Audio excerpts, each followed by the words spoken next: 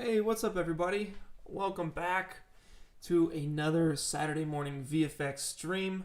My name's Clinton Jones, and I hope that over the course of this year, we've all learned a lot. I've been doing this every single Saturday since March, basically since the lockdown, and we've been going a while consistently. So I really appreciate you guys coming back every single time.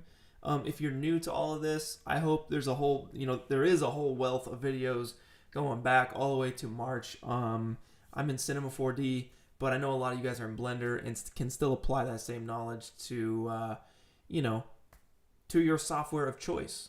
So today we are specifically talking about lighting, how to get that nice Renaissance style soft light kind of look. And we'll also be talking about composition too, because we're gonna dive into Quixel Bridge here and pick some assets that we can fill and populate our scene with. And I'll be asking you guys what you want to see in the still life. We'll put it together and then we'll light it. So definitely wherever you are, whatever program you're in, follow along, because that's the best way to learn, is to just do it and dive in. So that's what we'll be doing over the next couple hours here. But yeah, hey, what's up, everybody? I set the stream to low latency, so hopefully we can talk pretty consistently, pretty quickly here.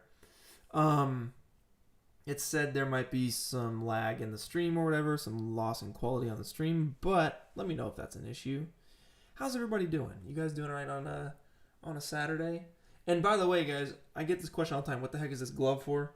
Well, this glove is for my trackpad. I have a Wacom tablet down here, and I use the pen, so it helps me glide across the tablet a lot smoother. Okay, so here, I'm going to do a little countdown, and when I say go, you guys give me a thumbs up. Ready? 3, 2, 1, thumbs up. How fast is that?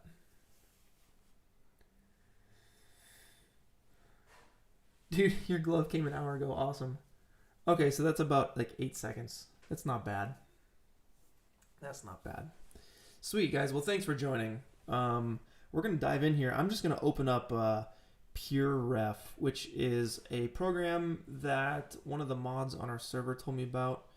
And by the way, if you're not part of the server, it's free. The link's down below, and you can basically use it to join the weekly challenge that I host every single week. I'll be announcing the winners of that weekly challenge. And it's also a place to meet other 3D artists and share your work, ask for questions, get some help. It's a good time. So yeah, this is PureRef, and what I'm going to do is just drag and drop all of these references here. Let's see. Yeah. And this will allow me to zoom in and see, what I'm trying to go for. There's a lot of good stuff in these, like this light. I'm really loving this window light on the back here. This one's fun too. This is like kind of like a little stage setup.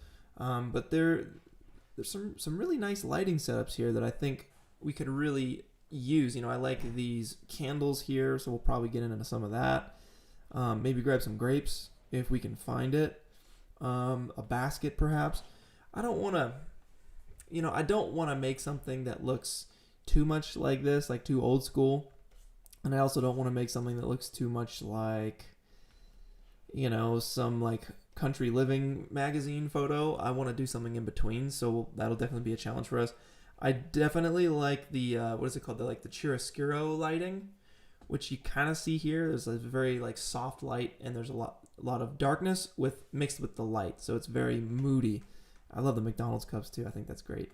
So we'll be getting into how to set that up. This is a good example of the candle here. It's just lit from a candle, and maybe some glasses in there for some reflection, maybe. But we'll see. Yeah, I'm excited to dive into this. So again, this program is called PureRef. It's really great. It's free, and it's a great way to reference stuff. It's always on the top, so no matter what window I open, it'll always be on the top. Yeah, churroscuro. Churroscuro. Why is the Christmas tree up? Well, man, because it's almost Christmas. And me and my fiance, we don't get to see each other really on Christmas. So we like to get the tree up a little early. That way we can feel like we're spending Christmas together.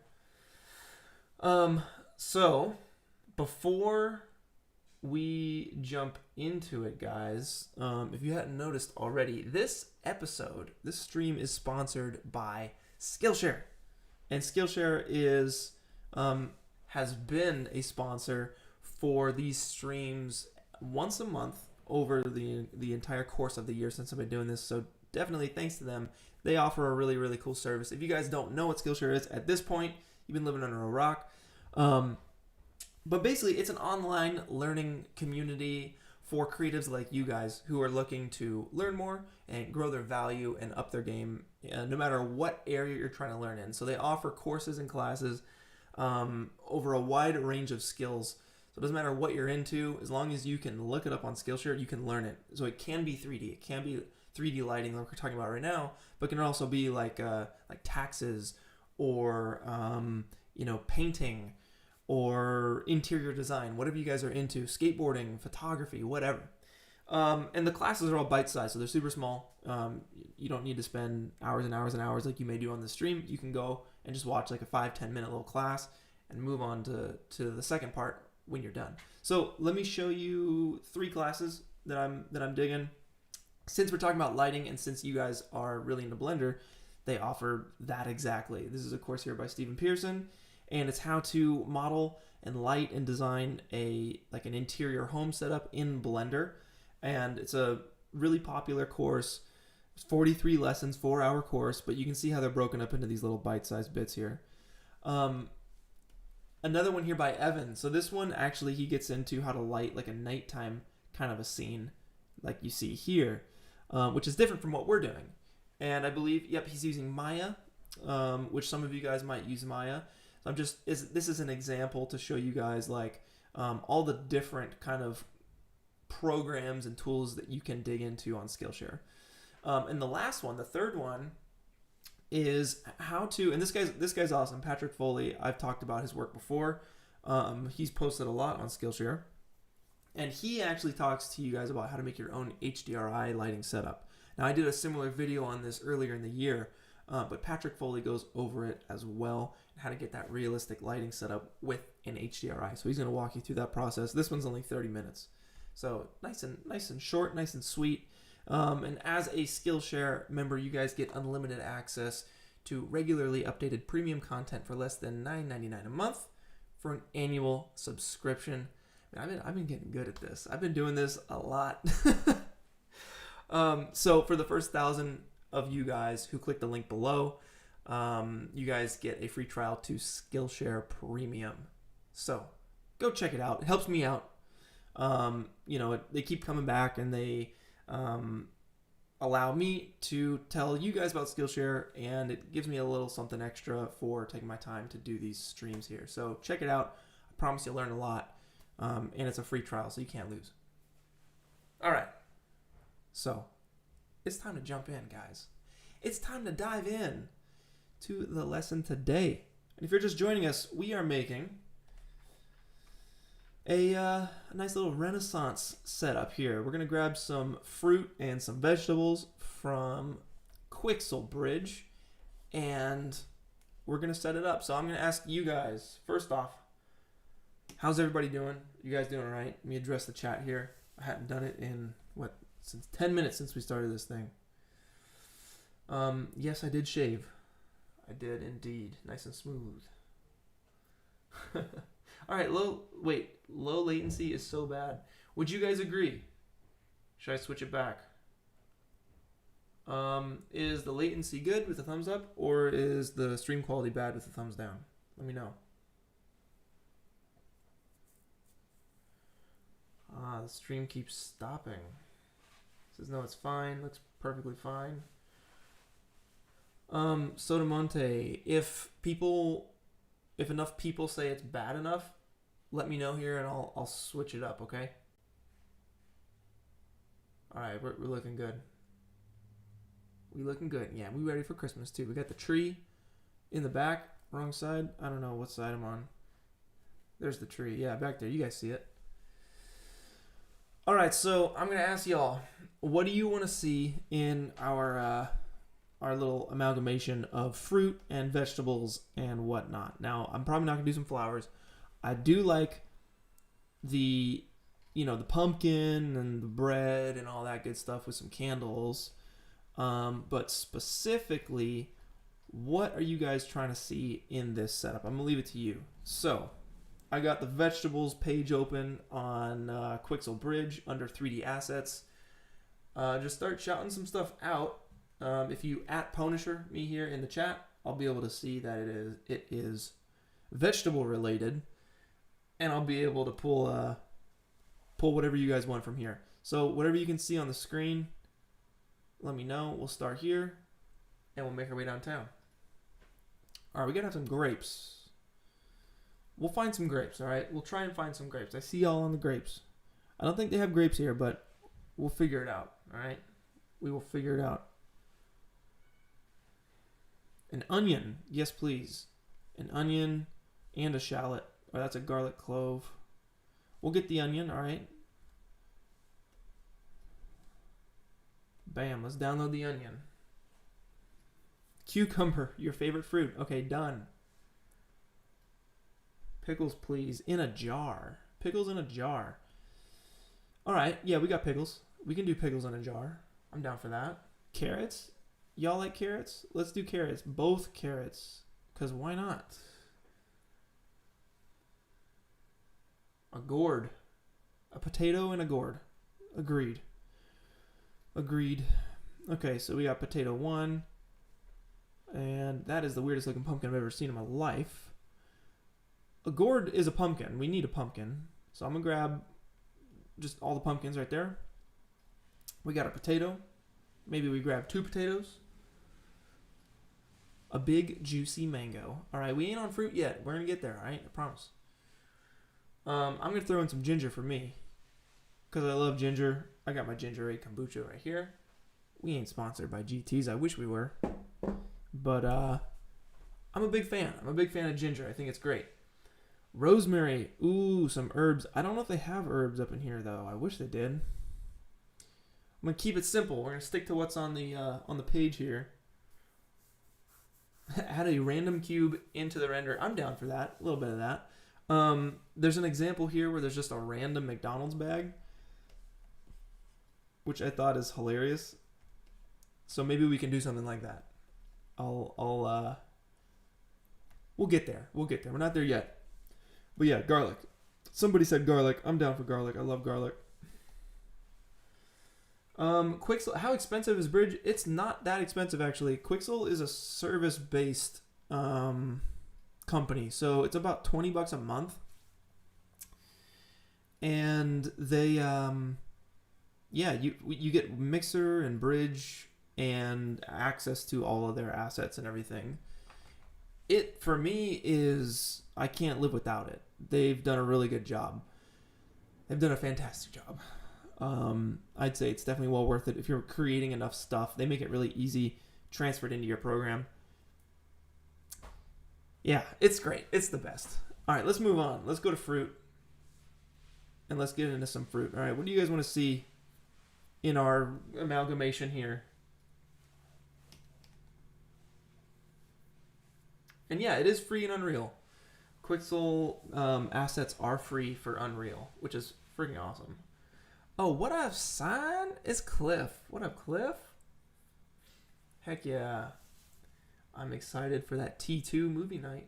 Very excited for that. It's coming up soon. But yeah, Cliff, we're making like a nice Renaissance style setup here. If you got Blender open, son, you might as well open it up, or Unity maybe. We can get some of this stuff going. Could be fun. All right, what fruits? Watermelon and tomato. Am I wearing Vessies? No, I'm not wearing Vessies at the moment. They're in the closet, but they are legit comfy shoes. Okay, someone said an apple. Apples pack, done. I like bananas. I'm going to grab a banana, all right? That's just cuz, all right? Is Quixel free? Quixel's free for Unreal Engine and maybe for other things. But if you're using it for anything else, it's $20 a month. What's up, Tila? All right, a mango. A mango. Where are you? This is gonna be embarrassing if I don't know. Okay, there's a mango. Here we go. Pineapples are the best. Yeah, pineapples are pretty great. We can just do like a bunch of discarded stumps in the background. Pears are legit. So we gotta think about shapes too, you know. Oh, there's your gourd. Man, it's gonna be a lot. How are we gonna get all this stuff? Someone said a watermelon. A lemon, or just a straight up lemon. All right, okay. I got you on the watermelon. All right, I'm just gonna grab this meat right here because that's gonna be nice. Baked goods. All right, now here's where it goes down. We got cookies, we got bread, we got loaves, we got buns. We got pastries. And Christian, thank you for the kombucha money. I appreciate it. Every single week you hook me up with kombucha. Appreciate it, man. They are certainly helpful on the stream because I talk straight for 3 hours and my throat gets all sore, so I gotta get something to drink, you know what I mean? Okay, guys, we're on baked goods. What do y'all want? What are you feeling? We're gonna get the grapes. Don't worry, we'll get the grapes. Some way, somehow, we'll get the grapes. All right, we'll get some subsurface through the grapes. But what bread are you guys feeling right now? A cinnamon roll. I'm down for a cinnamon roll.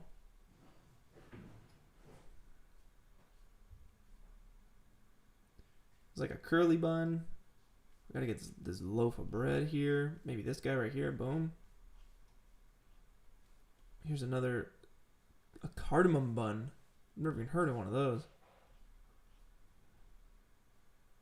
This guy looks good. That looks delicious. Some grainy bread, okay. Some good texture like this guy.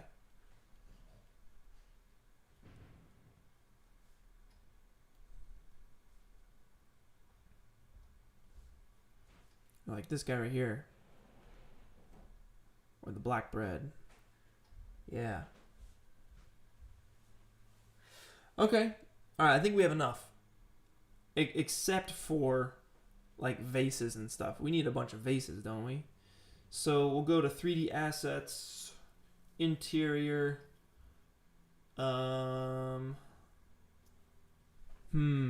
decoration, and we want, candle holders could work, bowls could work. Let's grab some bowls. Wooden bowl, I like that. That one's nice. We need a large bowl. Maybe this guy. Oh, these are interesting.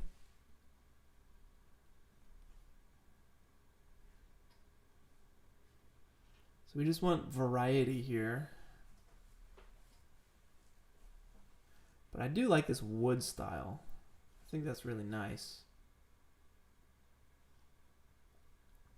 Now, I may not use everything, but we'll do our best. Candle holders. An old one. Yes. Absolutely. I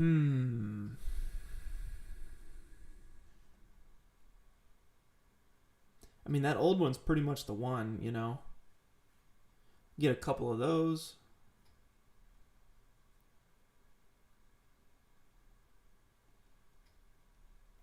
Maybe this one. And that's a lot of stuff to download. So, good thing I got fiber at the new place we can download quickly. Grapes. All right, y'all. Let's see. I don't think Quixel has grapes. They have grapevines. But it might be something that we download from TurboSquid or CG Trader. So, let me see here. This is crucial. The grapes are crucial. So I'm going to go, let's see if we can do, let me start this download. while we look for some grapes, all right? So I'm going to go to my favorites, and it looks like we have 4K versions of everything.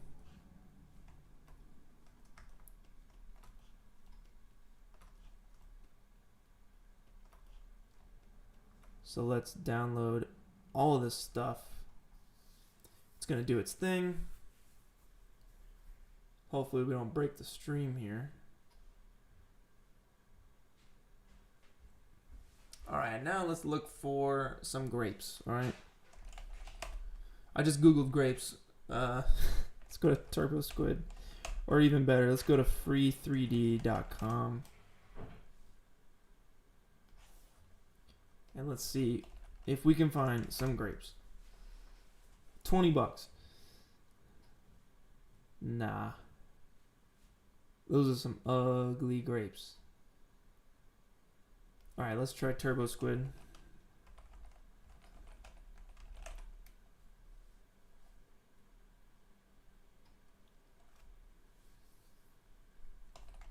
Grapes. And we'll search price. Free grapes. What kind of free grapes do we have? $79. Nope. A grape collection. Okay, we're talking FBX. Those grapes look really low poly there.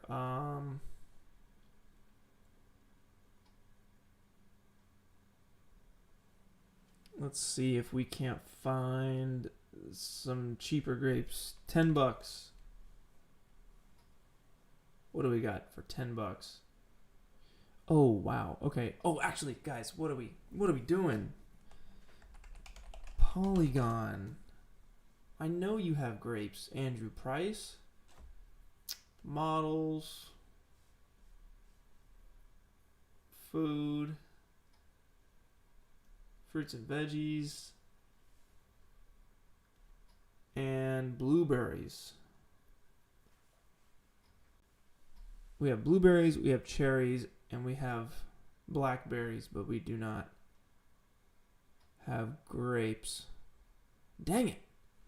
Wait. God, those are limes. Crap. Pomegranates, but no grapes. Back at it again. All right, cgtrader.com. I hope this is entertaining for y'all. I hope this isn't boring as all right now. Freaking grapes. Okay, $22 grapes. Those look like some good grapes. $9 grapes. Okay, this is what's up right here. These grapes. It's $9. It's affordable. I think we can do that. I think we can make that happen. Bam. $9 grapes. All right. So I'm going to do this over here so y'all don't steal my credit card information. All right. Looks like most of this stuff is already downloaded. Fantastic. Let's add the grapes to the cart over here. And I'm going to start transferring all this stuff into C4D. So I'm just going to straight up click this export 15 assets button. And it's going to go start exporting up top. And in C4D, you'll start to see the stuff load in while I proceed to checkout on CG Trader.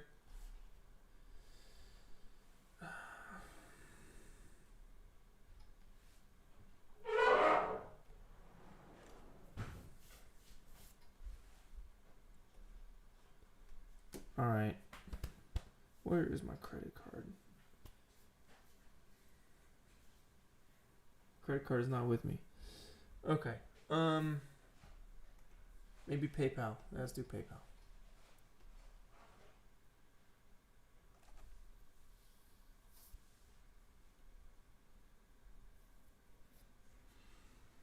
All right. Momentarily, guys. Momentarily. We're going to start adding everything in.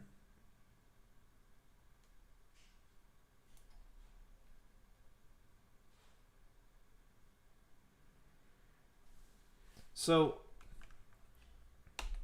if we zoom away in, we can see that we have a lot of stuff, a lot of fruits and veggies.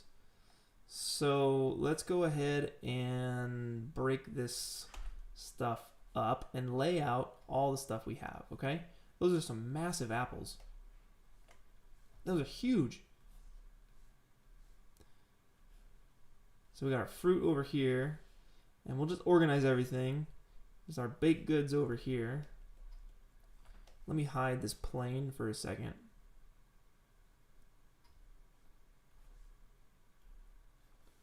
All right, we got our grapes. Let's download these guys. They got the FBX. I didn't even check, thank goodness. Let's do VFX materials, 3D models, and a CG trader. Bam. And let's merge it and see if we can't get these grapes up in here.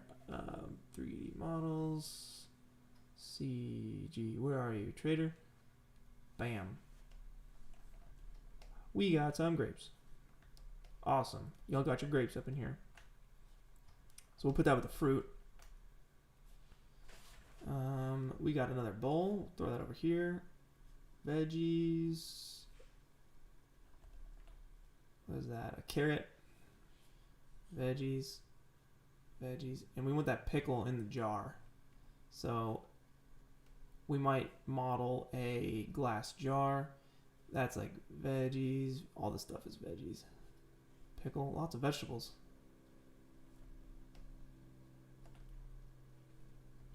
Oh, what about our pumpkins? I thought we had pumpkins too. Let me go back to bridge and make sure we got our pumpkins.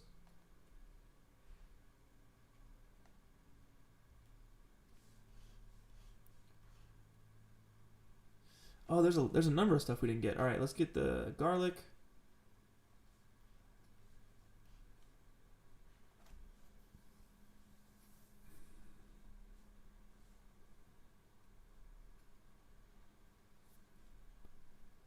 And some pumpkins.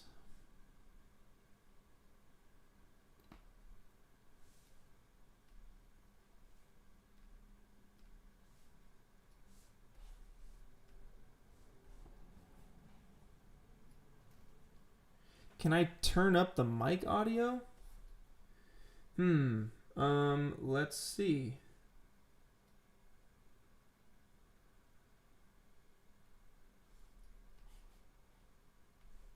Let us see. It's maxed out for me here. Maybe advanced settings. All right, mic volume. How's that? Is that any better? I think that got a little louder. I can just talk louder too. All right, let's get our potatoes. Make sure we got everything here.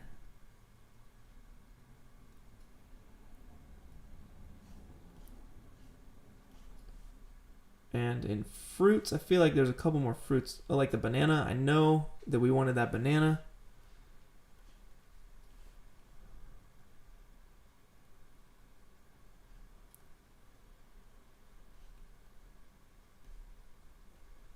And the mango, the juicy mango, and some eaten apples.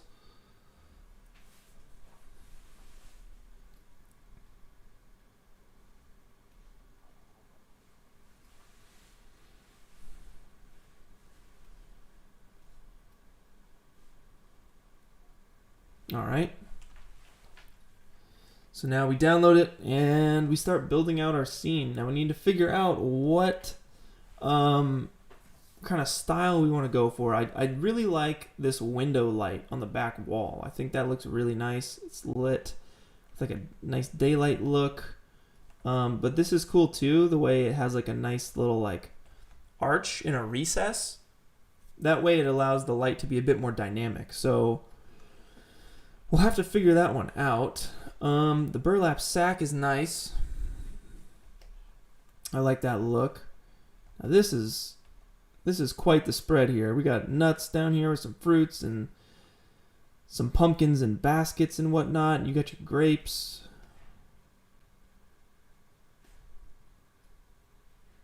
Wow, that's quite the spread. Quite the spread indeed. All right, let's check bridge and get the rest of our stuff so we can start building.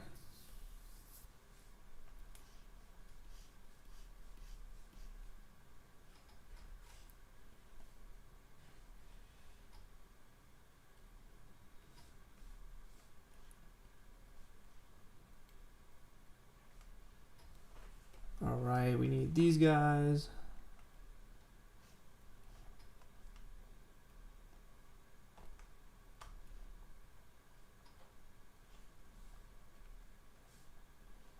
And all this bread. Yeah, we had this bread too. And the ham, and the roll, and the lemon. I knew we had more stuff. The mango, the banana, the garlic, some pumpkins. I think we're good with that. Let's download those.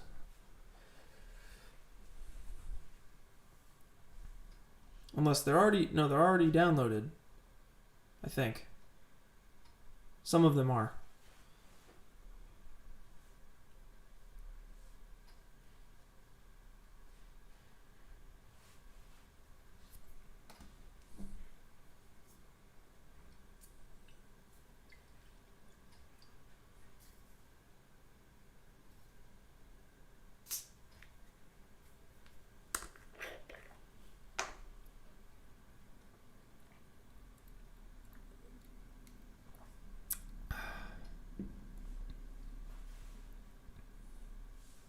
All right, well that goes. How is everybody doing? Private Jello, thank you for the great money. I appreciate you, man. Thank you so much. That's awesome. And what is the image reference software? It's called PureRef. P-U-R-E-R-E-F. PureRef. I love it. It's a fantastic piece of software. Good times. Am I out? No, I'm not out. That was a close one. 1, 2.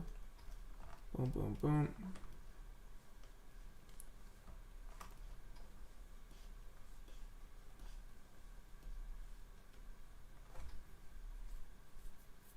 All right. Just download the rest of everything. No, I'm well. I'm very well. Over the last month, we did that render challenge, the Parallel Dimensions render challenge, and it turned out so well. I couldn't be happier with all the amazing results and how well the video did. It's almost 50,000 views right now, which is incredible. It's really nice to have a video pop off, and especially since it's showing off your guys' work.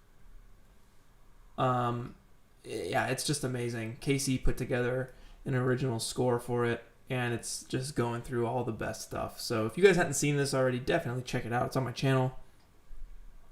Really good times. Amazing. Absolutely incredible. So that was good. That was really fun to be able to put that together and have it pay off so well. How else am I doing? I'm modeling at Corridor for our functional filmmaking class. I'm doing a VFX class on how to make things look realistic. I modeled this camera from scratch over the last 2 days, and either Monday or Tuesday I'll be texturing it, and I'll be posting some stuff on Instagram with my results and everything. And then the functional filmmaking class is talking you guys through like what to keep your eye out for when you're trying to create something real. So I'm excited for that. Very excited for that. All right, now let's export all these assets here. I think everything's downloaded at this point. Maybe except for one. Still waiting on the cornbread. And we'll bring everything in. I'm just ready to get going. Now let me ask you guys this. Do you want me to download all this stuff beforehand, or do you enjoy watching me download stuff? I couldn't imagine how this is fun. I feel like I should do this when I'm not streaming, but hey, this is the whole process. You guys get to see the whole thing. Shawnee, this will be up. Yeah, don't worry about it, man. If you got to run, all good. This will be up after the fact. But we'll miss you. We enjoy doing it live together. Ronan, I'm glad. I'm glad, man. I'm glad it's you're enjoying it. Okay, let's download what we can, all right? Let's get all of this good stuff. I think we got that one. We might have some duplicates, but that's a-okay. We can handle that later. The pumpkins I know we need. And let's export. We're going to export everything. Download live, always. I'm glad you guys enjoy it. Max, it says, hey, do you use any other software for your main work or just C4D as the main package? Sorry for your English, you're not a native speaker. I'd say your English is great. I wouldn't have noticed if you didn't say that. So yeah, Cinema 4D is my go-to for 3D. After Effects is my go-to for compositing. DaVinci was my go-to for editing until it wouldn't open for me. I tried everything and it wouldn't open. It just kept crashing. So I had to switch back to Premiere for the parallel dimensions render montage. With every intention of going back to DaVinci. I really like it. I do like DaVinci. It's free too. I use Photoshop a lot. I'm actually doing a...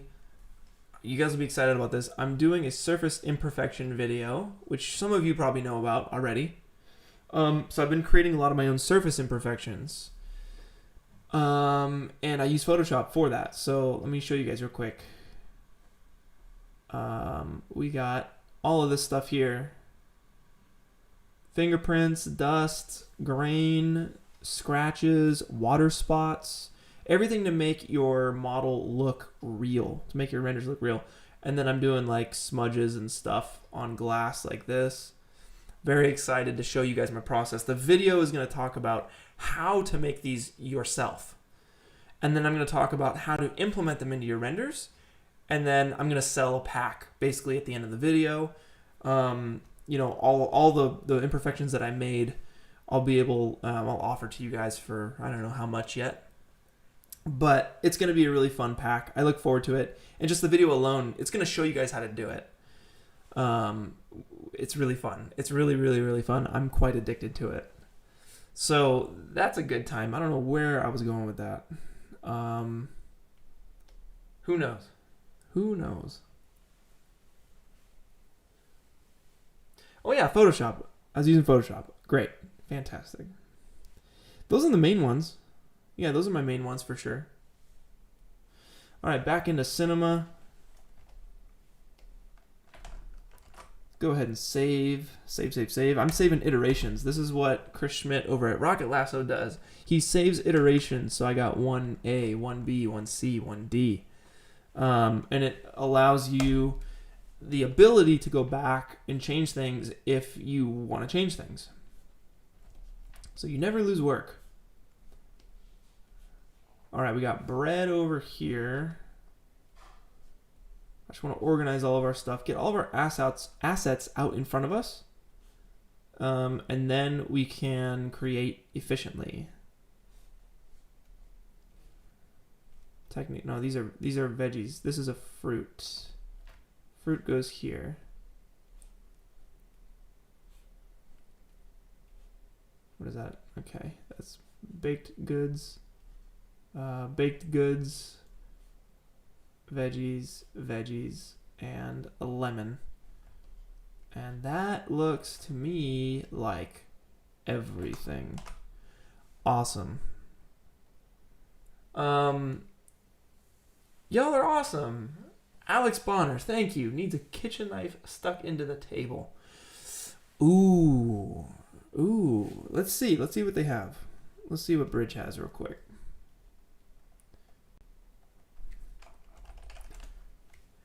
And Pharaoh, thank you for the super chat. Both of you guys, really appreciate it. Pharaoh said, oh, I just noticed you made the Cardboard Warfare. I remember watching like 10 years ago. Thanks for the nostalgia. Absolutely, man. Yeah. Cardboard Warfare, man, it's a good time. I want to do Cardboard Warfare 3 and have it be sci-fi. I look forward to it. Right now, there's no time. You know, I'm working full-time at Corridor, so maybe sometime in the future. We'll see. I don't know. Maybe I'll just chip away at it day by day, month by month, until it's done at the end of like 2 years or something. But yeah, man, I'm glad you I'm glad you went on that little nostalgia trip. That's great. Yay, Alden, you just installed Bridge. Congratulations.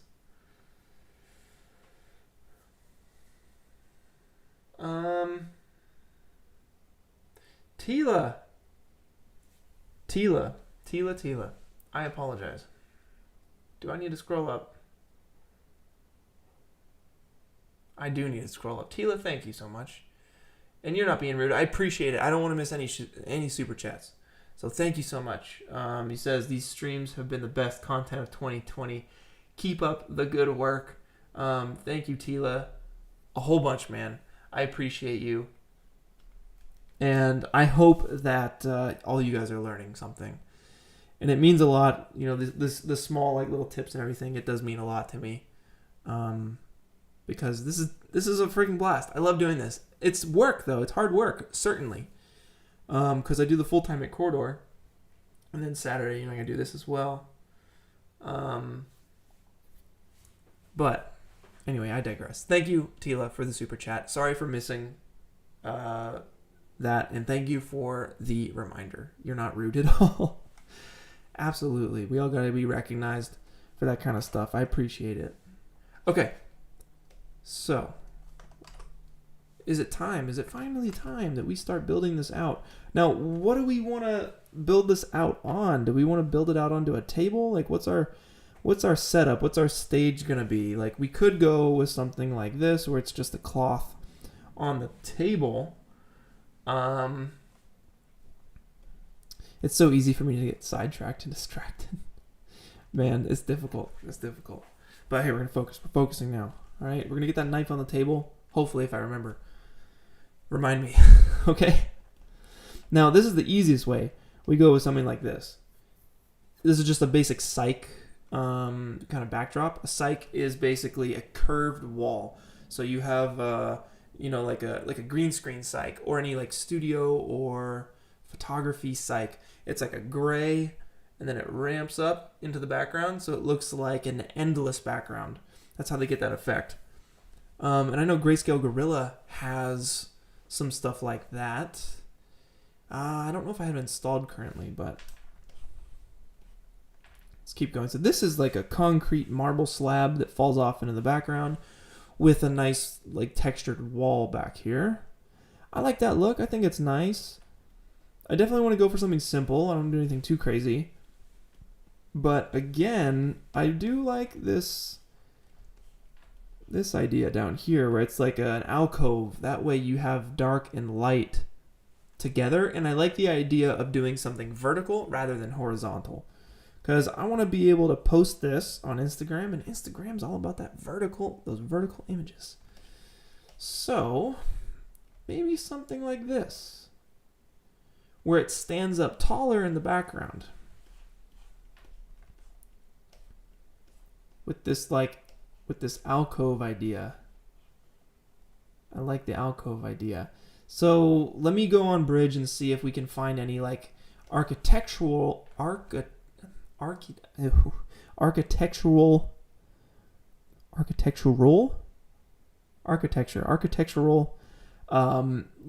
assets. You know what I'm trying to say. It's like when you try to say I edited. It can be a difficult word, all right? All right, let's 3D assets. Props, interior, industrial, historical building. Window, wall trim, stair, roof, railing, pillar maybe combined.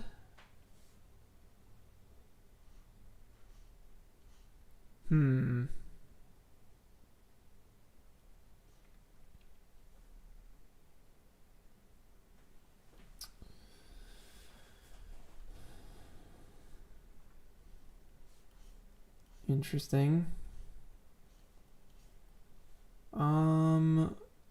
Yeah, building. Let's just go through everything. See if we can find walls. Or maybe it's in 3D assets, historical, Roman, maybe there's something in here that could work for us.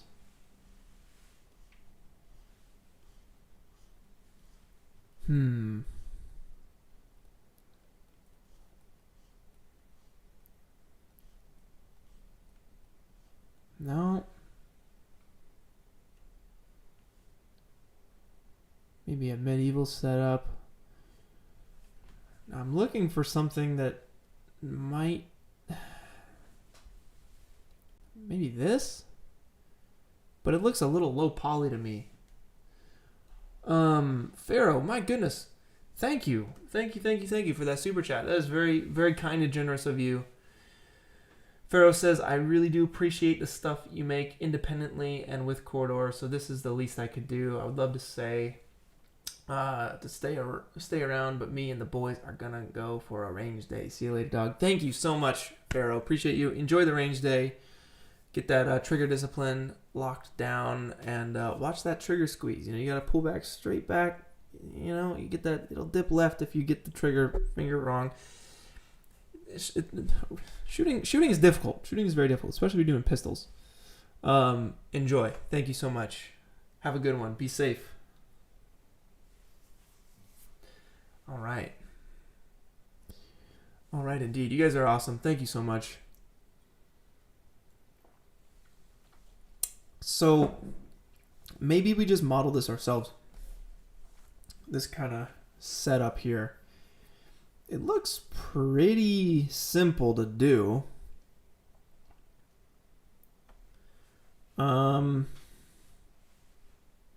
Let's try and give it a shot, okay? So here's what we'll do. I'm gonna reference this and just build this out, all right? Now to me, this looks like a cube.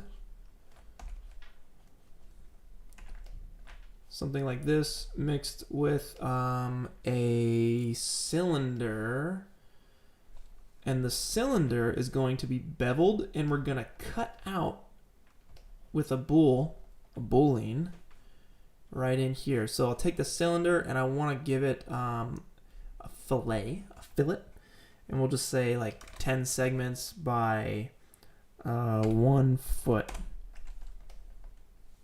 Maybe we'll go all the way. Yeah, we'll go all the way. So it maxes out right there, which looks very similar to this right here. The shape that you're seeing is this right here, okay? So let's maybe extend the cube out and up perhaps, because this also has an effect on our lighting. You don't want to limit it to just what you're seeing in the camera.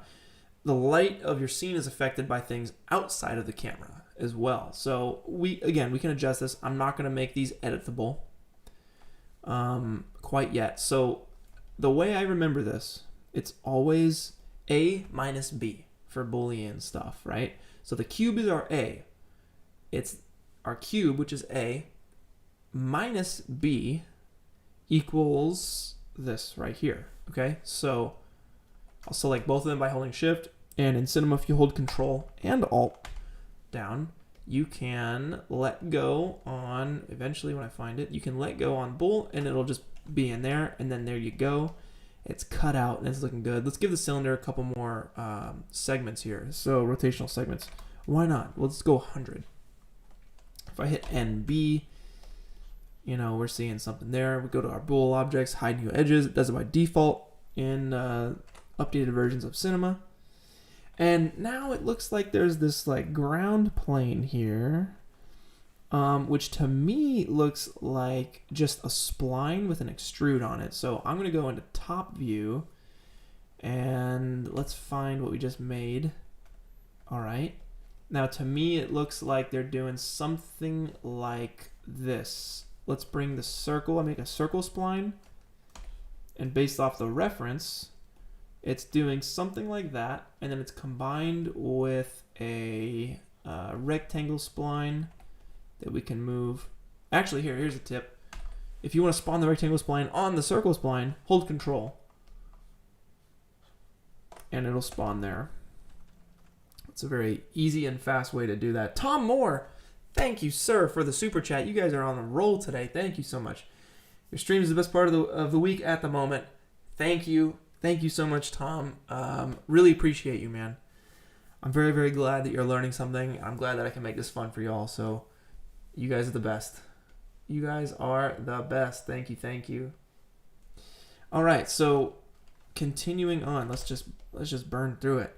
It's something like this. Again, based off the reference. I'm looking at this reference here. I'm asking myself, does this horizontal like floor piece, is it cutting off the sphere halfway back, which would be like this, halfway back?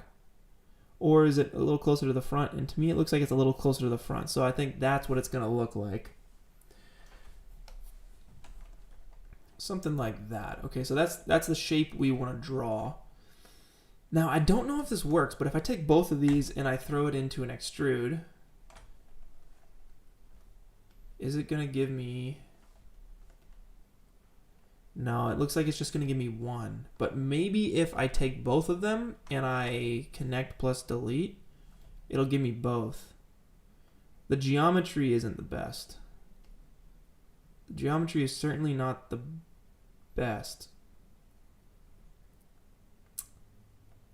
I don't know if that matters currently, but if it does, I'll go back and change it, okay?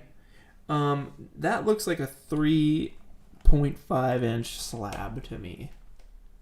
So I'll bring that down and just sit it right there. So that's kind of what we're looking at. And then finally, we can do our trim. This nice trim that goes around here. So I think the best way to do the trim... What would be the best way to do this trim? It looks to me like a cube being wrapped around, and then it could be another cube just kind of adjusted here on the side.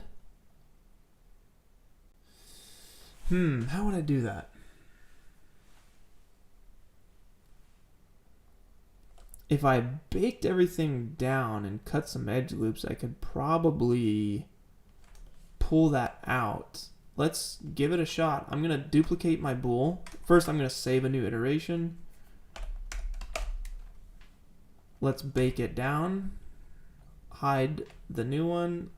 Let's connect all these objects and delete everything else. Connect objects plus delete. So now we just have this cube here. And let's hit KL, go to line mode, and it's not allowing us. So we need to use the knife tool. KK is the shortcut. So let me go into side view and see if we can't chop some edges here. It's right before it starts to turn up here. So I'm gonna go, let's hide all these assets.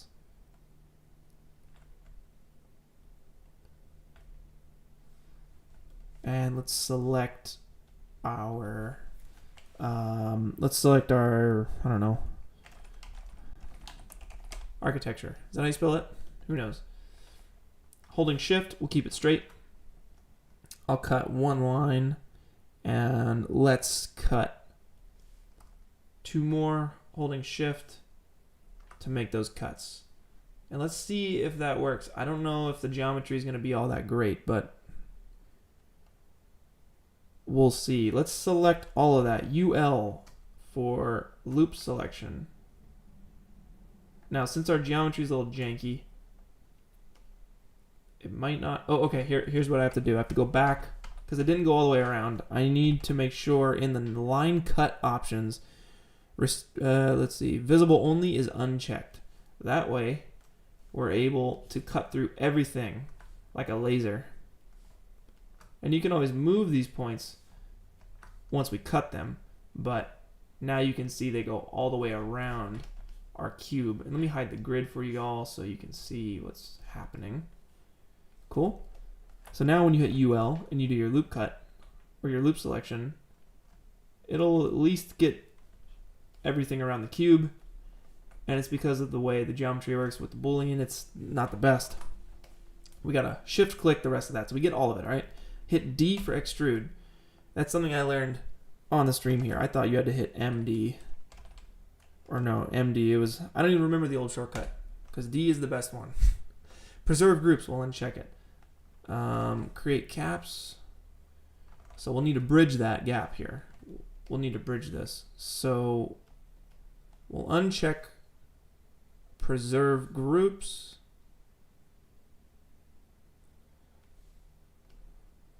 Bring this out. Maybe about that much right there. And then let's go ahead and bridge. I think it's MB. Go into edge mode. And I'm just bridging this gap right here. MD is to close polygon hole, which you should get here, but it's not letting us.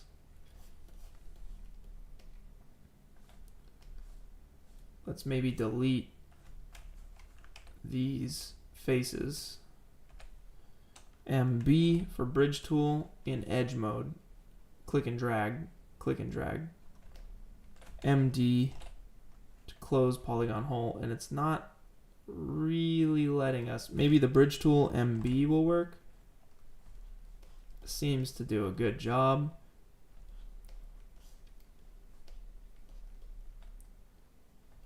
Now I wonder if bevel would have worked for this. Maybe. I'm gonna hit UL, polygon mode.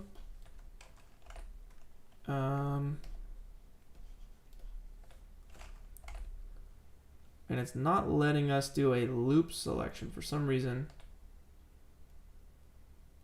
because the geometry is all janky. So we'll go into side view, and let's go ahead and grab, go into point mode. I'm gonna hit 0 for the box selection tool. Let's grab those. Oop. Control Shift Z to undo camera movements. Holding down Control to deselect those. Still holding Control. Click the polygon mode. Oh wow. It's just jank city. I'm gonna undo all that, because I don't think that's the answer.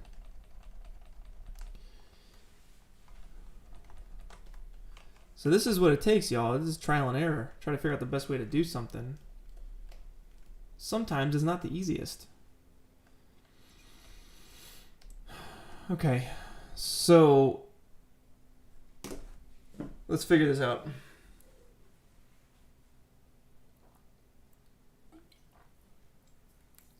Obliviousness. I appreciate you. Thank you very much. I appreciate it, man. And yeah, it wasn't the right way. It wasn't the right way. I think maybe the best way to do this is to just have some detached, because my geometry is screwed. All right, my geometry is screwed because I use the boolean, and it just kind of sucks when you do that. All right, so I think the best way to do this is to maybe just use like a bend or something, or honestly,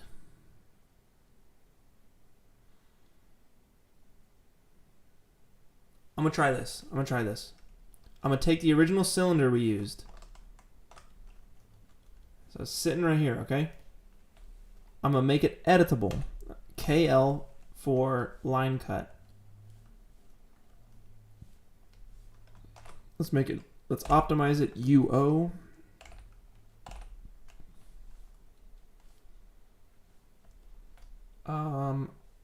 Why is it not working?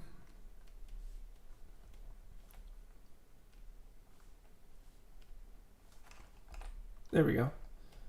All right, so let's make some cuts. I'm gonna just try and make a cut right here, and I'll make a cut right here. And I want to take these bits right here and hit UP. That's gonna break up. Boom, boom. UP, let's see, where are you?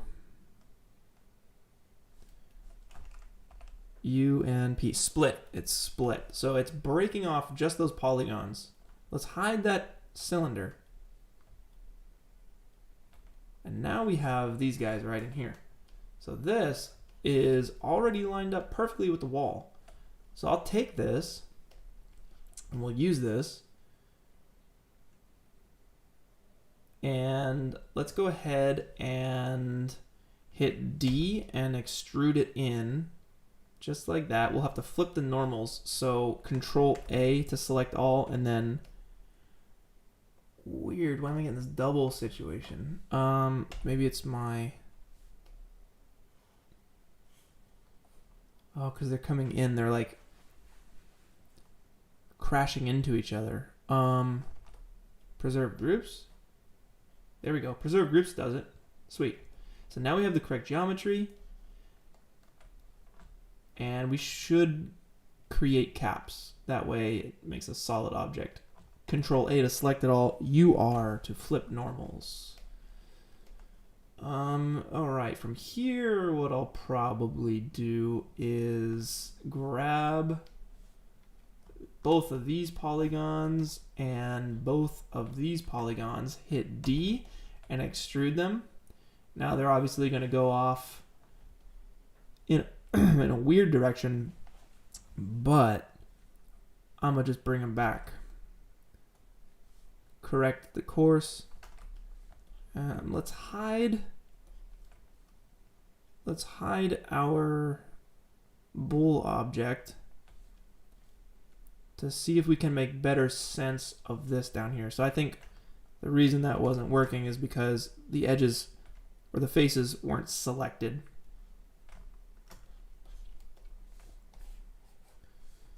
Awesome. So we'll bring those forward. Okay, so now the reason that's not working is because our axis mode is enabled, which is this button right here. So you can either click it or hit L, and we'll be able to move those forward.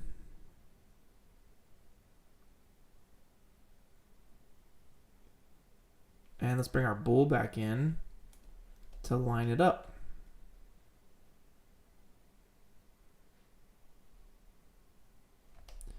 Not bad. Not bad at all. And then from here, I'm actually going to delete all of this stuff. So I'm going to select everything and then just hit UY, which is grow selection, a few times, and that should wrap around and get everything. So that's that. And then we just need to shift click and get all this stuff over here. Delete.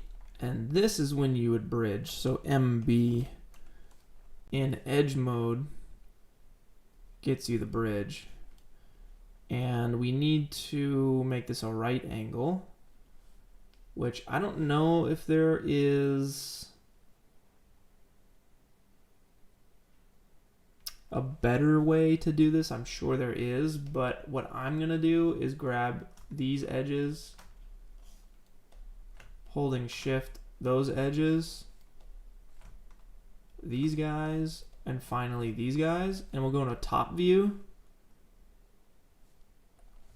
We'll zoom way in to see if it lines up, and I will actually go into this view here and I'll zoom in to the gizmo to have full control over it. And then you can see how we have, like, it's very sensitive. Or no, I'm sorry, it's the opposite. We have a lot of control over, I'm looking right here, trying to get that line. That should do it. So now it will appear at least to be straight. And I'll save a new iteration. There you go. So now we have that in there, which is this bottom piece.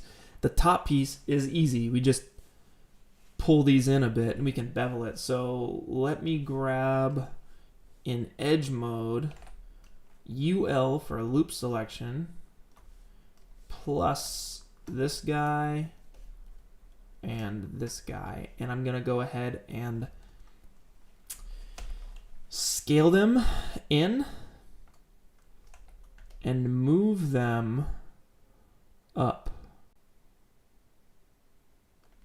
Oh no, let's save the moving part.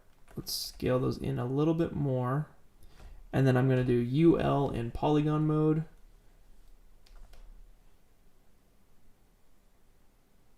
And I want to deselect those polygons down below. So I'll go into front mode, hit 0 for rectangular selection. Holding control will deselect those guys. And then now we just need to deselect these ones here and select this top face here and here. So now we can move these up. just like that. And these edges here and here need to come out.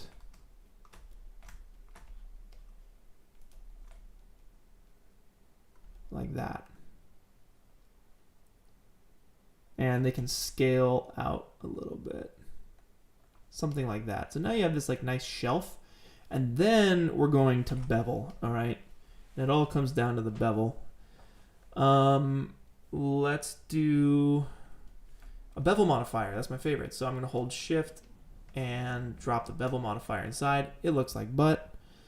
Let's do 0.1 inches to see what's going on. It looks like there's some geometrical screw ups in here. So maybe the cylinder, if we select all of that and we hit UO and optimize it, does that help? Okay, it doesn't help.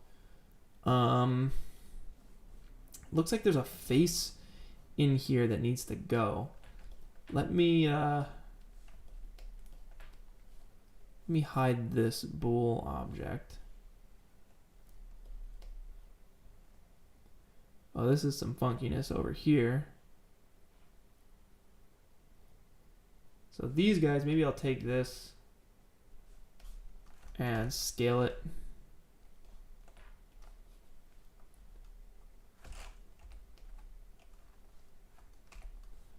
I'm gonna hide my sky. I think I'm selecting. What am I selecting? Oh, it's the bevel modifier. Okay.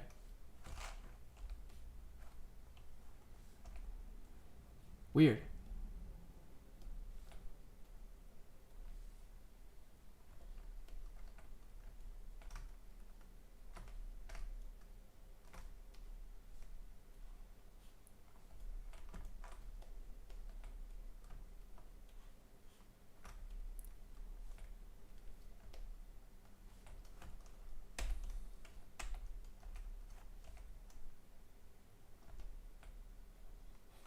I don't know why that's not working. They should be able to scale together.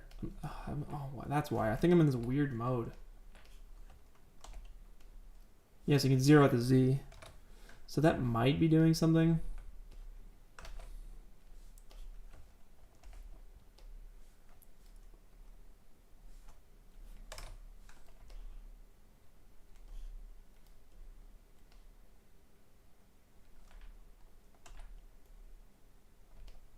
I'll just straighten that up. I'm just kind of like cleaning up the geometry a little bit.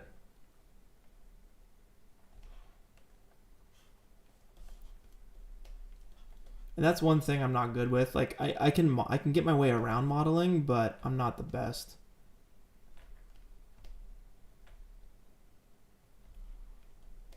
And let's try the bevel modifier again.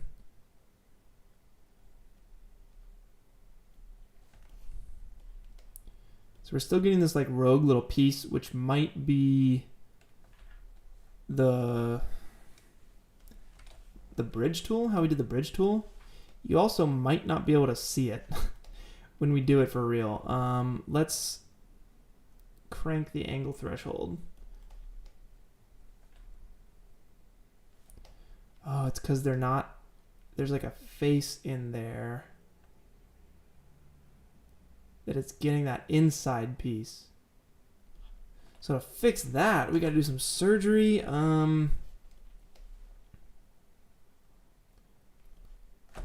Let's see, I'm gonna make a cut here, an incision point, and delete that.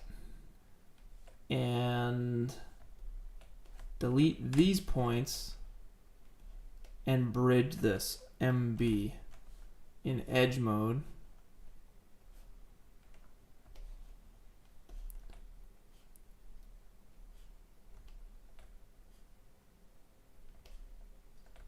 And let's see if that fixed it. It did. Wonderful. Tila, thank you for the hydration warning. That's great. Thank you, thank you. All right, we got some water. Take a little water break. So this is what we're doing. We're doing the little wrapping here on this alcove, and then we're gonna start placing all of our stuff.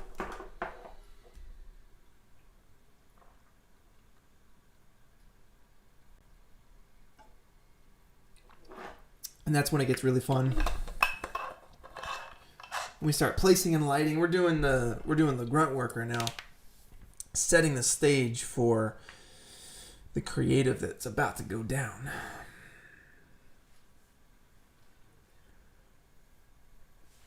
Why does my Octane always say 0 days left? You know, I don't know. I have no idea. I think it's because I get Cinema 4D and Octane from the companies, from both companies. So I might be getting some version of it where it just says 0 days left or something, and it's just like a perpetual, forever kind of a thing. Who knows? Yeah, I've used Maya, Victor. I've used Maya for 3 months. I learned Maya, and I decided that it was a little bit much for me, and I really liked the way Cinema 4D felt. It feels fun. It feels like a playground, you know. Maya felt too much like an office, you know, because that's what, you know, the studios use. They use Maya. It's because it's easy to use as a team, which is why they do it. All right, KL, knife cut, boom, make the incision point. UL, loop selection, delete it. Those are the issue. These two guys, 1, 2. Delete them. MB. That's your shortcut. In edge mode, you want to work the bridge tool. Get that bridge tool going. You just gotta get it. All right, nice. And when we click off, things are all right, we forgot the bottom, right? MB. Bridge tool. Bridge maintenance. Maintenance the bridge. MB. Maintenance bridge. That's what that thing is for. Okay, let's bring back the bull. And now we have something. Let's render it for once. Well, before we do that, let's set our aspect ratio. I want to do,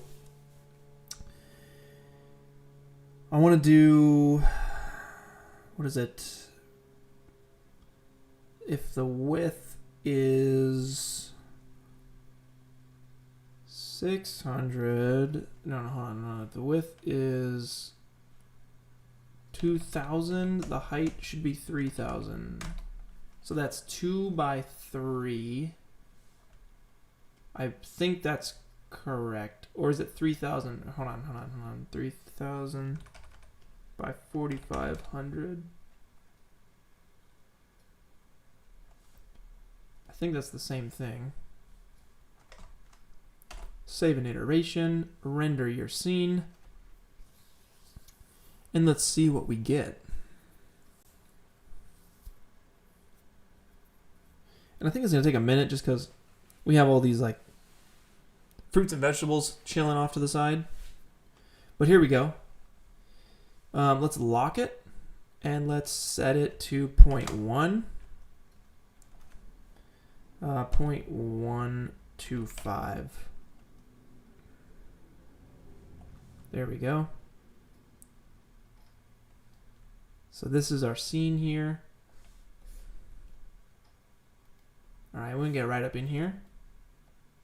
Something like that. And I'll probably shoot this on I think a 35 is too wide. Maybe let's try a 50. Back out just a little bit.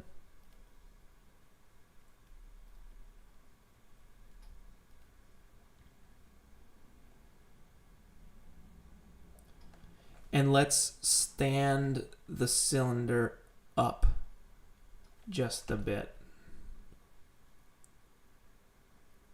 Something like that will be nice. So this is the stage that we have set for our scene here. I want to get this looking really nice. I want to flatten this out a little bit more. So I'll do an 80.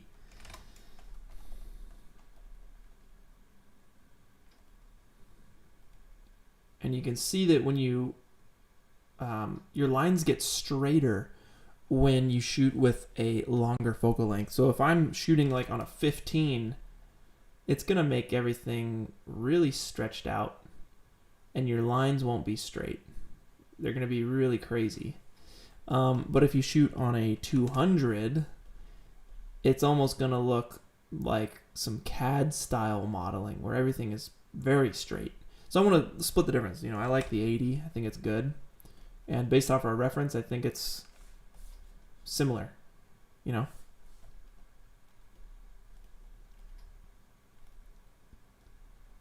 So I will line this up right in here. And I just want to confirm that this aspect ratio is correct. So what I do is I will check my film photography, or the aspect ratio of, like, say my my DSLR. It's the same. I think it's 2:3. I'm pretty sure it's 2:3 aspect ratio.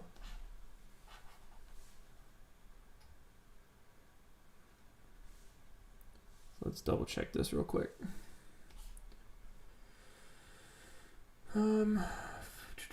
Pictures, photography.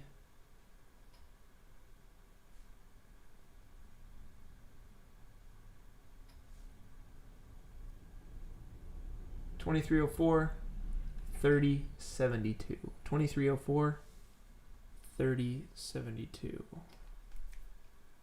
2304 3072.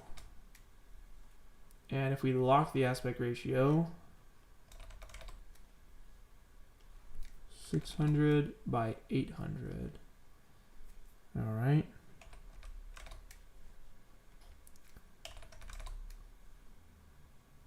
I wonder if I had that right, huh? Anyway, we can always change it later, you know? But let's see if we can't get that nice lighting going. So what I'm gonna do is black out the entire room. And the way I'm gonna do that is basically make an HDRI environment. For Octane, it's a Octane Sky. So I don't need any HDRI. I just need to set it to a color and zero it out. So now it's lighting this with just a black globe where we see nothing, okay? So what I'll want to do is light it with basically a window. So I'm gonna make a softbox, just like an area light, come off to the side here and see what we can get here. If we hop into camera view and we look at this and we try and match this kind of lighting setup, a very soft light. I love it. The first thing I'm gonna do is turn on the intensity. It's too much.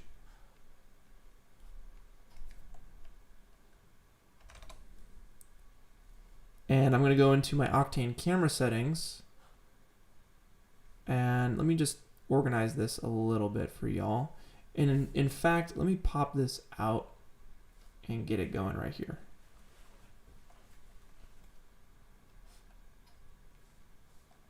Here we go.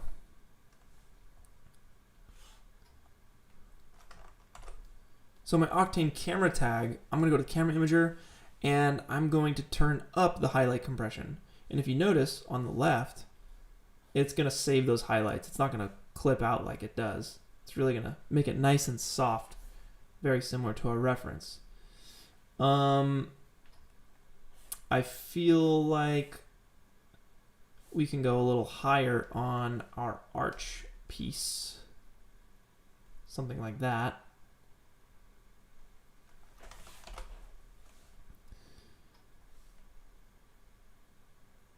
And I think we can come a little lower on this.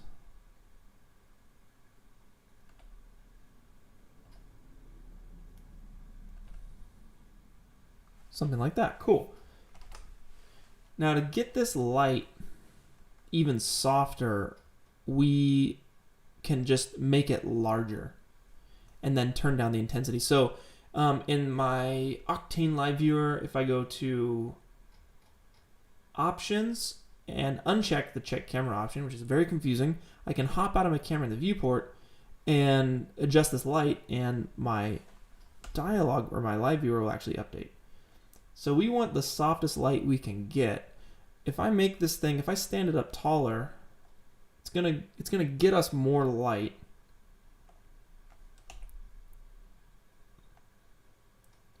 But I don't want too much, you know?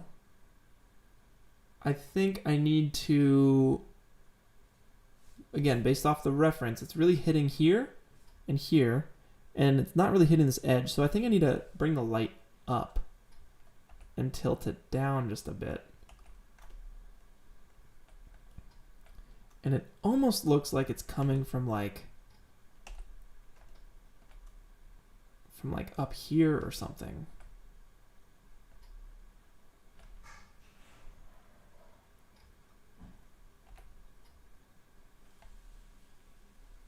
And we can mess with this. We can always mess with this to try and get that look that we want. And we can use flags, like we can use say a plane.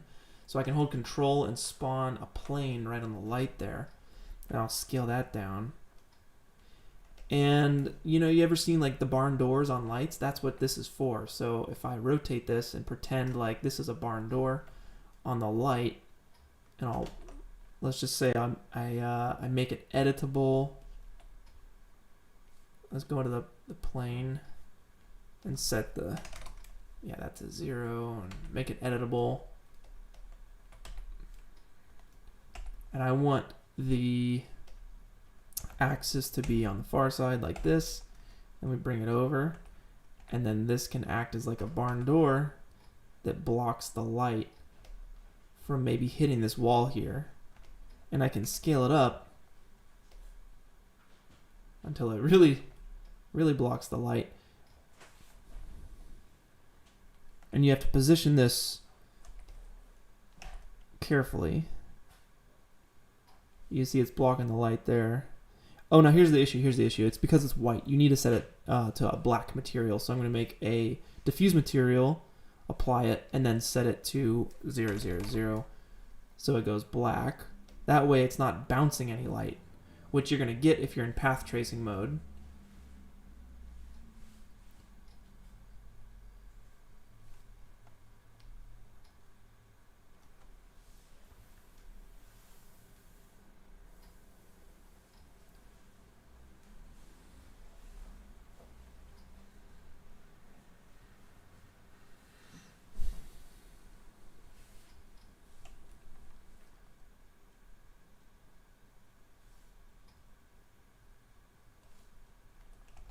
Alright, so I'm going to keep messing with this.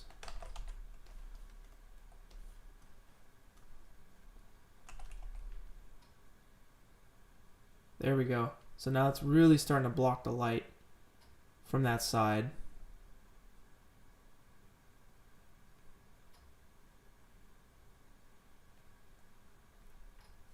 And then we could take the whole thing, if I put that into the light, and then we rotate it.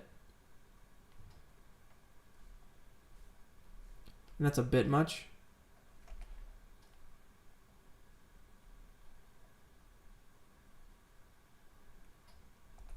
And we can use different lights to really work it in there. I can also hit the bottom too. So if I want to duplicate this plane, get it down here, right in the middle, and then rotate it 90 degrees.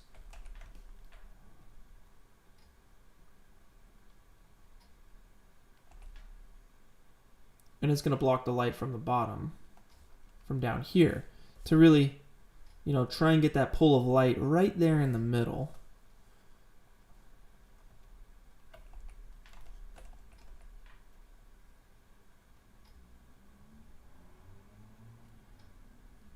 And let's really block the light there, and let's really block the light down here. And then let's turn up the brightness of this light.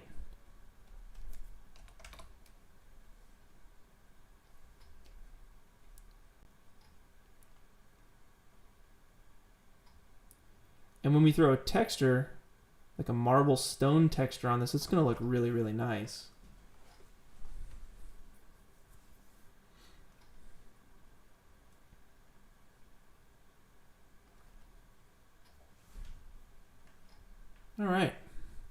So we can hide the light visibility from the camera if we need to. We can also hide it all from the viewport. We just know it's there. But let's go ahead and start placing some of our objects now, because I think we're at that point. So it's about time, huh?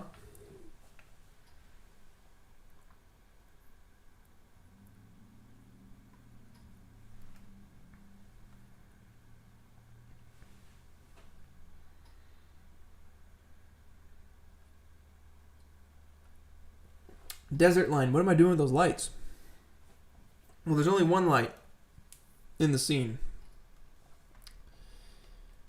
This light here is just an area light. It's a large area light.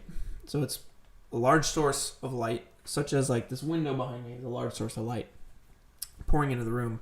If I make it a small little itsy bitsy light and I turn it up, turn the brightness up a lot, the shadows are going to be a lot harsher. You can see how harsh those shadows are there. That's because the light is small. But if the light's big, the shadows will be softer. So the bigger the light, the softer the shadows. Now, what I'm doing with these flags is I'm blocking the light. So I don't want the light to, say light up certain parts of the image. So I'm blocking the light with those planes. You can see the difference. That's without the flags, and this is with the flags. And those are blocking the light from certain areas, and that's allowing me to shape the image and shape the light of this scene and have full control over the scene.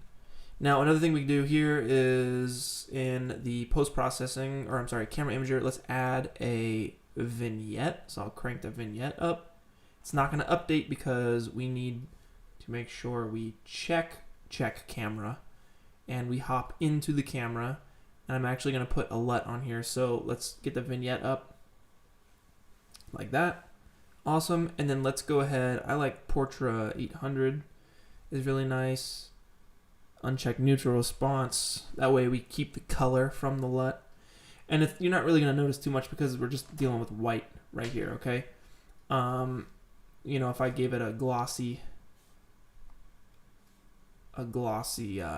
material, yeah, it's actually gonna bounce light even more intensely. But we can do like Ace's linear. What's that? What's that gonna look like?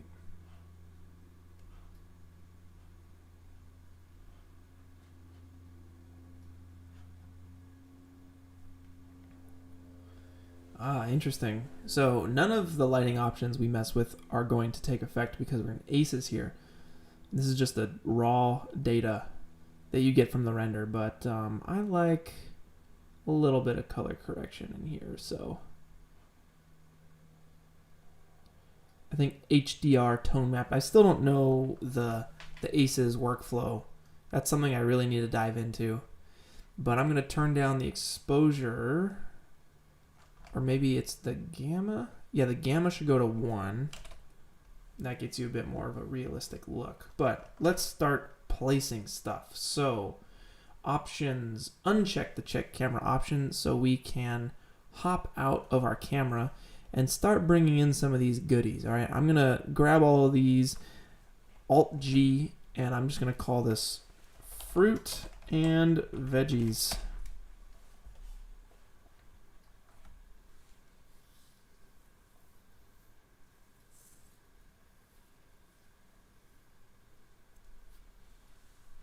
All right. Ed, you make a good point. I assume painters didn't have lights. It would have to be a window light. So maybe you should just poke a hole in a plane for your lighting. That's not a bad idea. I mean, it's very similar to what I'm doing right now. I'm recreating that. So I have a black environment. I'm using an Octane sky with just a color. It's black. The lights are off. And then you have a light shaped like a window. Bringing light into the room is essentially what I'm going for. Now we could go the extra mile and we could duplicate the plane here and make like slats, which I think will be really nice if we have any glass in our scene or any like very reflective fruit. So we can scale these down to give, oh, that doesn't work. To block the light.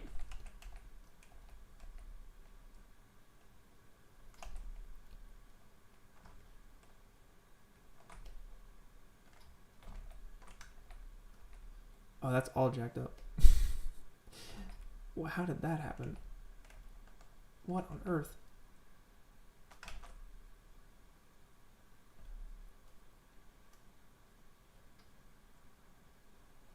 All right, that's good enough, I think. Yeah, there we go. So now from here, I can just... God, what the heck?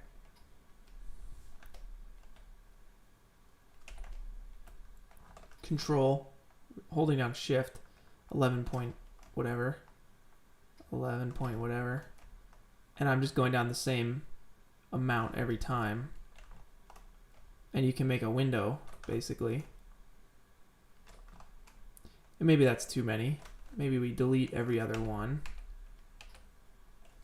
and give it the middle piece. Holding Control will duplicate it, holding Shift will snap it, and you get that like middle piece there. So that could be your window, and you'll see that in the reflection. So if I put a, let's grab one of our veggies.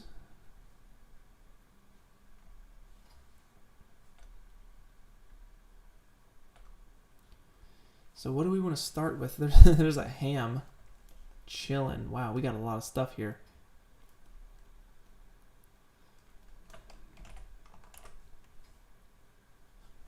And I can turn the light off in the viewport in order to see all this stuff better.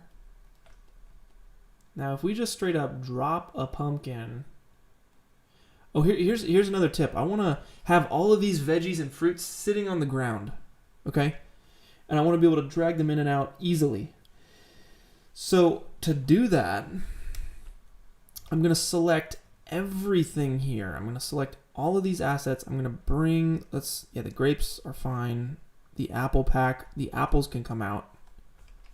Unleash the apples. All right, great. I'm going to select everything there. And I'm going to go to the Axis Center tool, which I actually had a button up here for that. And I'm going to drag the Y all the way down. Hit execute, and you should have the Y axis and all the gizmos for every one of these little bits be at the bottom of this fruit. So you can see that its gizmos at the very bottom. And that's because I slid the Y slider all the way down to -100. Same for all this bread. That's all at 0. So now, with all those guys selected, I can hit reset PSR, and that brings everything to the middle to 0, 0. And here's another thing I'll want to do actually is reset my camera and this architecture. So let me just clean things up so we can work quickly. This is my arch. This is also arch. This is more arch trim. The cylinder can go away. The extrude will be my floor.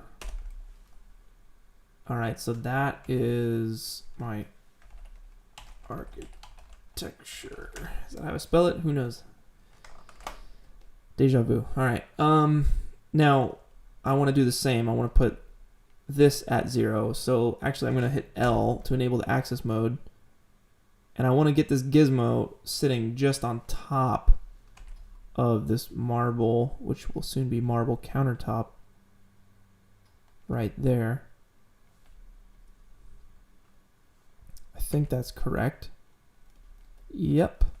So now let's grab and let's put the camera inside of the architecture, because we want to move the camera with the architecture because of the way we set our angle up. And then I'll zero it out. So position. Oh, make sure you uncheck gizmo mode. There you go. We can pull the camera out, and now we have our fruits and veggies. We should be able to move those guys out. So they're all sitting on the ground at 0. So that's our 0, 0 right there. And architecture, we can pull this out, so that's the center point. And we zero it out again. So anytime we spawn something, if we want to spawn a figure, it's going to be sitting right there. So we've normalized our scene now. And let's give it a render. Let's see what we can see.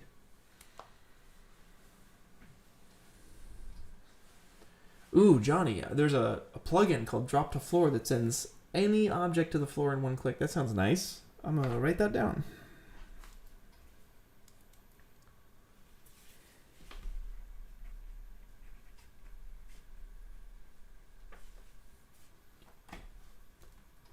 Sweet.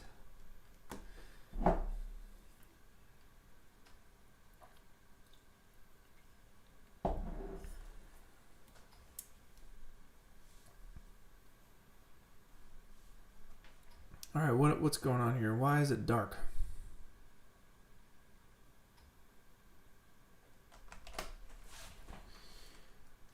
Oh. It's because we moved all this stuff without moving the lights. So let's grab the lights and let's bring them back.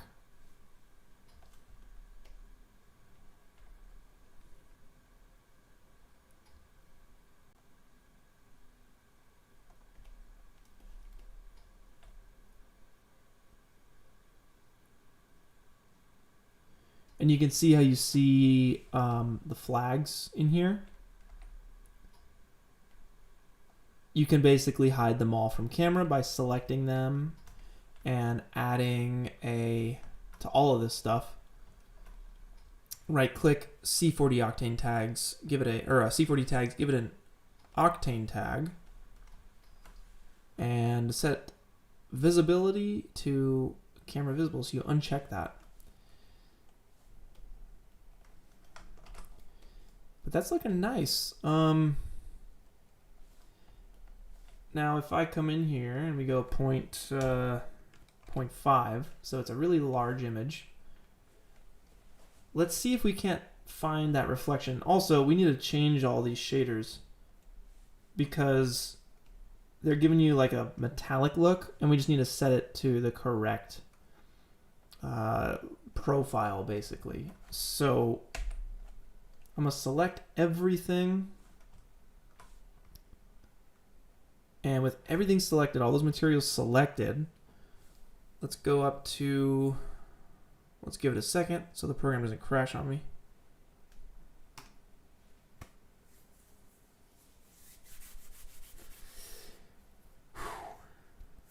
Fingers crossed. Yeah, we're going to get imperfections on the floor and everything. We're making this look really nice.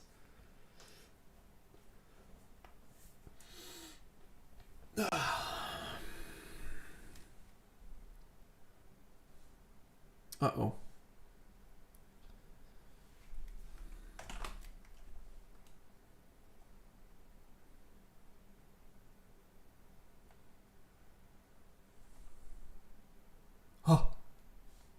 Oh, saved. Okay, so save a new iteration. And let's change the material type from universal to glossy, and from BRDF to Octane. And that'll kind of make things look a bit more normal.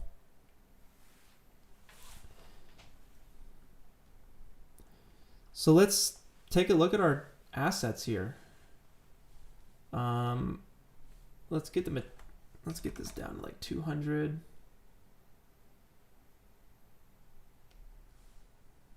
Awesome.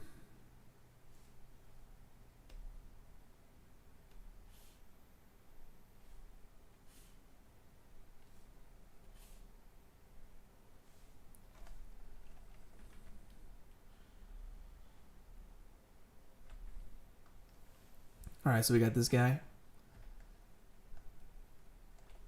We got a tiny little potato. I'm gonna render region. That way it goes a little bit faster. Pumpkin. Another pumpkin. And we can adjust, it's a piece of garlic. We can adjust a banana. How glossy these guys are. That's actually pretty funny. Like having this really ornate setup and just having like one piece of something.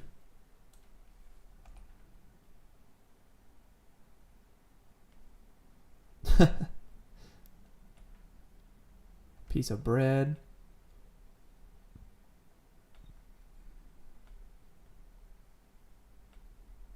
This all looks delicious. Those are our grapes. We'll have to get those going.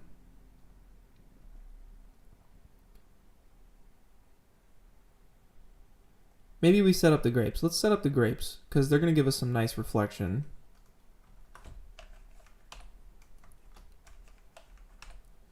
So the first thing to do is normalize these guys.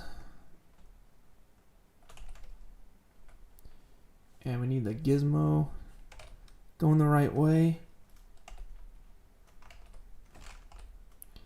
We'll bring this up. We'll use the enable axis or the axis center tool with include children, use all objects. That way it's actually sitting on the ground now.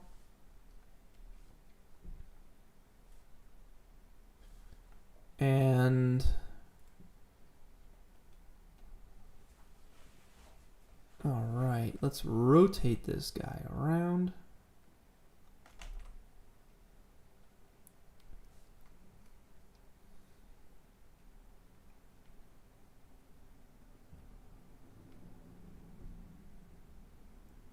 Something like that. I'm gonna go with a darker background. Let's go like 0.2 on this.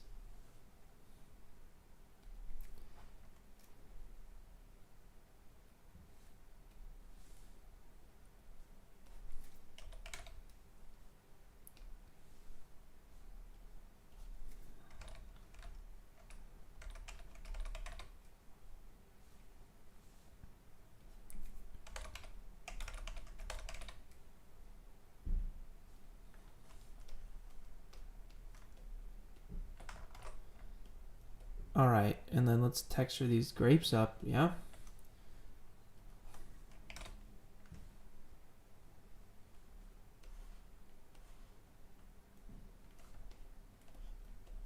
So subsurface scattering on the grapes, right? That's what we're going for. What I mean by that is the light will pass through the grapes just like the light passes through your finger when you shine a flashlight through it. That's subsurface scattering. It makes it look like it's glowing from the inside. You kind of see it here. They look a little translucent. So, I'm gonna make you have to make two materials to do this unless you can use a mixed material in Octane. Or it's more of it's a universal material. So you have specular as well as transmission. Well, you need both to get that. So instead of mixing two together, you just do it with a universal. I don't need metallic. Don't need anisotropic. Yeah, anisotropic. You don't need that. That's where it's like the highlights are streaked out like you would see on like a stainless steel refrigerator or something. We don't need film layers or coating layers. This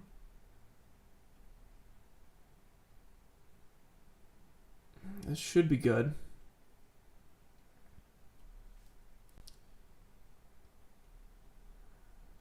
Sheen layer, we don't need that.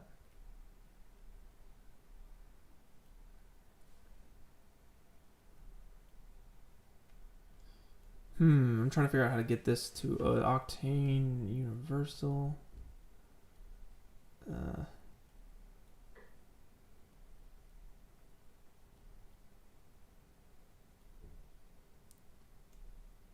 Alright, so the color of this thing, we want it to be like a...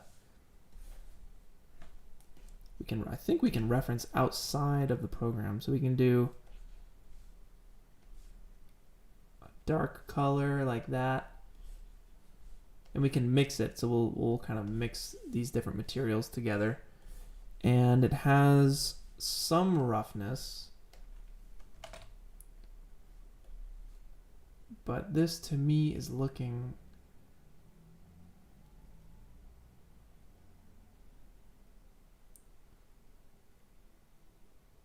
really shiny. Is it? The index of reflection, maybe this needs to be 0.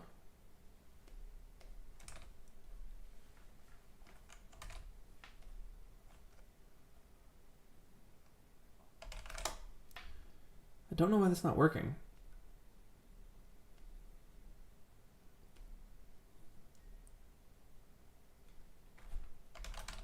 Maybe we do it this way. Maybe this is the way we have to do it. Or at least the way I know to do it.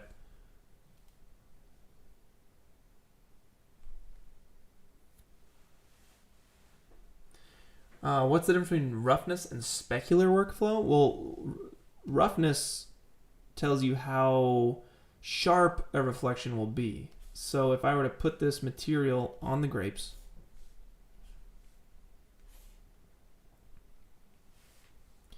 you can see how sharp the reflection is here.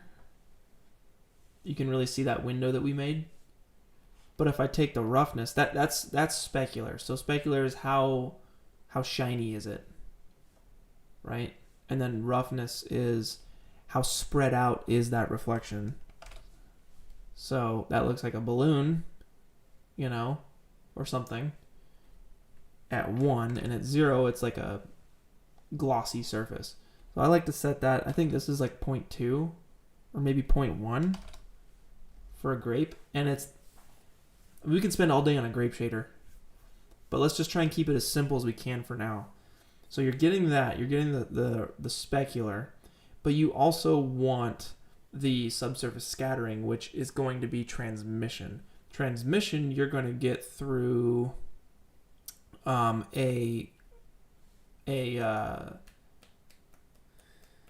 fart. Diffuse material. You're going to get that through a diffuse material. Okay, so I'm going to put that on the grapes. That's our diffuse material. Let's reference the color out here. Something like that. Maybe a little bit more purpley. And we'll mix these colors. We'll get some mixture of color in here.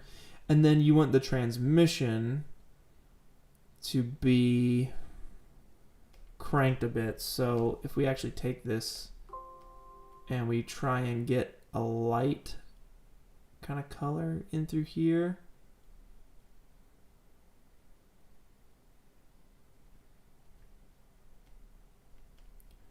you're going to see they look like they're almost glowing from the inside, which is exactly what we want. Like gummies, you know, like little gummies. So then from here, what we can do is, let's see. I wish we could like add something to that. We're going to have to mix these together. So I'll go to my Octane node view, the node editor, and I'm going to grab a mix material, and we want to mix together this diffuse material with this specular material. So I'll drag that up in here, pop that in, and you're getting a mixture of both of these now.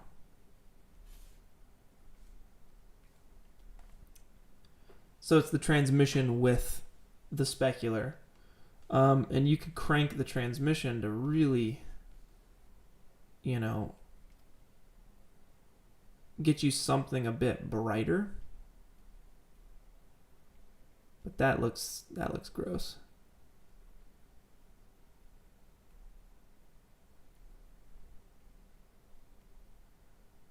You have to find the right. You have to work with it and find the right vibe, you know. But I think it's going to be a mix. So the diffuse is going to be a mix between like an RGB spectrum. So let's see, let's do a mix material or a mixed node. And that's going to mix two colors together. And I can select, I'm just choosing colors off camera here.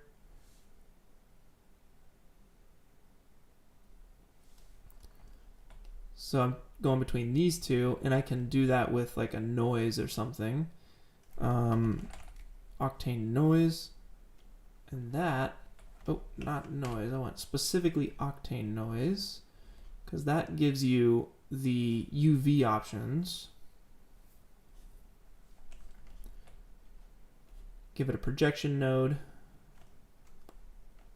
set it to XYZ to UVW and a transform node, and we'll pipe it into the diffuse, and we can transform it way down. And actually, let's take the contrast to 100 so we can see what it's doing. There we go, 0.05, and then let's give it 8 octaves and 0.8 on the omega, and let's take the gamma down so it's more splitting between those two colors.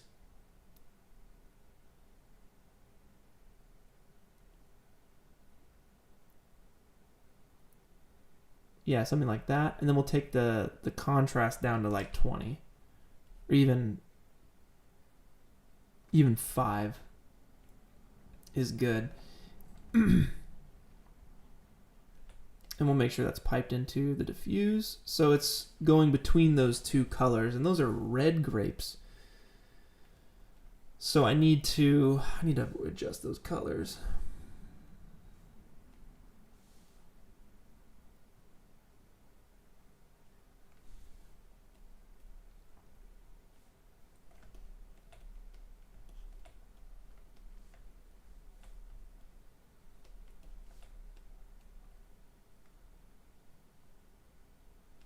And I'll go in here and also make sure that this mixed node setup is copied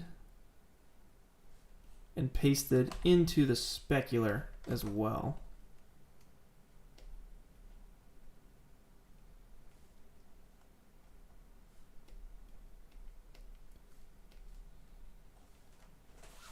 So that's a start, and we could do green grapes too, but I feel like we need more light pushed through those grapes. So now what we could also do is start messing with our lighting. So we can take this light here, duplicate it, control drag, get rid of all this stuff. Let's bring it closer.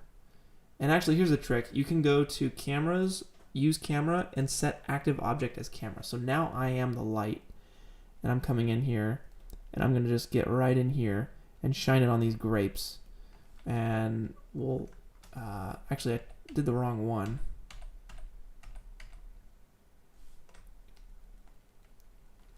Control Shift Z will undo camera moves.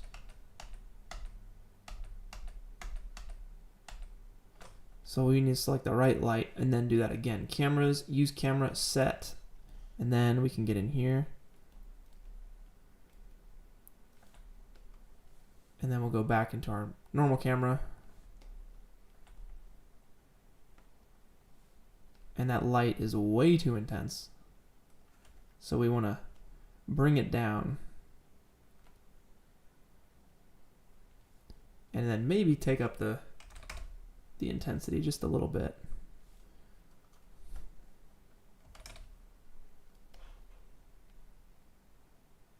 Whoa, okay. So that obviously looks like that because the light needs to be backed off.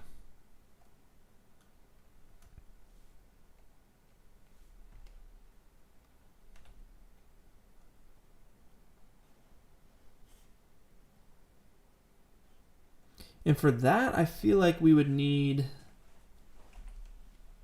a a spotlight almost. Or we could up the light bounces.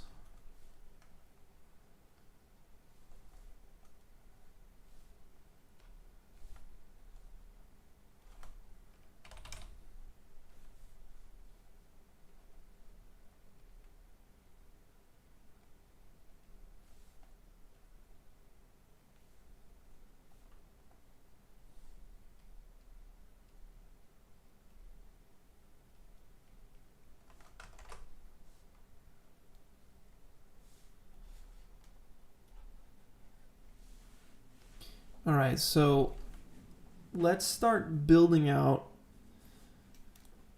this setup here. We want to go for something vertical, kind of in this kind of feeling here. And this is our reference currently as to what we're looking at, lighting wise.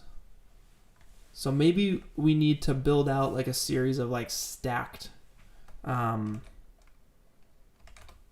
like tiers or something for stuff to stand on.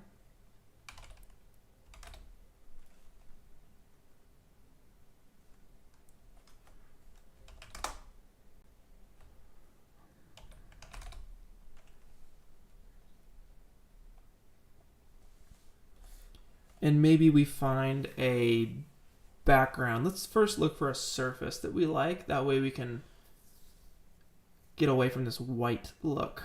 So we'll go surfaces, and we'll either do concrete or marble. Let's try marble, rough marble.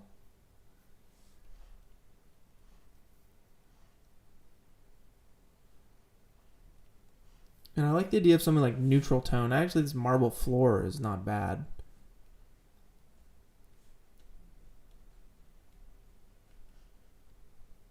Let's try downloading that.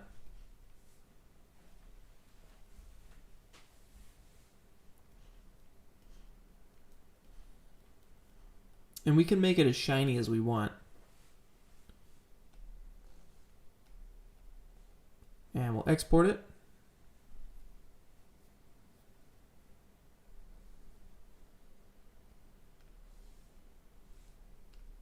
And again, we need to change it from universal to glossy and then to Octane.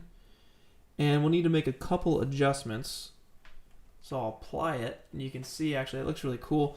Let me undo for a second. And we want to lay it over architecture, just everything as a whole.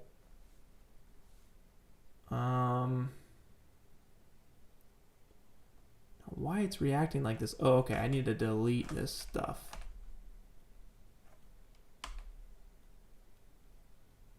There we go.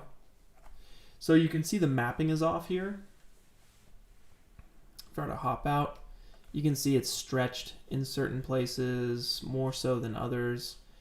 And the best way to deal with that is to go into the material, and we need to give it a projection node.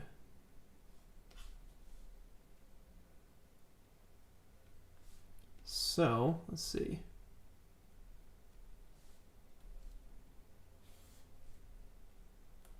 Let's open this up. All right, so basically you have a projection slot, and we have different options as to how to project the textures that I'm plugging this into across the geometry. So now that everything's plugged in, if we look at the render view, as we change this texture projection, I'll change it to box, and you can see how it now more uniformly spreads itself around this. And XYZ to UVW also does a good job sometimes. In this case, it doesn't. It usually works with noise really well, but I think box is usually the one that works for us the most. So let me go back into camera view. That looks really cool. Let me darken it a little bit. So as you can see here with Bridge and Quixel, it transfers over really easily and actually gives you full control over all this stuff already. So I'm going to take the gamma. Let's take the gamma up to like, or maybe 0.5. No, other way, 2. And the saturation to 0.7. I don't like that though. Maybe it's just brightness. We'll bring down the brightness. Something like that. Oh, also another thing with the architecture. I want to bevel these edges here. So what we can do is put that boolean in a null object and then hold shift and give that a bevel. And hopefully, I think, we should be able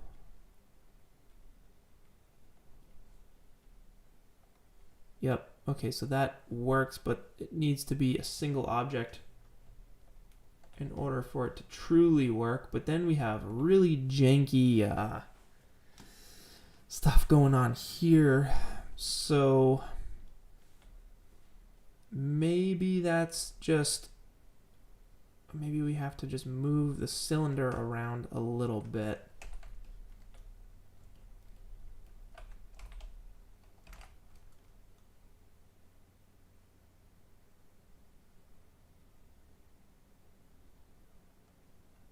Oh, that's horrible. Okay, maybe we take the segments down to like 50 and then we move it around a little bit again. This is just the issue with the using a boolean, because it really messes up your geometry, but I think that mostly works.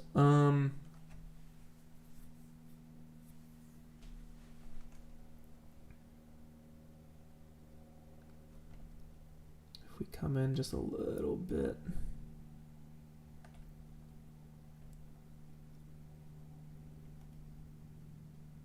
Like that. That actually works. As janky as that is, it actually works. Okay, now the lighting is off again, so I want to again get this lighting to match. It's really dark on this side, but very light. It looks like they're hitting it with a spotlight, like right here. That's what it looks like.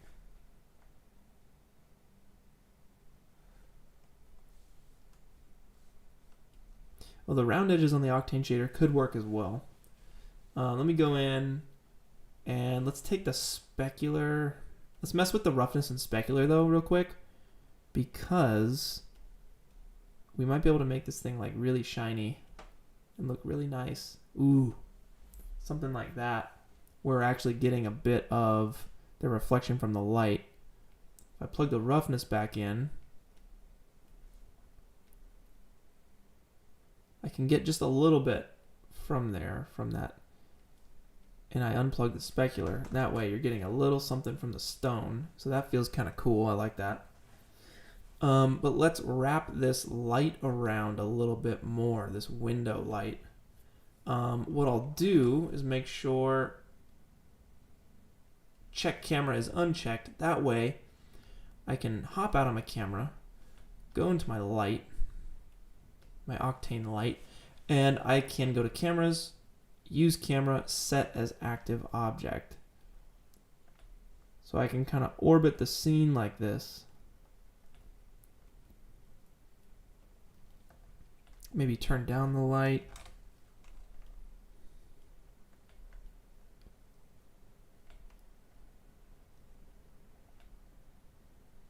Like that's pretty cool. And maybe the light needs to be a little smaller. Or is that bigger? I can't tell when we're literally the light.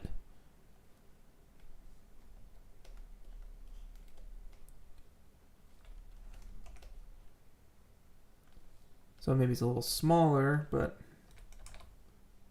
set to like 60 or something.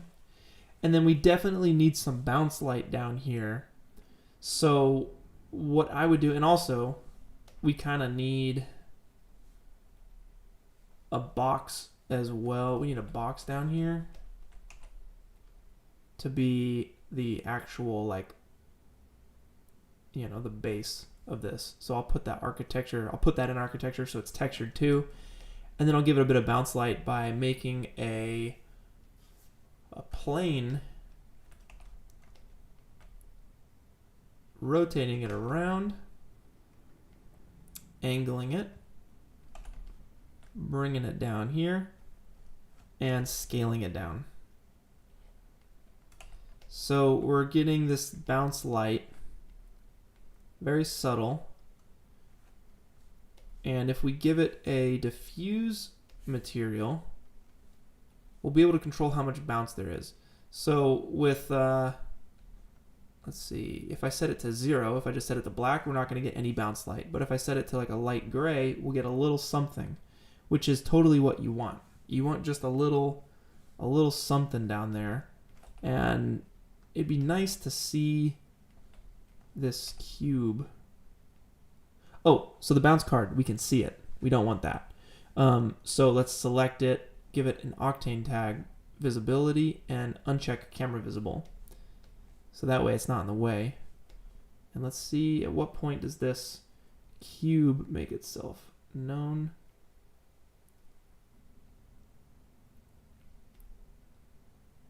So you're really losing that down there, but we can make a second bounce card, scale it way up,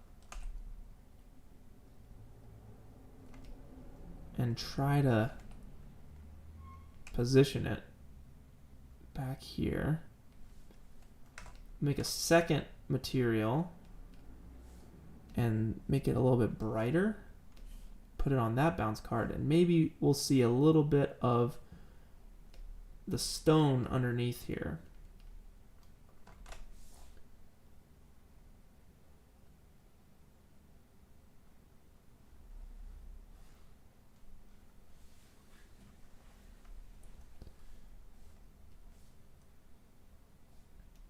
All right. So that's just a little trick there, using the bounce cards to get that look. And it looks like I was in the camera, so I'm gonna undo this a bunch until I'm back. I think that's it. Yep.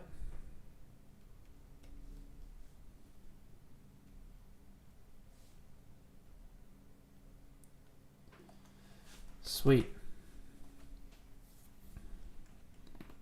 Ooh, you know what'd be interesting? This could be interesting. We could have all of these objects be floating. That's actually a different way to do. Ooh, okay, I like this. Yeah, you make them float. That way it gives it a special added kind of feeling. The updated modern version of it. They're floating in the air versus sitting down on the ground. That's boring.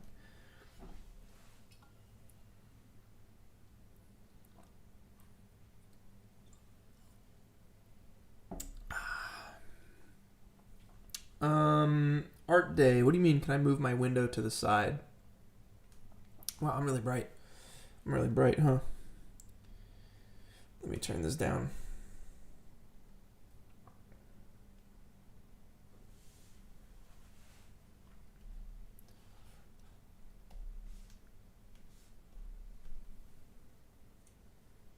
All right.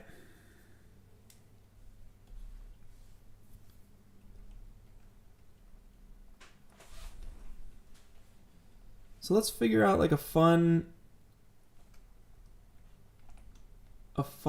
like look. That looks like a brick. I'm deleting that.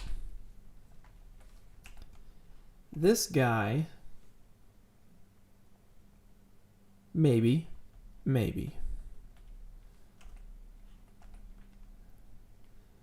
But to me, that reads loaf of bread. That reads loaf of bread to me. So I'll keep this one. I like this idea. I like the floating idea. I think it's going to work. Yeah, let's keep that. Let's keep that. So I'll just put that up there. This guy is kind of looks like bread. Maybe. I don't know. I'll hide it for a second. Yes, this feels like bread to me. I like that a lot. As a little croissant. The ham, I definitely feel like the ham has to be in.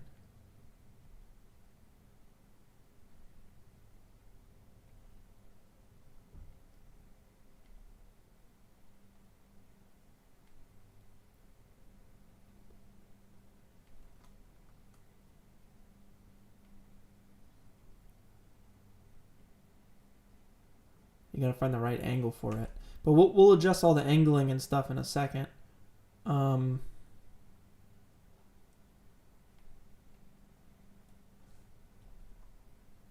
let's keep going through the ones we want to keep. That is a lemon. Let's definitely keep the lemon. I like that. This is hard to tell. It's hard to tell what this is. I'm probably going to lose I think that's an apple. That's an eaten apple. Let's lose that one. I have a few of them.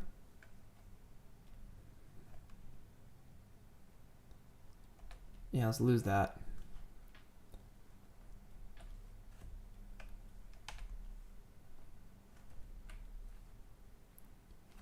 Oh, wait.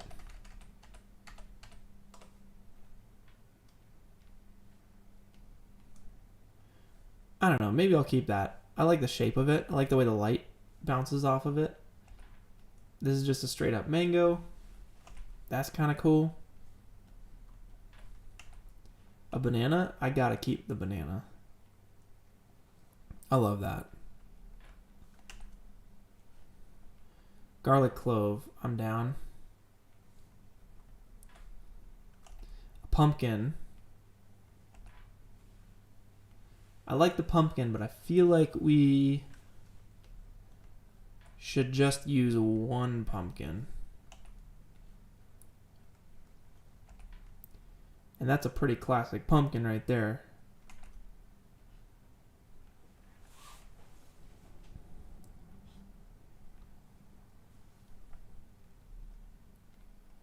Doesn't that lighting look so nice? I love it. Ah, man, it's like so soft. Really dig that lighting style. This is a potato, but it's hard to tell what it is, so I might just delete the potato. We can always grab it back if we need it. That's a gourd. I'm cool with that. Right now we have a lot of like yellow, green, orange color palettes, so I'm gonna keep moving through here. I'm gonna delete that bread. I know I don't want that. This bread, I'm happy to delete that one. This is straight up apple. Let's bring all of these guys in. Let's turn them all on.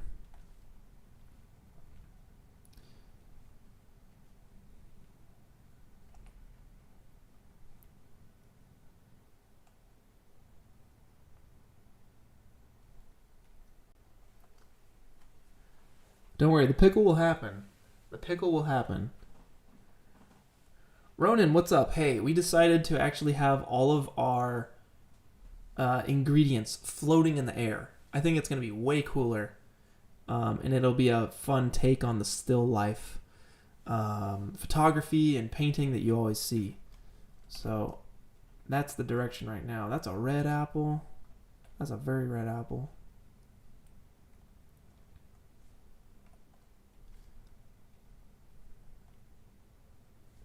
Fruit Ninja. Oh, having some floating candles I think will be super cool. So maybe we keep the candle there. Just off to the side here. The bowl, I could see the fruit like if everything just went, you know, so then the fruit would be coming out of the bowl maybe. So I could see us keeping this bowl off to the side. Now this, to me, I don't know about that one. I don't know about that piece of bread.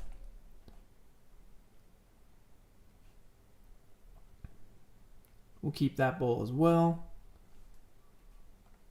I don't know what that is. Oh, that's a gourd or something. It's another potato. We can delete that. I'm just going for stuff I can tell what it actually is. Like that ginger, I can't tell what that is. This piece of ginger, more so I can tell. I can tell what that is. What is this?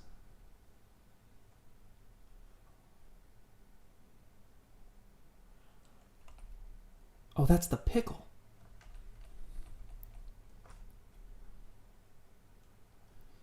Yeah, maybe there's some picklage going. This is the carrot.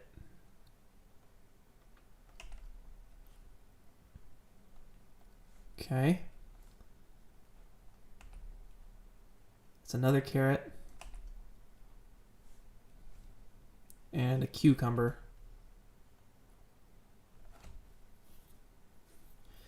Okay. That's a lot of stuff. And another candle holder. All right, so this is everything we need for our still life explosion. We'll adjust stuff. You know, we'll make things look correct in terms of composition and whatnot, but I think this is a fun direction. I really like this, and I want to... I feel like if we want to match this vibe, it needs to be a bit more contrasty. So I think what we can do is go to our render here. Ooh, yeah.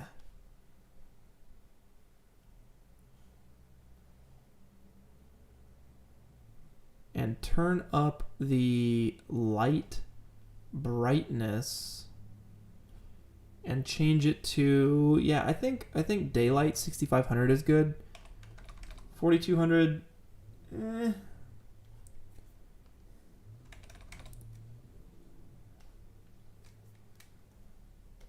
Yeah, let's try to turn this up.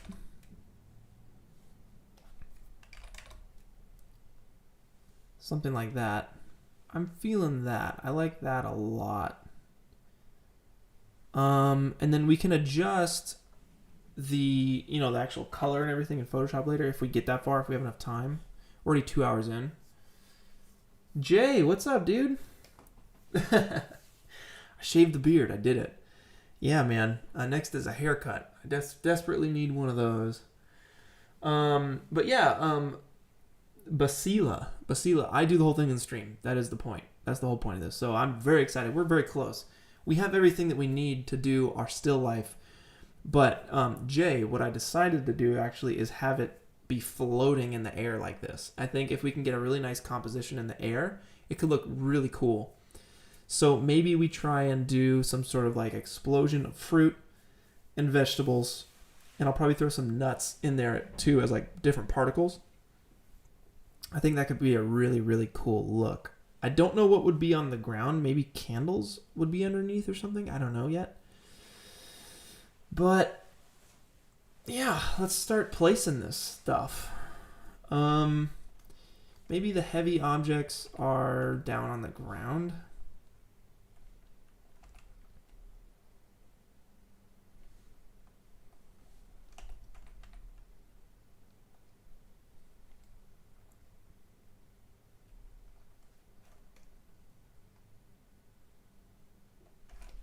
And we have like a bowl or something in the back that's like tilted up like this.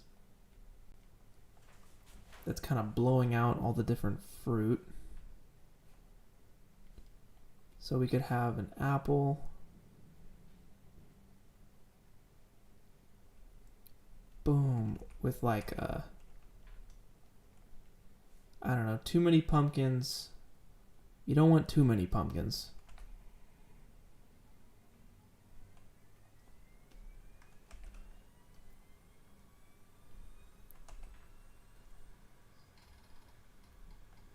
Now the bowl of grapes, that could be cool to have like some grapes popping out like this.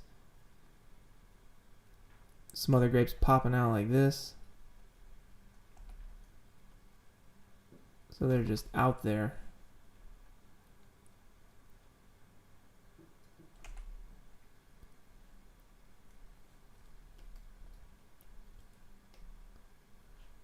So we get our fruit bowl going. Launching stuff out.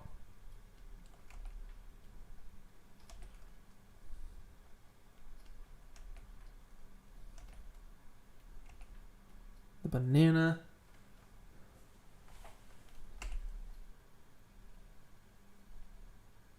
Up and out here like this, maybe the bread.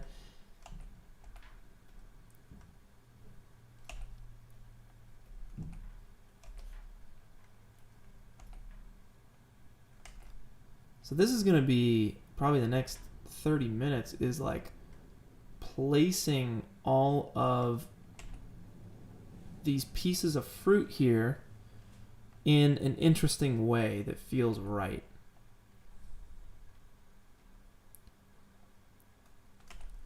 Because you want to be able to tell like what is what when you're working with all this stuff. And you want to be able to show each one of these pieces in their best light. So maybe it starts from like a central point and blows out outwards. Let me just Google real quick. I think this is going to help us. If we Google fruit explosion and we see what there is on YouTube, we can, or sorry, not on YouTube, on Google, we can get an idea of how to position this stuff. Exploding food?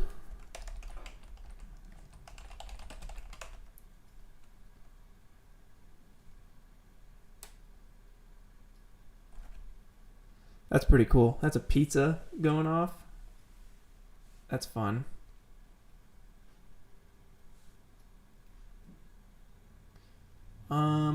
Floating food maybe.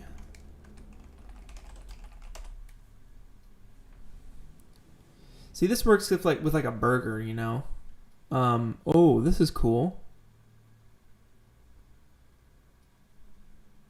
Yeah, that's well done. I like that. Here's kind of an example. The bowl with the stuff coming out of it. You can see that everything is like very precisely placed, which is definitely what we want. We don't want to go too crazy with it. I think we might have to, we won't be able to keep all of our objects. Here's one. Very clearly shows the 3 things of ice cream, the Oreos, and yeah, it's like, it's kind of symmetrical. This is right now is just a lot. So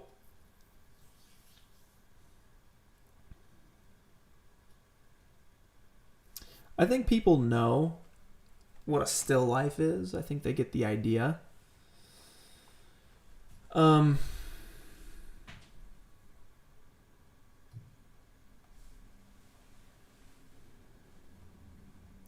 we definitely want to allude to that as much as we can.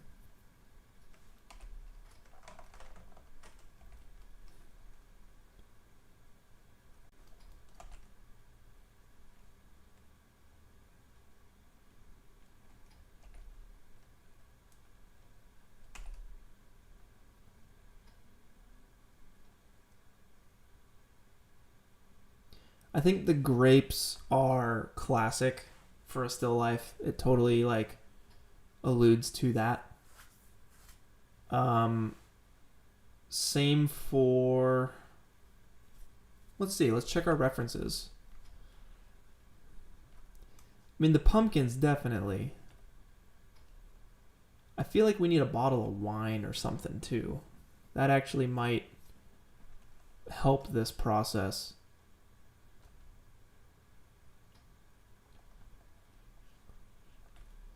and some nuts. You want some smaller things flying around as well.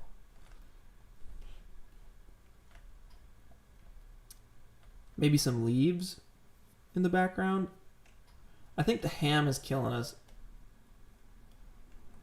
So I'm going to hide the ham for a second.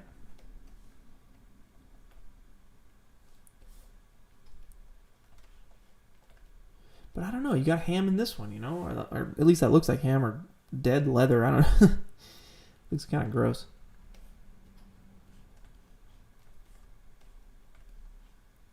Apples and grapes, definitely. And I like the pumpkin.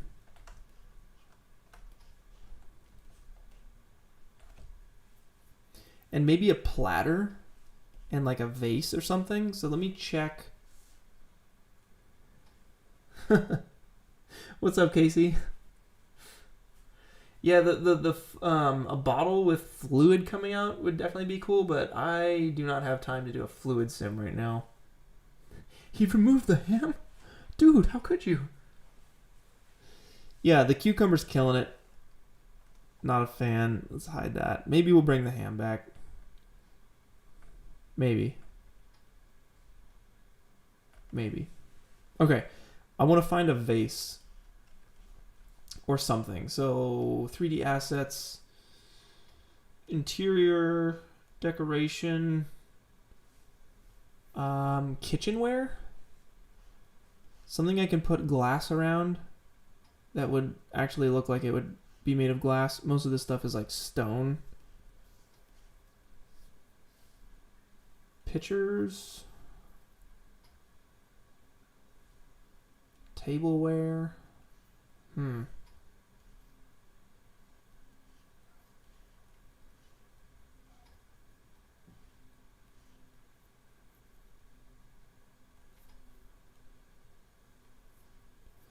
Yeah, these vases could work.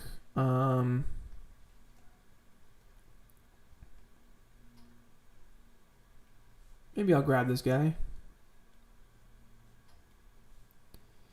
And I know Polygon has wine bottles. I would love to do a wine glass. I think that's gonna... That reads very still life drawing. And I might already have it downloaded.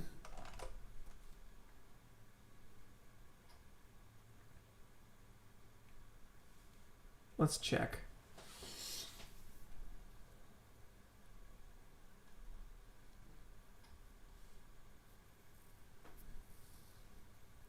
Books, microwaves, plate and bowl set, oven and stove, pots and pans, teapot, silver teapot, maybe.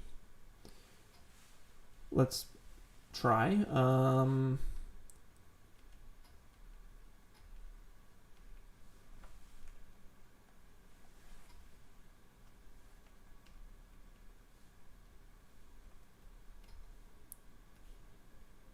I have to reload these textures. All right, all right.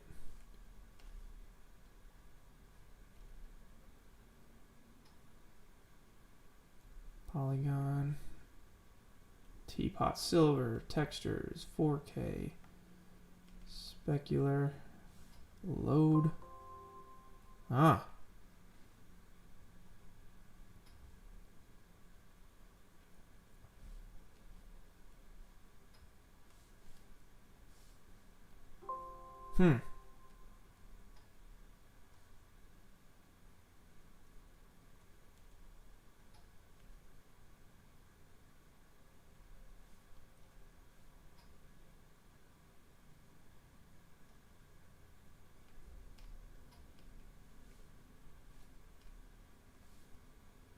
Reflection. Reflection specular.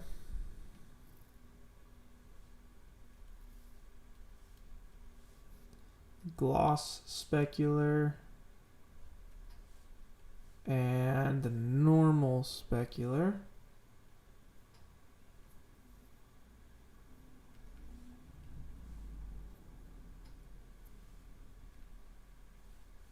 And yeah, that gets you a teapot.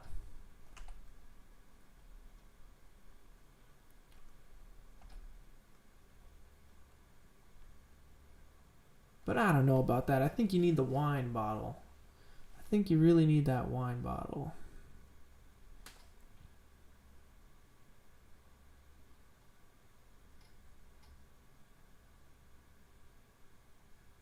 There it is, wine bottles. Sweet. All right.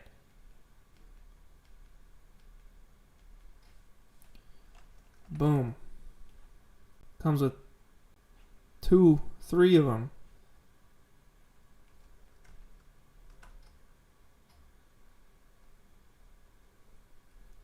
So let's relink these textures real quick.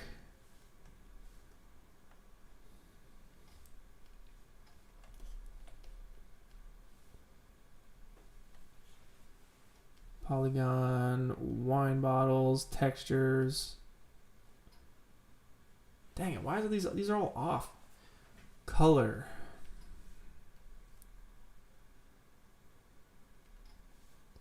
Reflection. Gloss. Relinking textures is probably like the most exciting thing you could be doing right now.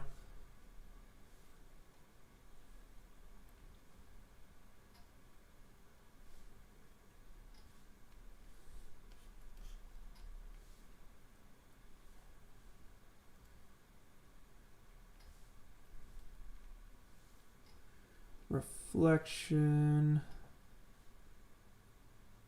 All right. Normals. And the color. Why? Okay, colors and transmission.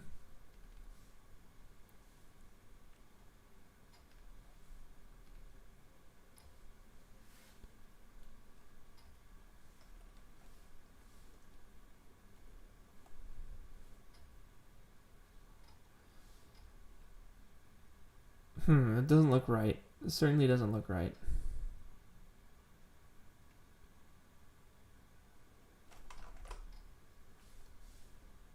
Let me double check this. We need the wine bottle. We definitely need the wine bottle.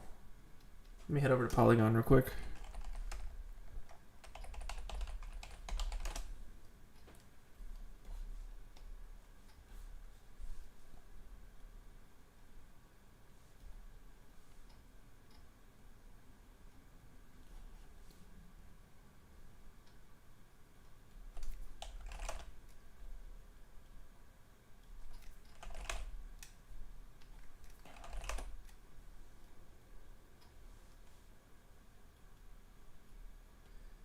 All right, C4D, Octane.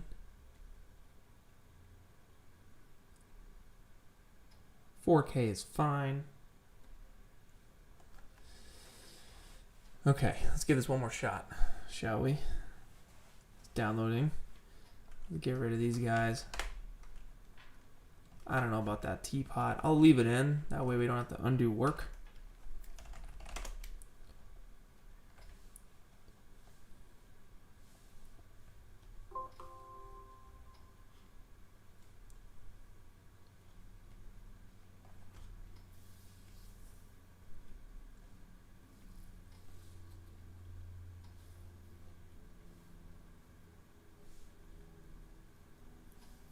All right. Extracting the wine bottles.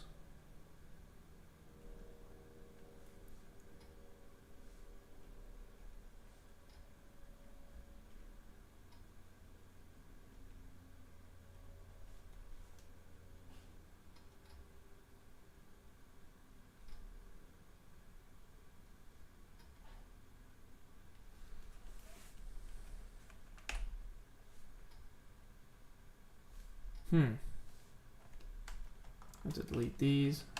Sorry, y'all.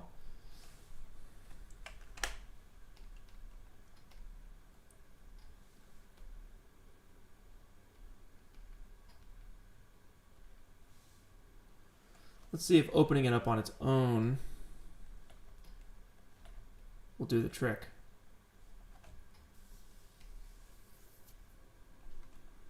There we go. Okay, that looks way better.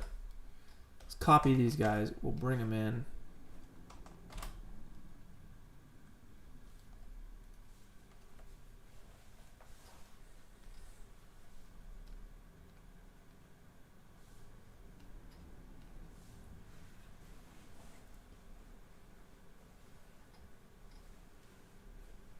Yeah, a bottle of wine with the wine spewing out, I think would definitely help. But again, I don't think I have time to do a fluid sim right now. That'd be a lot.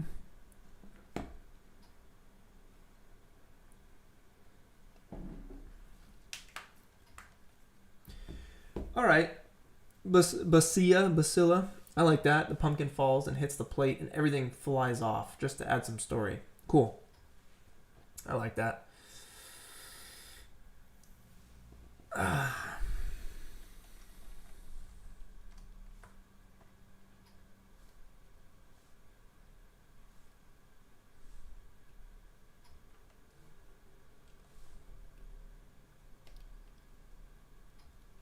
So we got white wine and the dark wine. I like the dark wine. That red one back here, I think, is the one.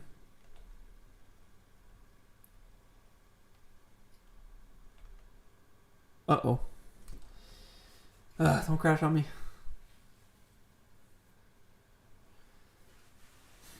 How are y'all guys doing?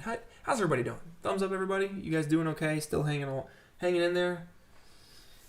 Still learning stuff. This is a process. It goes slow. It really starts coming together once we get all the pieces in place, and then it's like, ooh, this is looking good. I really am very happy with the lighting we have set up. It's just getting this stuff placed is basically the last thing we have to do, and then we'll announce the winners of last week's weekly challenge, which was to animate a walk cycle. So we'll get into that, and we'll issue the new challenge. It might be to make your own still life. It might be. I think there's a high chance that will be the challenge, but we'll see when we get there. Let's see if we can salvage C4D.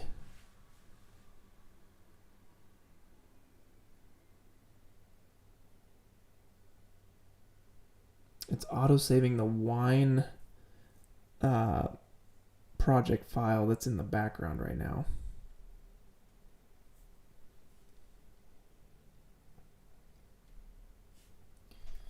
All right, let's go ahead and force quit.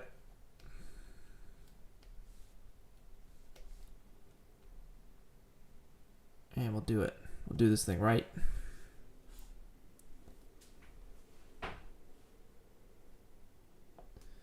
We'll get some surface imperfections there on the wine bottle too. We'll get surface imperfections all up in this. Don't worry.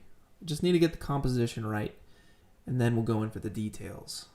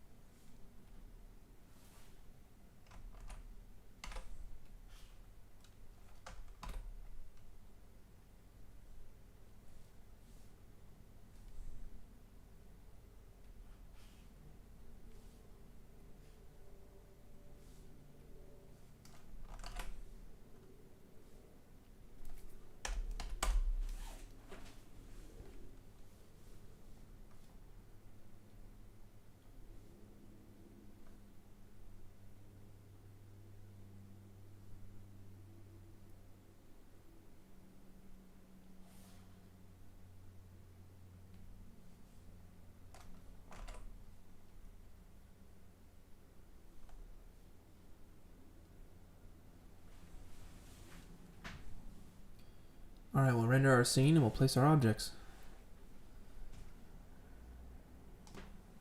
Justin? Oh, I don't even need to say anything. I'll just shake my head. And yeah, Sotomonte, actually, I think you were here before you left for dinner, but we're going to do them all in the air, exploding in the air, which I think is super cool. And Kippa, I'm glad you're enjoying the stream. Thanks, guys.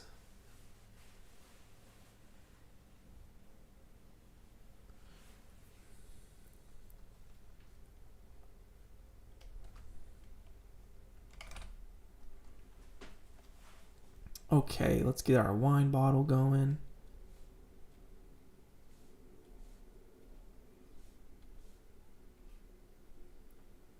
And we want, not the clear one, but it's one of these guys.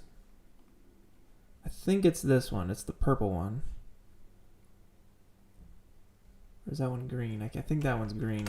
Yeah, that's the one we want, the Merlot.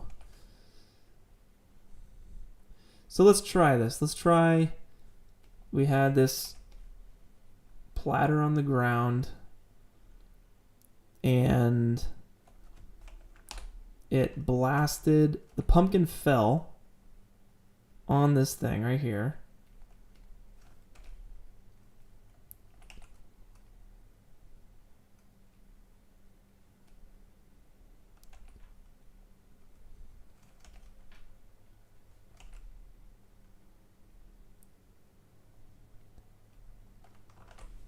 And it'd be cool to actually give all this some motion blur too, maybe? I'm not sure. Some slight motion blur. And it blasted everything around here and out. So maybe what I'll do is, I mean, that's kind of taking shape a little bit. The banana goes flying, the Merlot goes flying this way. Goom. The bread is going up in the air. And I think you have like smaller things like pickles. Like you lay out the large things and you fill in the gaps with the small stuff.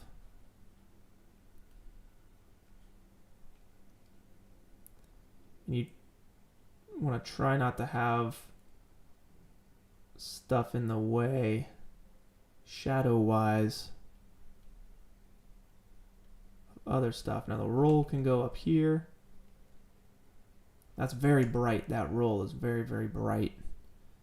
So you gotta be careful with that. The apples are going up.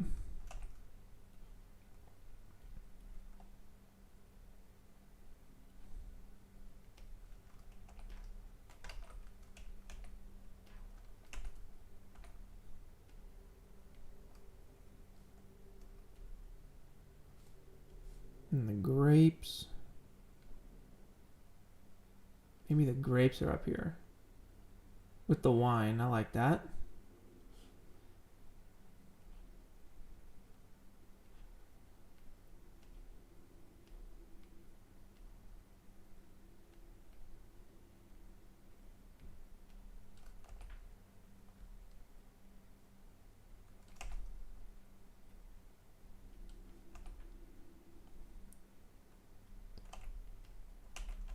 I don't know who recommended this, but I really like the idea. I appreciate you. Appreciate the idea. I think it's a really good one.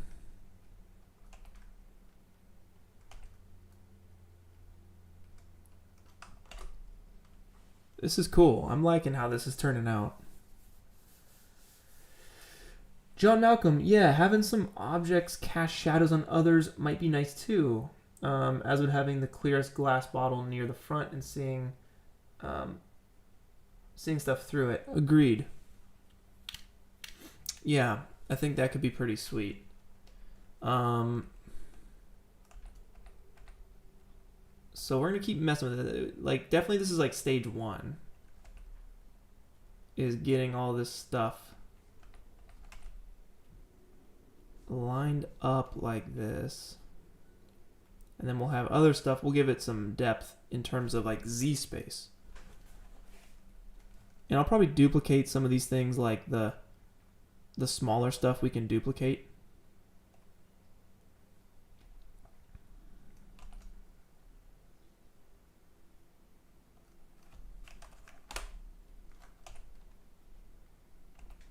And the lemon, I think we can duplicate the lemon.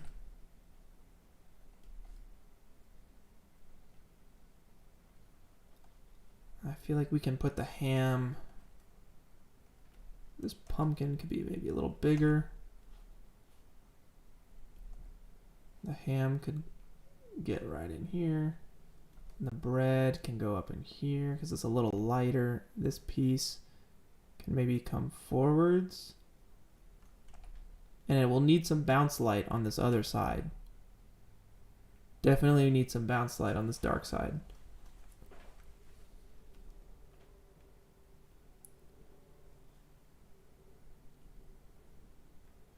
I don't know what's casting a shadow on the pumpkin.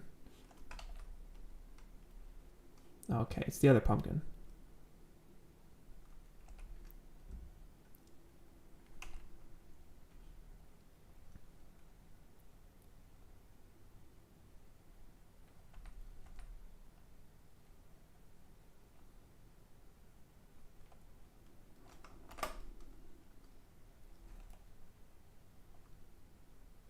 The ginger root?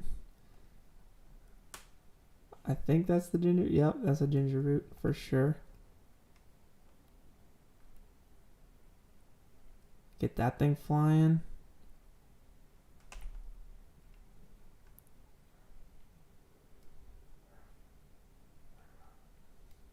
Don't know what that is back here. Okay, that's a carrot. Oh no. Ah, it's frozen again. Oh my goodness, it's so scary. F, G.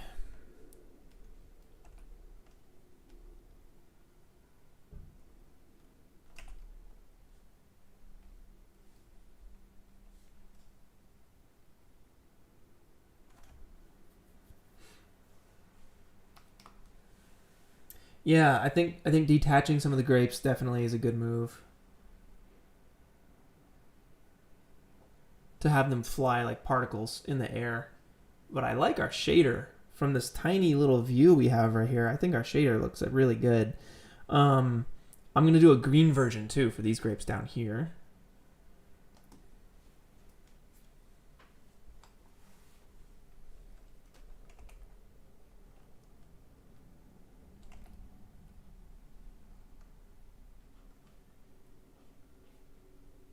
So you want everything to have a pretty clear silhouette when doing this, so you can actually tell what stuff is.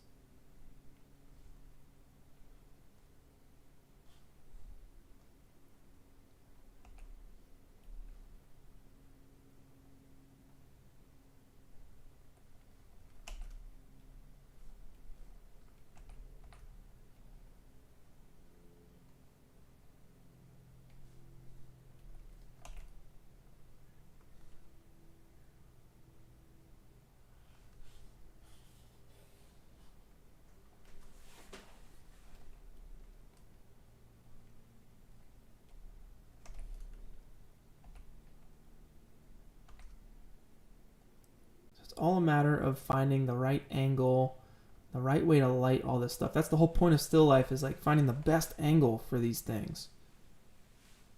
And it's really a great exercise in lighting. Let's take these grapes, let's get them up here. Let's rotate them.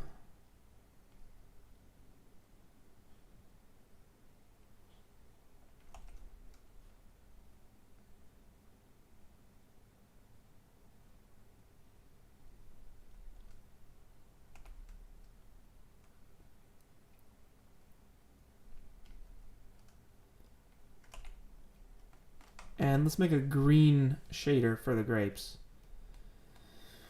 So I'm going to duplicate all three of these guys, and let's give it a shot here. So this one's going to be green. Or I'm sorry, the transmission we want to be green. On the inside, glowing green. And the diffusion is made up from this mixed texture. And I'm just going to shift all these to the green hue. There we go, green hue on this.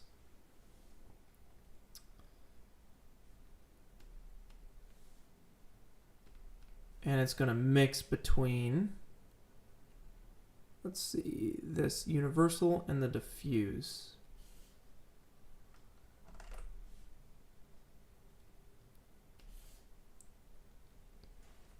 So that looks like our green shader, and we'll apply that to these grapes here. But I think they need to be brighter. So I'm going to come into this guy and let's go like a brighter lime green like that. There we go. That's already looking better. And it's mixing with maybe an even brighter like white green. Yeah, that feels nice. And the transmission, I think, can really go to town here.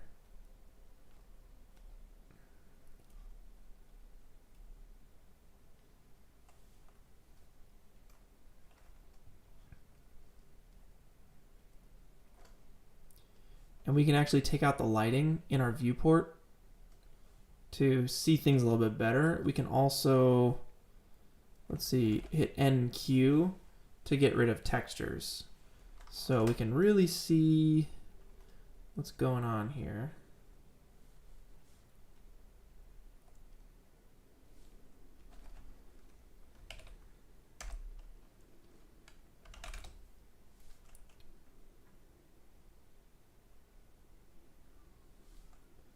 But I'm really digging this a whole lot.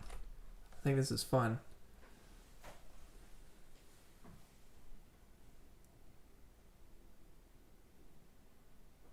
All right, we got grape color opinions. Let's see.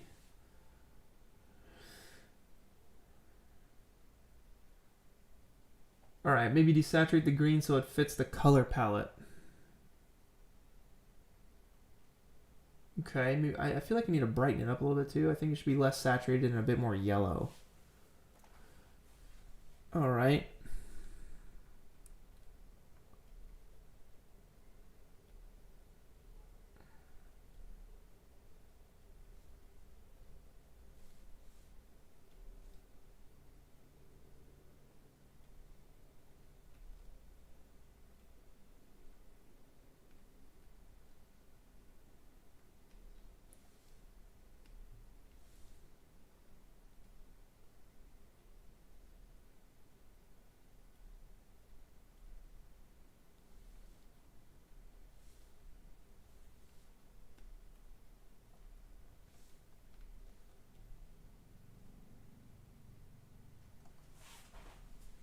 Ah, the diffuse. We still need this stuff to be greenish yellow.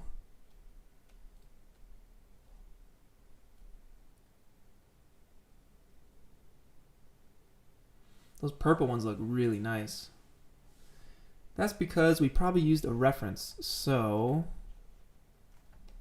something like this. I think they need to be a bit more white. So maybe that's diffusion or the transmission.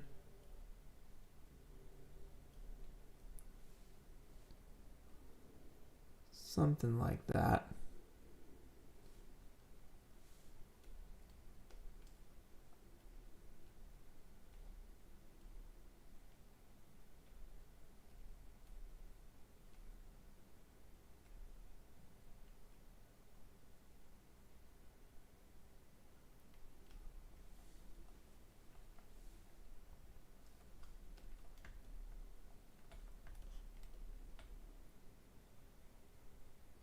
It's not bad.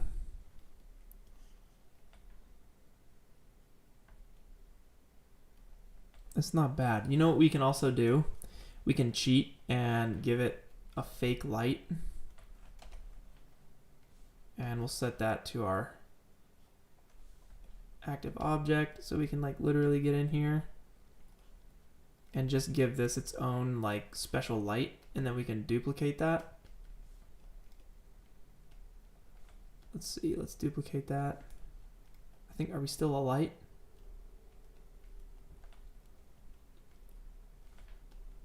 And then we'll hop out, we'll go back to the normal camera and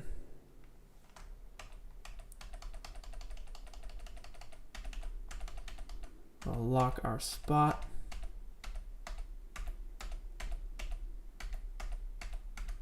I'm doing Control-Shift-Z to undo camera moves, And I'll take both of those grape lights and I'll select the Octane tag, go to visibility, uncheck camera visible. And that way they're both getting these, like, technically it's cheating, right? They're these like hidden lights.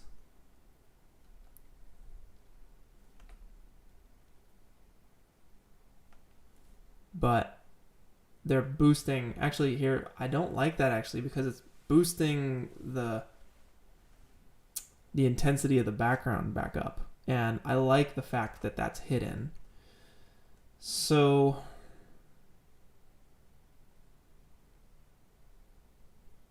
maybe we just leave it. I think it looks really nice. Yeah, that doesn't work. Or maybe it's just a matter of like adjusting the light a little bit to get the right look. Make it smaller maybe.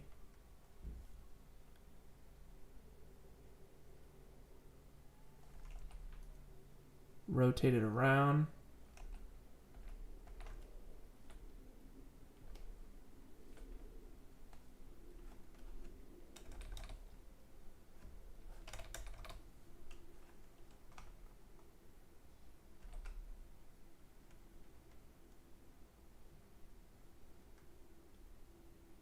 Yeah, I don't think we need it. I really don't think we need it. I think any of that stuff we can actually mess with in Photoshop too.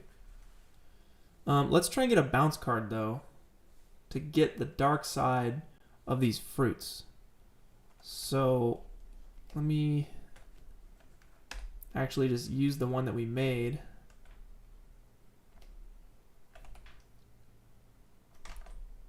And try and bounce some light back onto the shadow side of these guys.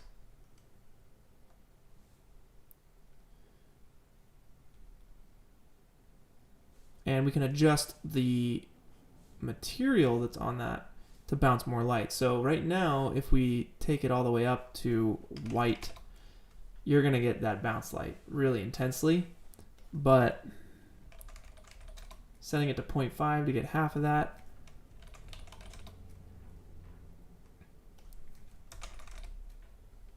See, that's too much. We just need a little bit. That's even too much. 0.03.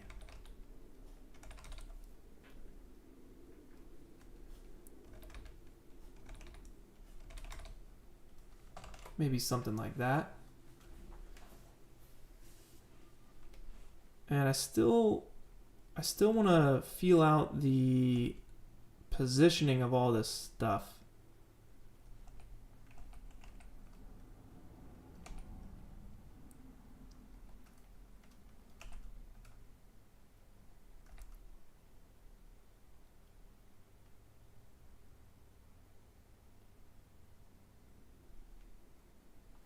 Yeah, getting some shadow on the background perhaps could be cool.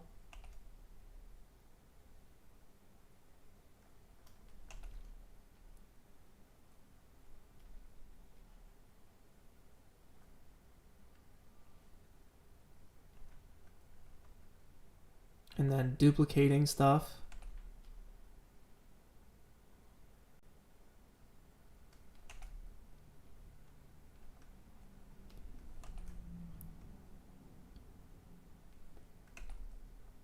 And you want to orient things in order to tell what they are.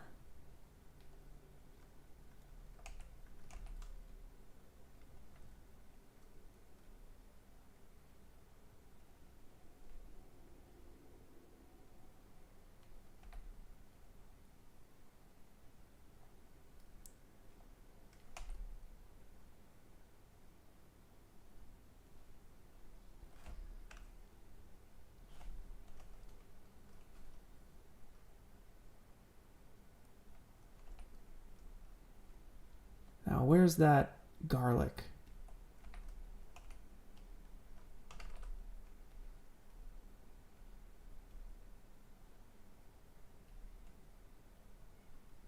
There it is.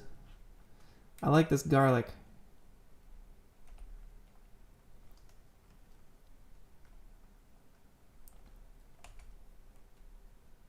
But it's really bright right here, so maybe I hide it.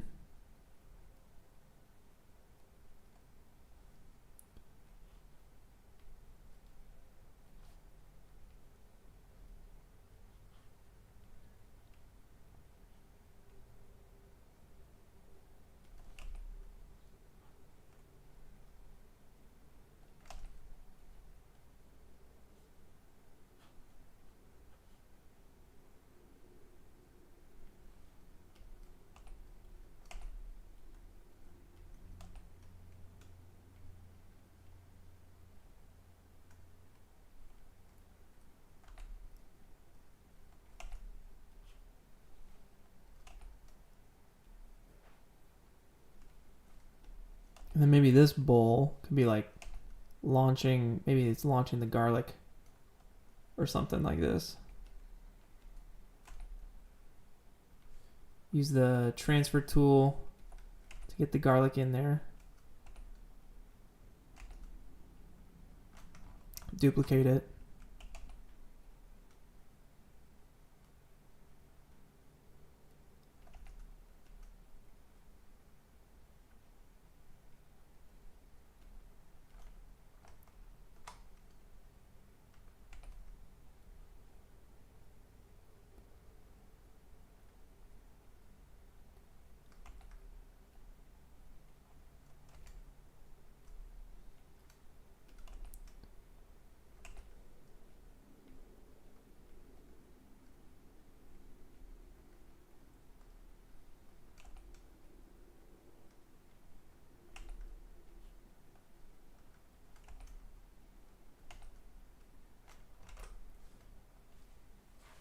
And the grapes, we can start detaching some of these grapes, and we can make these apples even shinier too.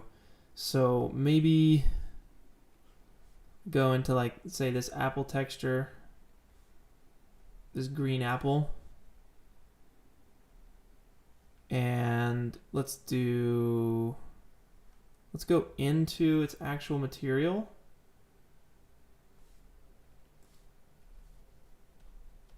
And if we detach the specular, it might shine. So here, let me do store the render buffer here. And let's take off the specular.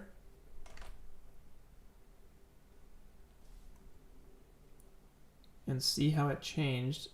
There you go. You can see in this apple, there's a highlight, and it was gone before, but now there's a highlight, and I want that highlight. And let's see if we can do the same with the, there you go. You see, you get that nice highlight in the apple. I love that. So I'm gonna adjust it just enough. I'm adjusting the roughness so that you can see it. And the pumpkin, I feel like, could use a little bit too. So let me try it with the pumpkin.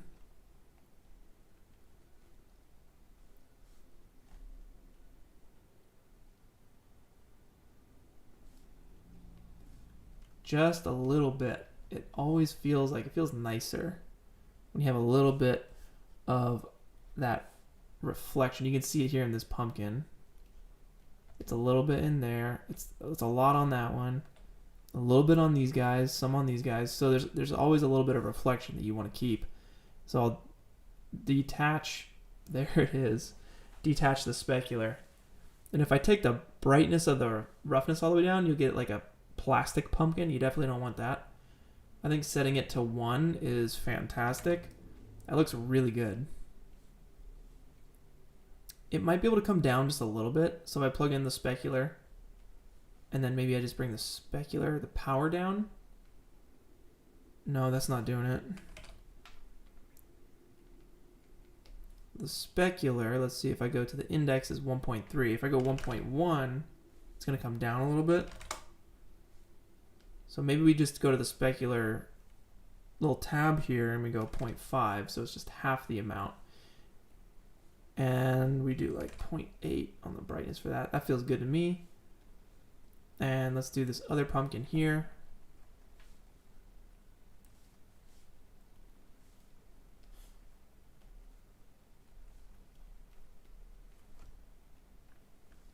Same deal there, but that's too much. So let's go to the specular tab. Let's go like 0.3. That feels good.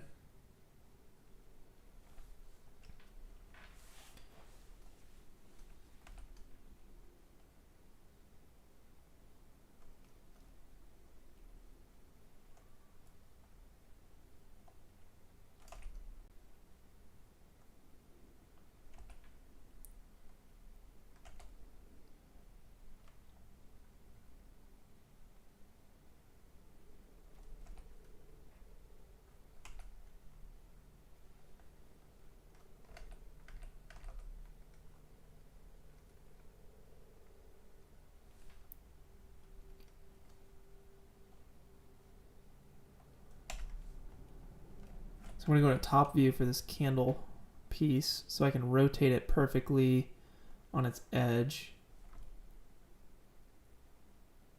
Let's see. Yep, that feels right. And then let's adjust the axis.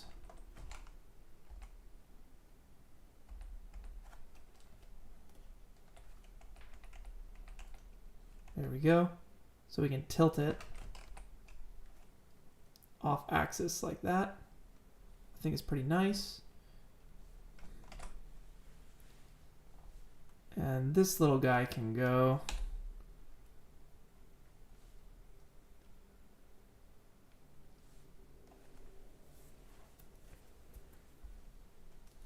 The wine bottle. I feel like the wine and the grapes can go on the right here.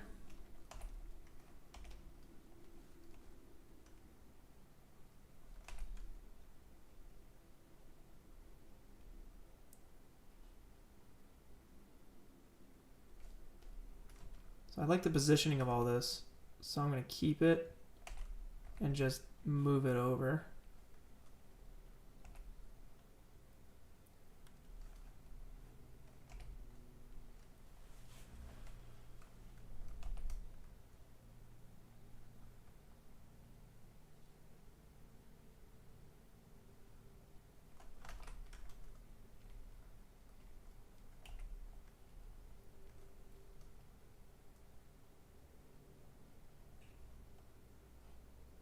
But the grapes actually did a little bit better towards the light.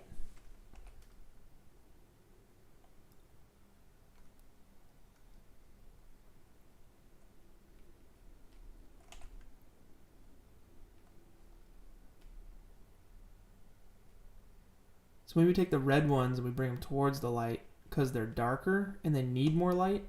And then we'll take the green ones down here.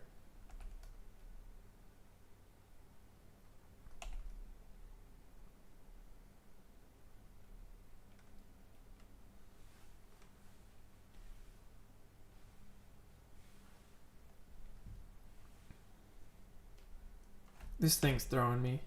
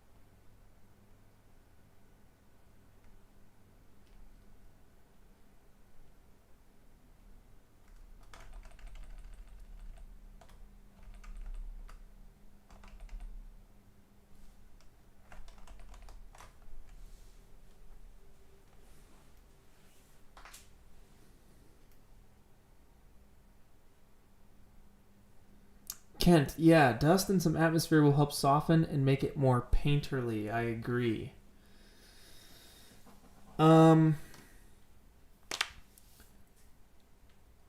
So yeah, how could we do that? What are some ways we can do that? I think I'm still messing with the placement of all this.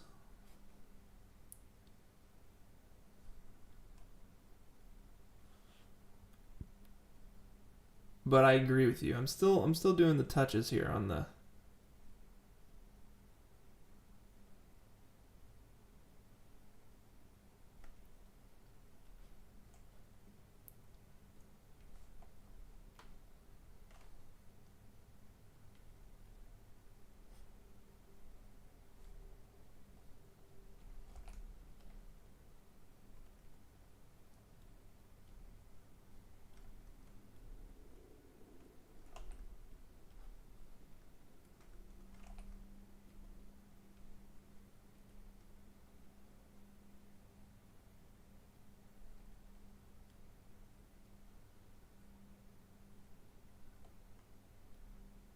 And I'm just trying to figure out the best angle for all this stuff.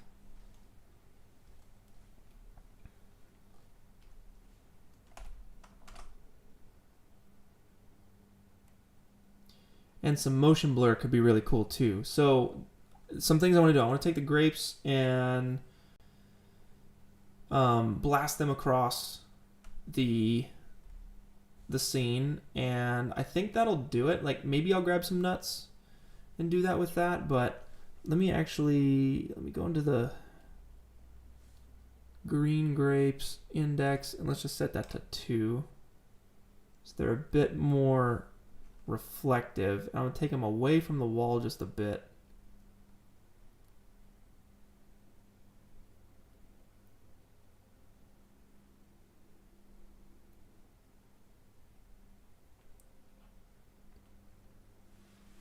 I think it's the wine bottle getting me the shadow here on the right, which I'm not the biggest fan of.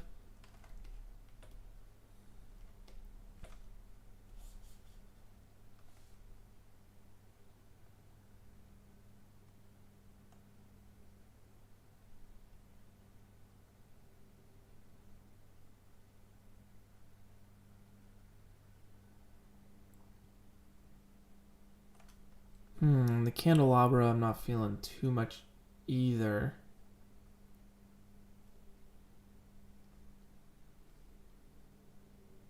Alright, maybe I take everything and I want to get these grapes and wine properly placed. I'm going to move this over just a little bit. And the wine, actually before I do this, I'm going to save an iteration. Move it over. Grab the wine. Try the wine on this side.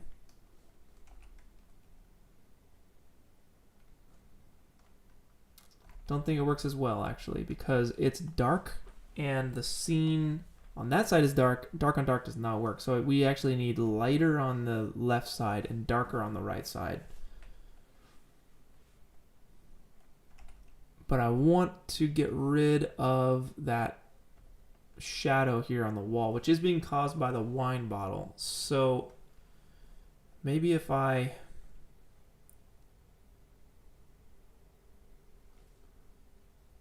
pull it forward like that just a little bit.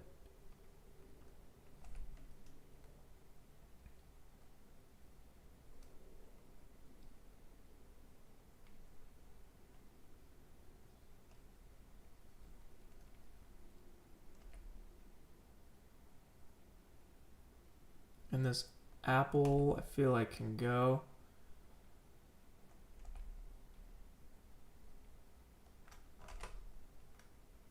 The carrot, not the biggest fan of, unless we can get a better like angle on it. And maybe the banana.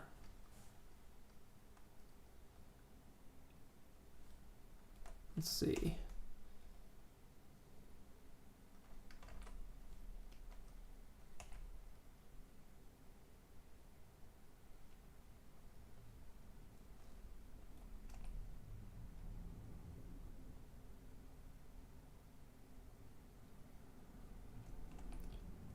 So with the pointy objects, it'd be cool to get like a little spiky array going.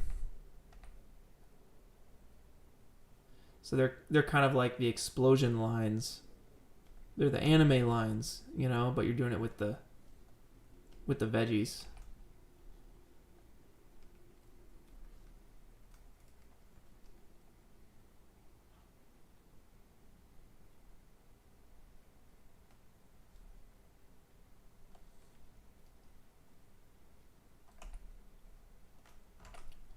So now everything feels pretty uniform.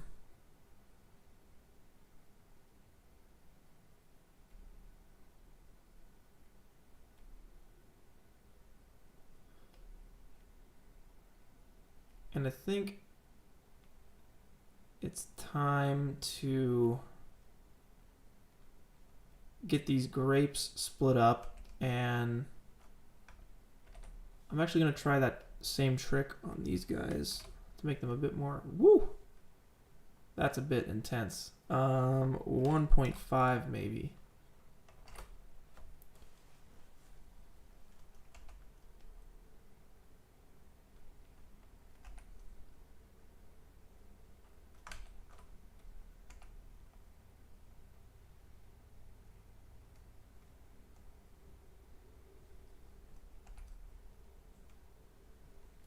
All right, so I'm going to check here to see what's in the way of the light, between the light and the wine bottle, because I want to make sure there are no shadows on the wine bottle itself. And actually, it looks like the red grapes are casting a pretty intense shadow on the wine bottle. So I'll bring them here instead. That way we get more of that wine bottle going. There's an apple back there that we don't need.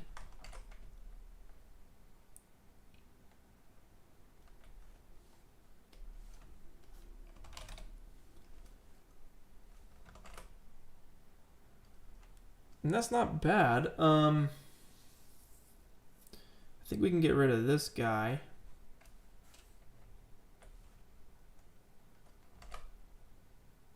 And maybe add some cheese. But let's do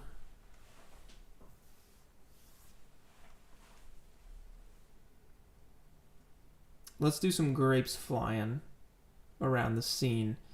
So the best way to do that, I believe, is to come in here. Let's grab one of these grapes. Let's hop in. Go to polygon mode. And let's just go ahead and select one of those polygons and hit UY a whole bunch until we get everything. Hit UP, it's gonna break it up. Move it outside. And let's do it to one more. So we have some variation. And then let's do it to the green ones as well.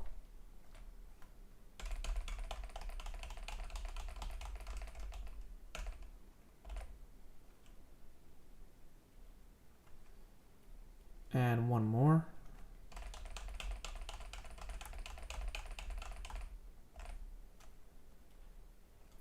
So we have these, all of these guys. I'm going to center their axis, and I'm going to reset their position, scale, rotation. Let's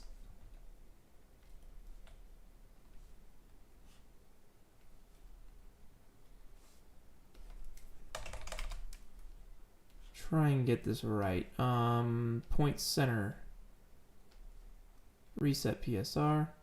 Huh, this should work.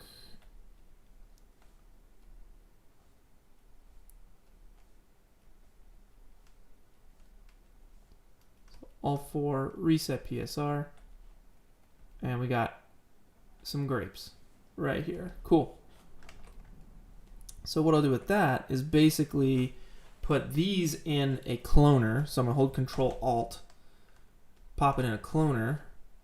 And the cloner can be a grid array, that's fine, 3 by 3. Maybe it's 6 by 6 by 6. And then we do a grid array. Yeah, multi-instance is fine. And I think the distance is too much right now, so we'll do 10 by 10 by 10. So we just got grapes everywhere. Now we need to, let's try 5 by 5 by 5 actually. And it's way too uniform, so we need to randomize it. So what we'll do with the cloner selected, let's go and grab a random modifier, and that's going to randomize the position of everything. So we're randomizing everything by 20 inches. And let's do the scale, or the rotation too. So we can do 360 down the board. And you just want to make sure that nothing is clipping through anything like this grape on the left. We're clipping through the ground there. So you can take this back. You can say like 3 by 3, because that's a lot of grapes. You could do maybe 5 by 5. And we make it more of like a cluster of grapes. So we can take that size down to 2 inches by 2 inches.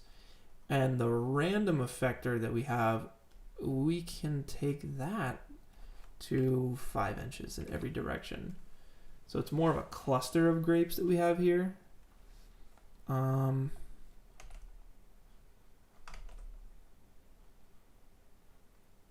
they'd be coming like from this way.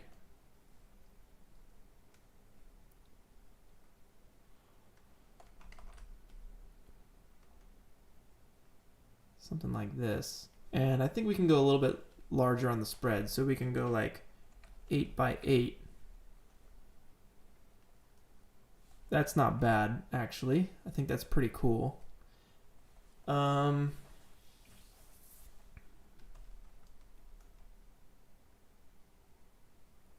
Again, you just want to make sure that you're not clipping through any objects with the grapes. And it doesn't look like we are right now, so that's good. Matt, I got you, man. Thanks for joining. All right. So, some dust. What do you mean by dust? Do you mean like a dust wave? Because that's going to be easiest in like After Effects with some Action VFX elements. Or do you mean surface imperfections on the marble? Because I'm still not happy with the marble and the way it looks. So I think it's time that we put a little bit of focus into that. I also think the left side of the image is lacking just a little bit. So maybe we could find something to put in there. But let me see here. Let me see if like, the first thing, I need to bevel this edge on the architecture, the floor. I think it comes with the ability to do that.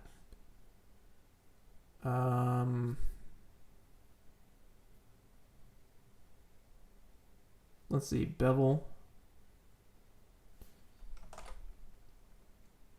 Where would you be? Both bevels are around, okay, size 1 inch. There we go.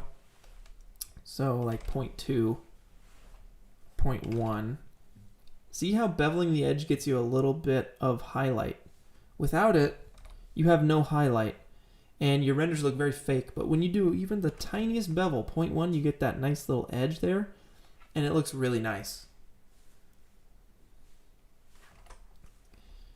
This looks real. Like this, it looks really good. I'm very happy with how this is looking.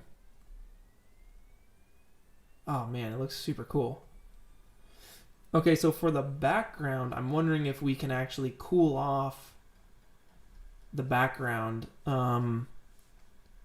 by changing the intensity or the color temperature of that marble. So I'm just trying to find it in here.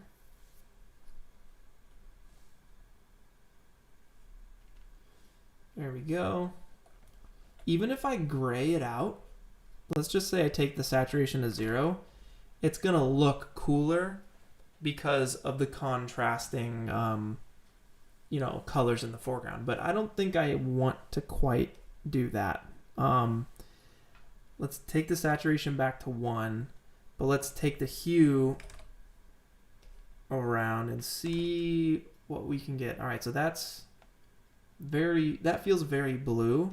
So the saturation maybe needs to come down to like, I don't know, 0.5, but that feels gray. Yeah, I don't like that.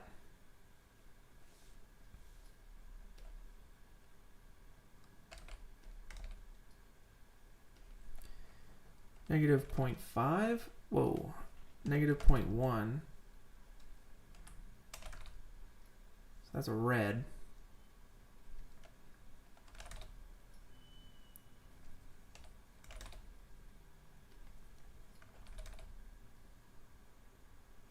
That's so crazy looking.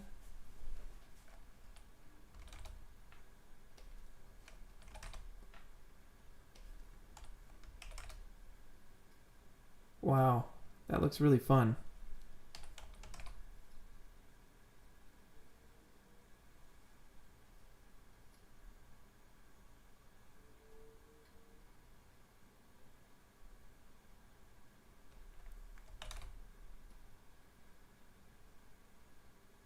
Man, this is a tough decision. I think the more classic we can go with the background, the better.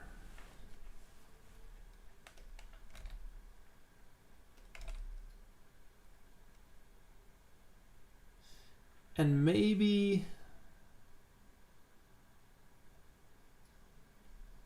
let's see, maybe it's this light bounce. I'm bouncing all over the place here.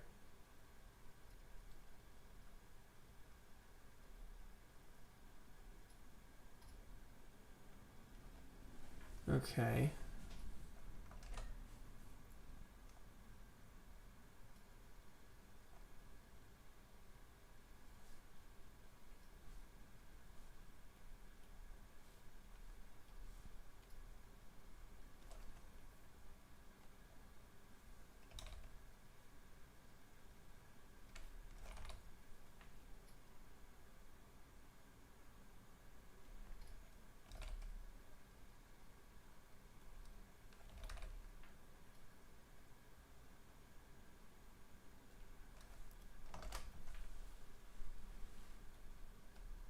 So now I'm going to mess with some Octane camera options and try and give it some bloom.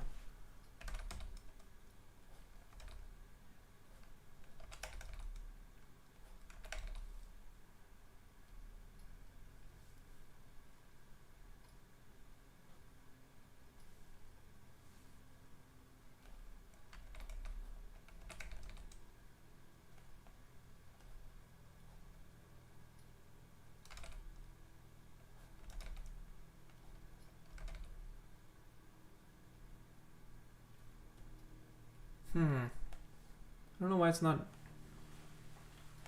doing anything.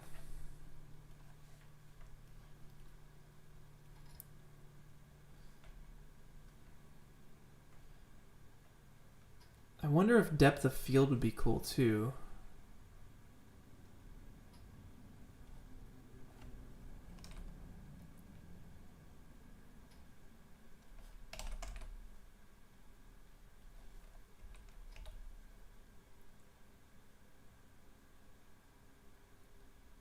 Maybe just a little bit, 5.6. Just a hair. Don't want it to feel too CG.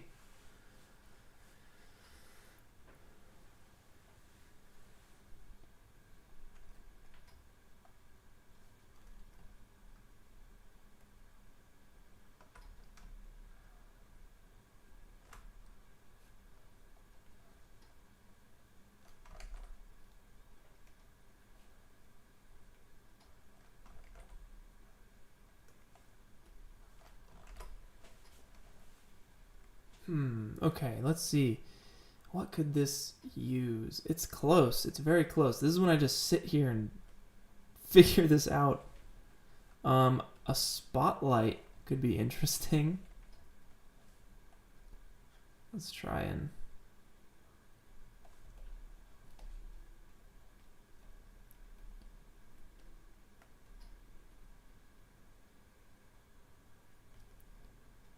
get that in there.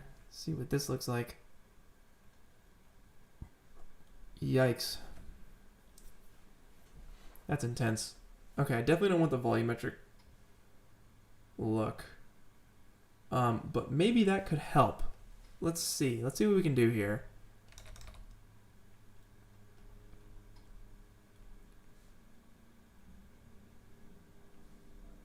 So the light medium is, I think the medium is what's doing this. The density, if we set the density to 0, all right, that's what we get if the density is at 0.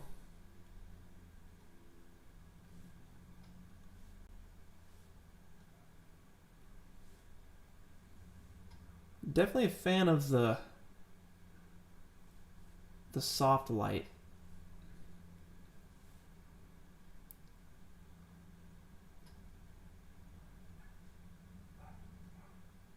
But I think some atmosphere could help. I think some atmosphere could certainly help. So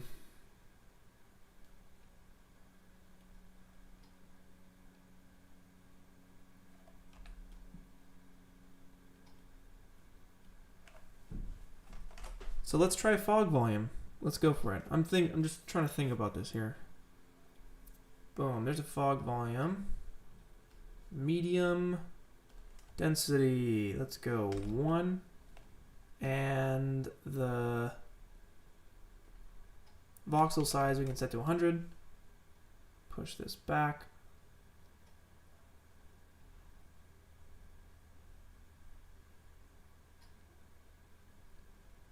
So it's very subtle.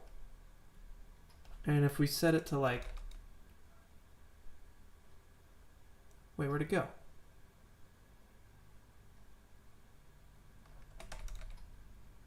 That's weird.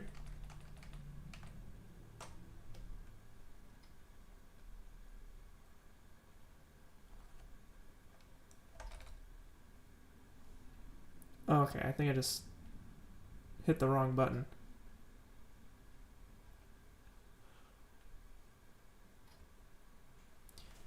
Ooh, yes, a little bit of atmosphere, I think, could do a whole lot.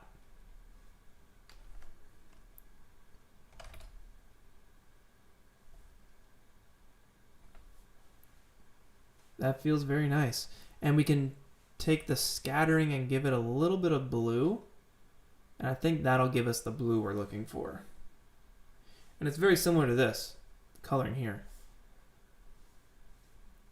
And maybe we take our volume and we take the scattering phase up. Or is it down? It's neither. Absolutely neither. Okay. That is looking really cool.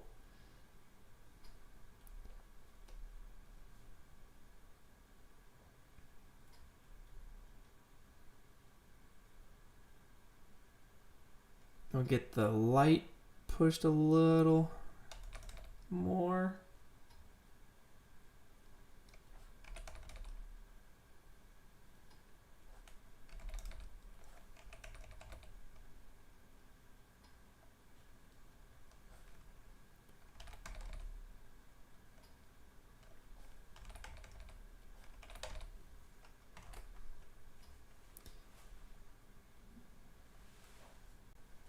That's not feeling half bad. I think maybe a little bit of motion blur, a little bit could help. Could I explain the soft lighting? Yes. So basically the idea is that you have one large light source, and that really spreads out the shadow. So to give you an example here, let me do something really quick. So basically I hop out of camera and we have this light here, and I have these bars going across the light to give it a window look in the reflection. Also, these are cards blocking the light from hitting, you know, say like this side of the image. It's more central. But because the light is large, it is giving you that soft look. If I make the light tiny and I turn up the power,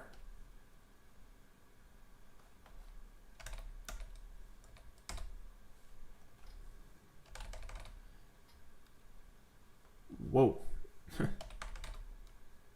You're going to get those hard shadows. So the light is tiny and the brightness level is about the same, but you're getting those really gross hard shadows. But when we take the light back up to the proper size,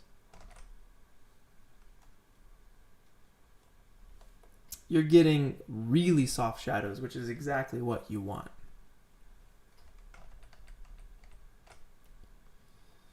Awesome, awesome. Okay, so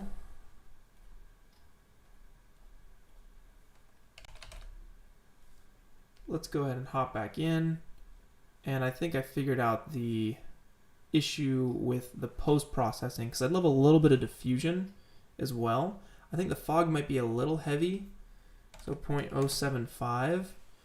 And then let's go back into the camera imager and let's try and get that glow to happen. I think it's the light. You need an unchecked surface brightness.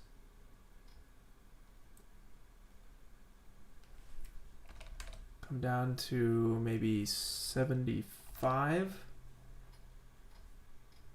And it's still not getting us what we need. That's weird.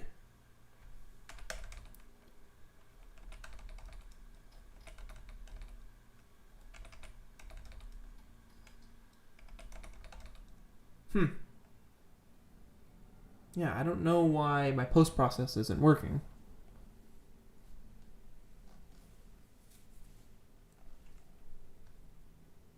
And let's check the fog edge. Oh, yep. Certainly. There we go.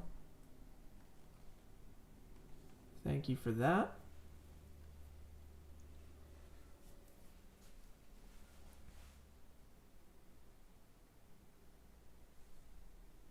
Yeah, I don't know why the post-process isn't working. It should work. With the check camera option checked, it should be working. Maybe I just restart Octane. Nope, that's not doing it.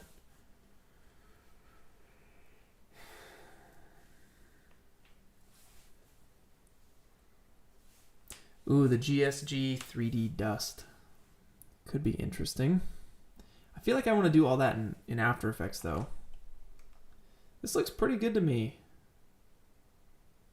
I think the last thing I want to get in here is some cheese. So I'm going to go ahead and open up some polygon cheese. And let's see here.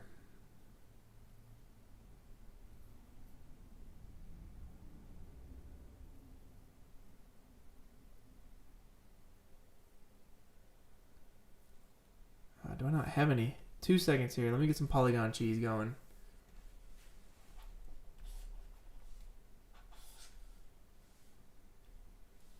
Absolutely love this website. It's the best. Let's do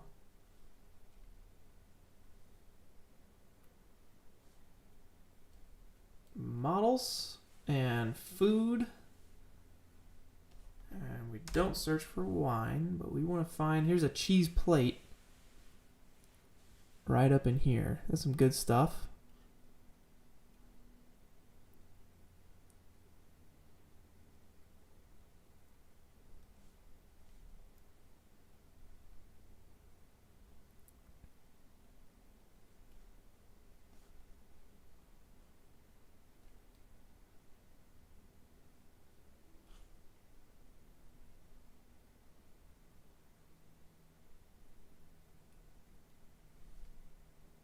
Ooh, a split lemon would be nice too.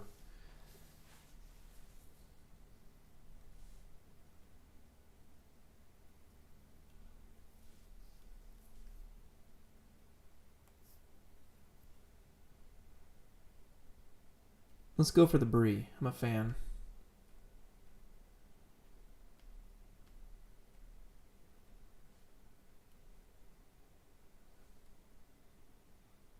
All right, cheese is going.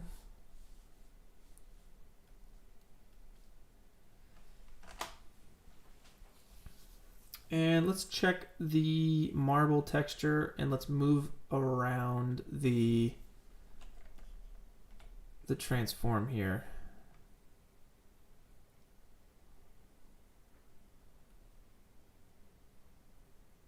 Just want to find the right angle on it. Maybe we take the scale up.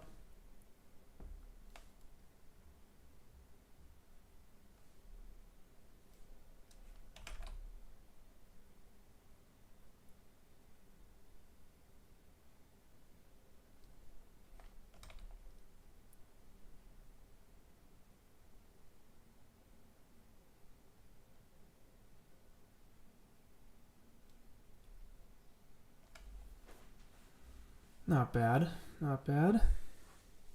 Let's get our cheese going.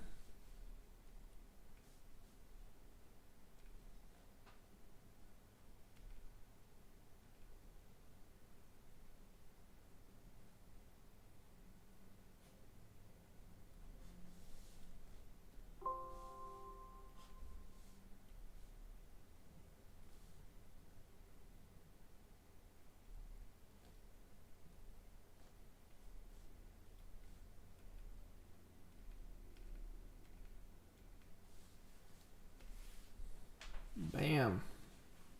Beautiful. The polygon models are so well done. They look so good.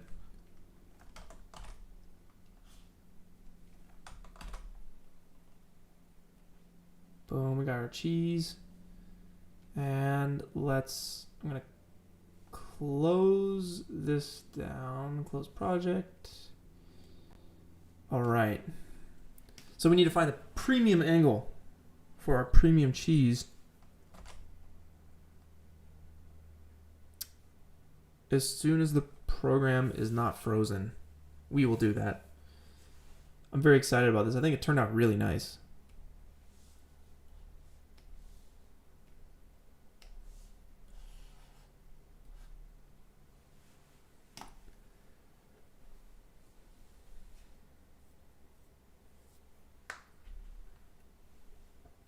Whoa, it's so bright. Sorry, guys.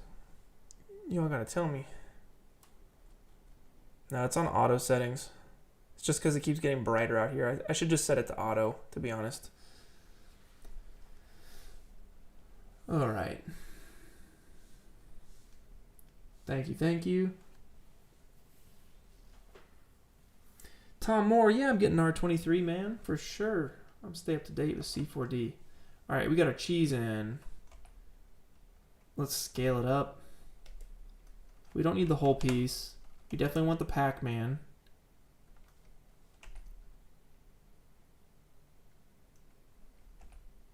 And underneath is the wedge.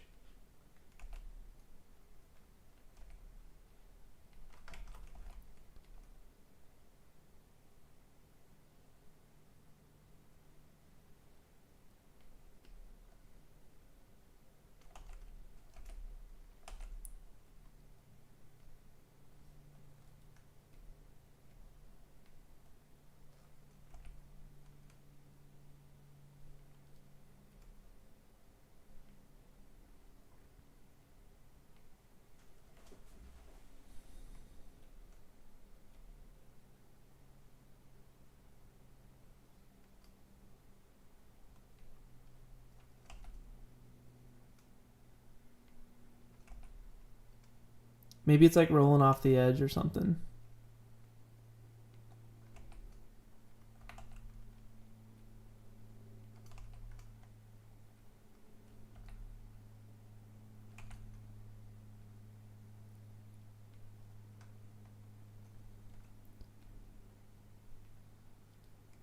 There we go. That's what we needed.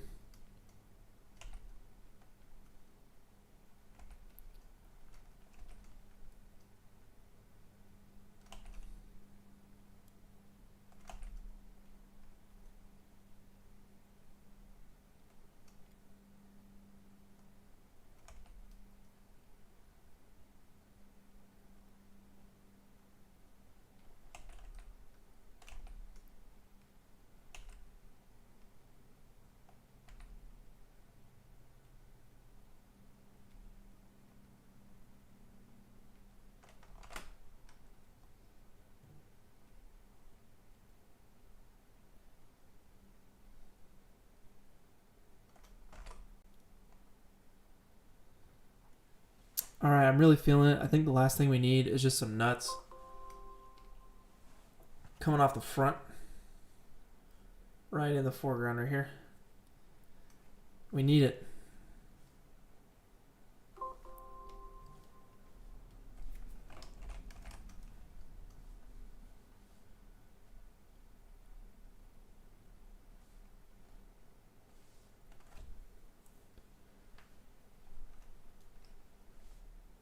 What the heck? God, come on, get out of here.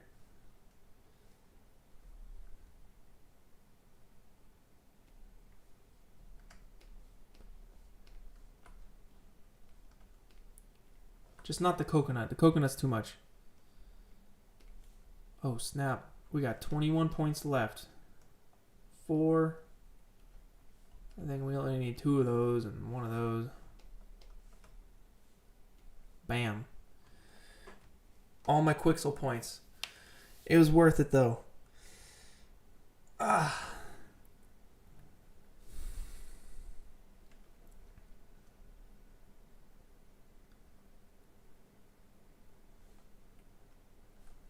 And wait, what is it? Wait, what?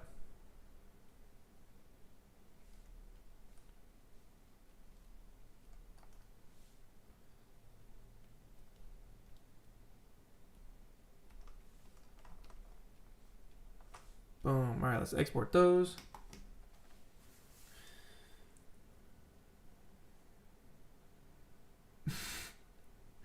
Y'all about this pickle. I don't know about the pickle, man. I don't know.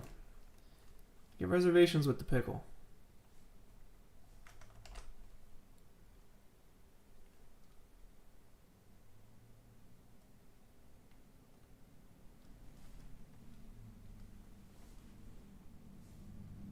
But let's see if we can't get some nuts coming off of this thing.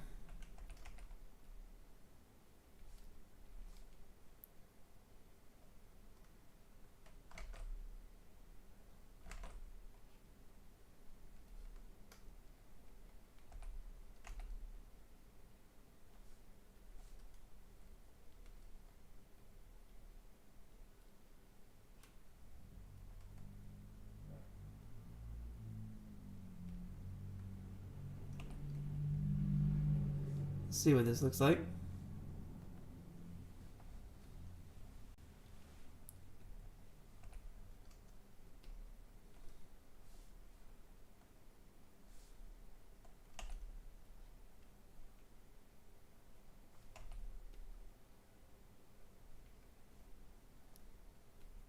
And you want to rotate this stuff so you can tell what the heck it is.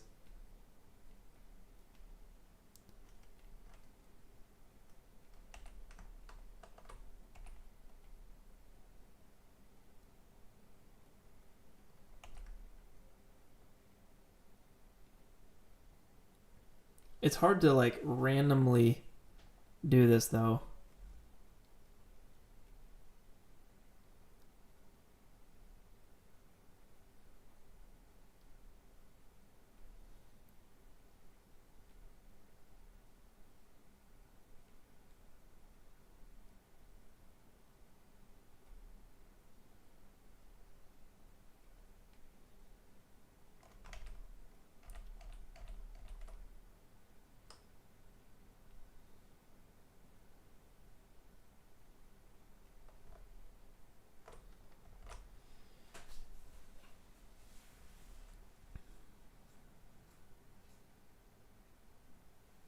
All right, that's cool. I feel like I could spend a while doing this.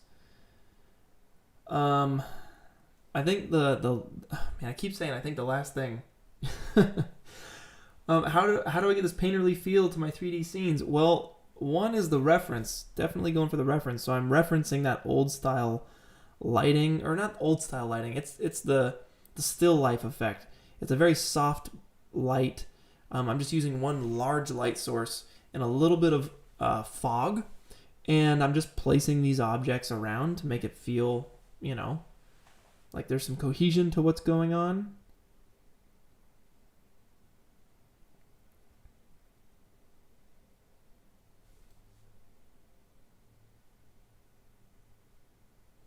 So I think the couple last things here.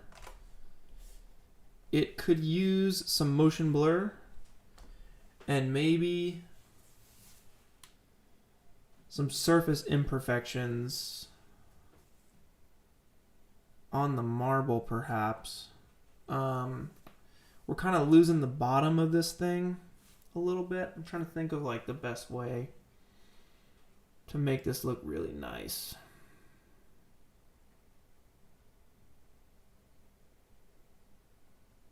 I mean, we could straight up just get a light down here.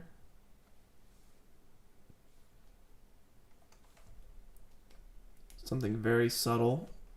Like I could grab the same light and pilot the light just right in here. But here's the thing, is I don't want to get the veggies and everything. I don't want to get the scene. So let's hop back into the camera. That looks like an American Apparel ad. It looks horrible. Let's uncheck check camera. Let's take this light and see if we can't flag the light so none of it hits our scene and it just hits the bottom. So I'm gonna set this to like 5 and let's bring it up. You can see how we are seeing the bottom a little bit down there. That's what I'm going for.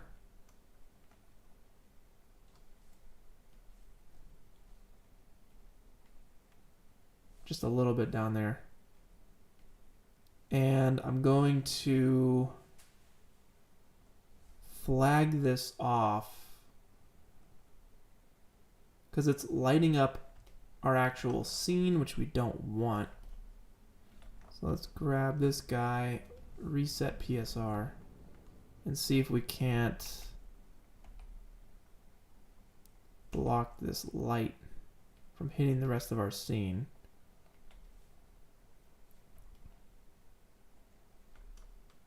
And maybe we have to move it closer.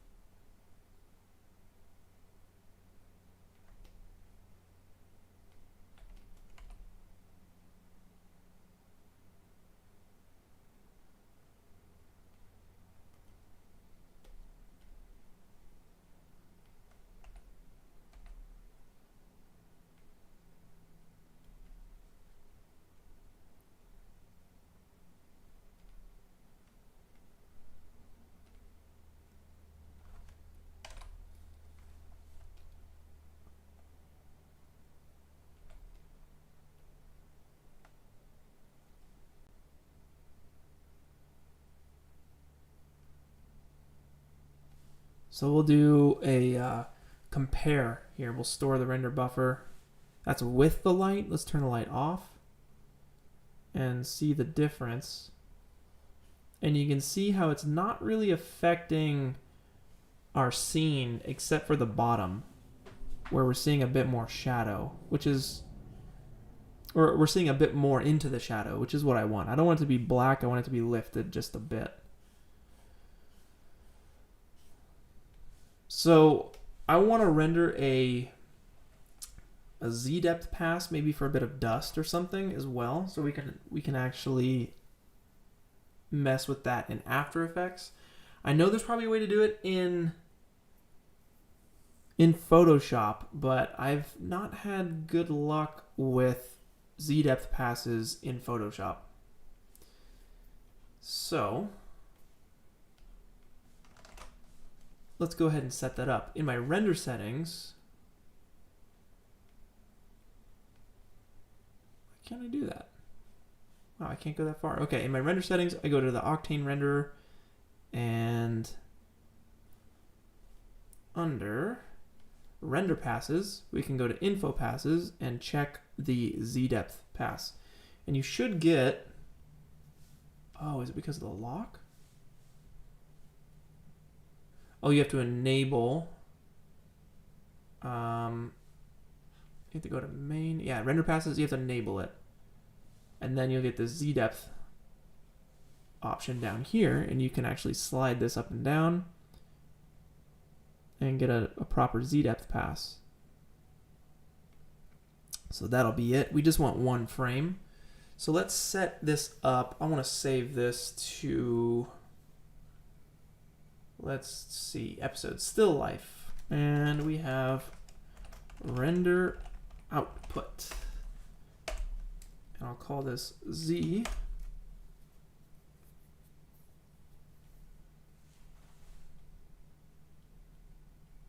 Oh, maybe that's why I can't use it in Photoshop, is because it's set to linear? Maybe that's why. I don't know. We'll give it a shot. And then let's go to the output. And let me double check my aspect ratio one last time. One last time here. Okay.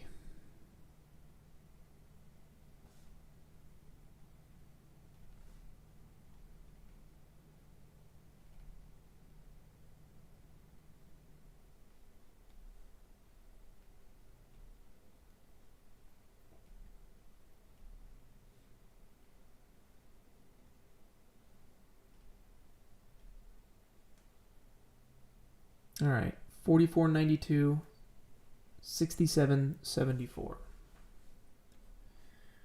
4492, 6774. All right.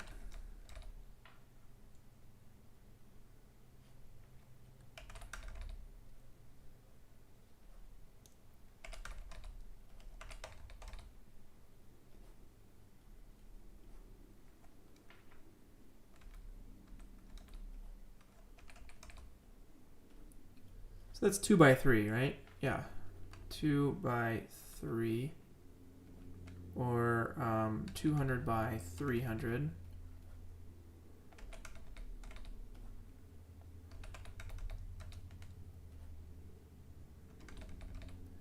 Great. All right. So that changes our aspect ratio just a little bit. That shouldn't be a big deal.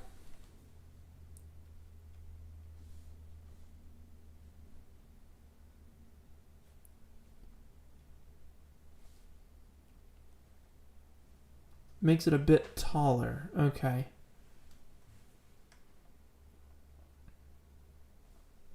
But we can just kind of move this in a little bit. Let me hide this stuff.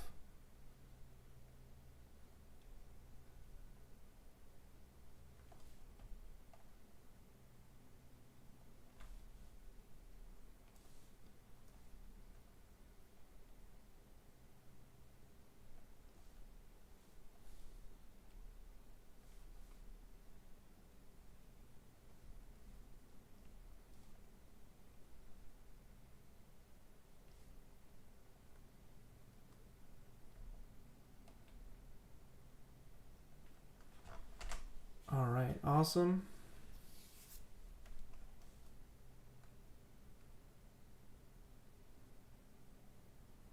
Maybe we just pull some of these guys up a little bit.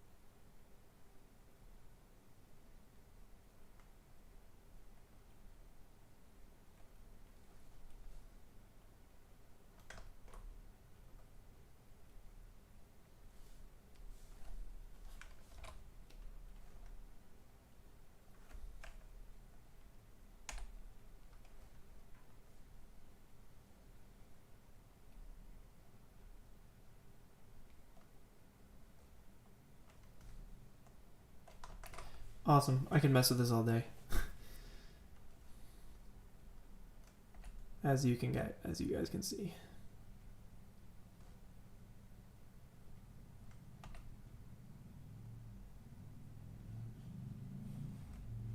The pickle. The pickle. It was revealed.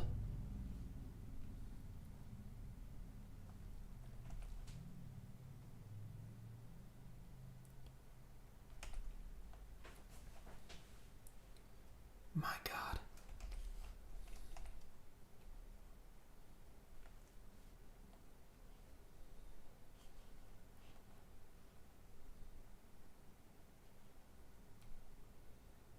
I don't know. I don't think the pickle does it for me, man. I think the pickle's got to go. You know, we tried. You know, or unless.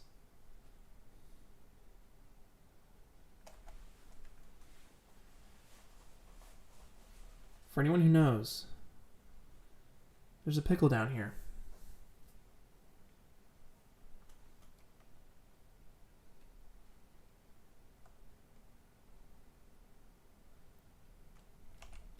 It's way down there.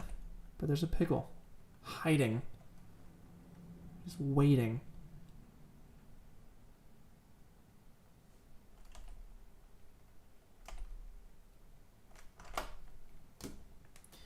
All right. Is it time we hit the render button?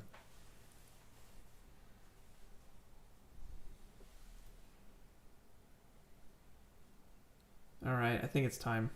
We could add, you know, nut dust and all this and that, but I think it's time. I'm gonna take down the grape spillage. I'm gonna adjust the grape spillage one last time. One last time. Here we go. The randomness of the grapes. Let's just get those up to like 5 by 5, so they're all over the place.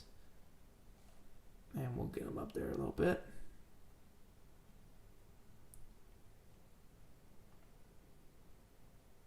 And that feels good. And the banana.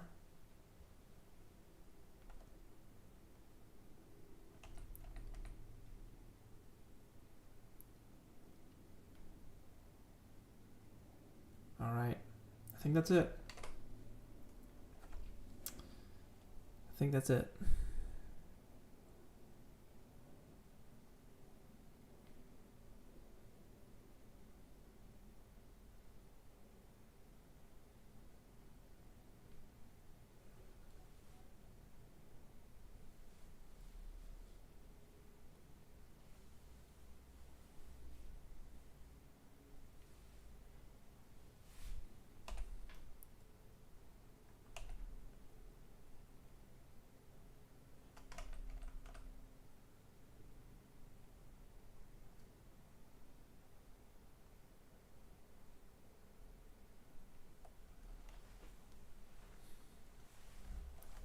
All right, I think I'm done. I have to be done at some point. I'm very happy with how this turned out, though. I think this looks really good.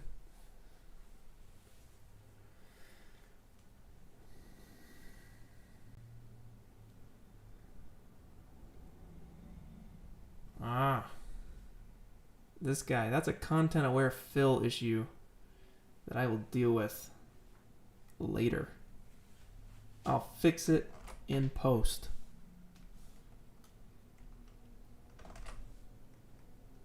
Okay. I think it's time.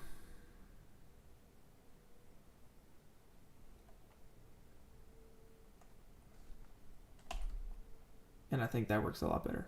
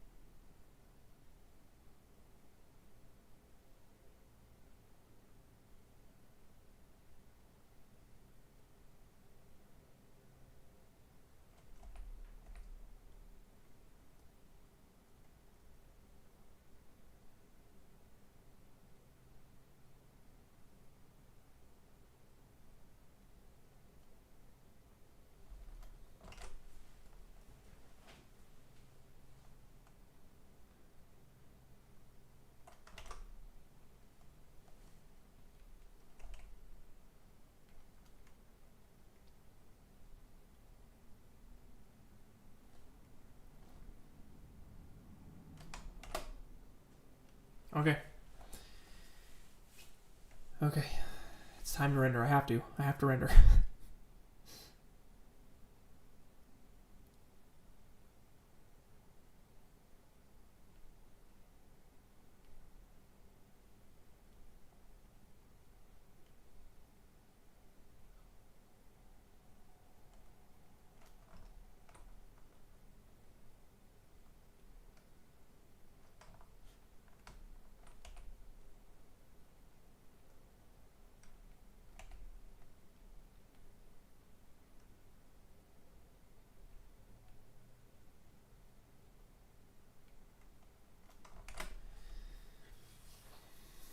All right.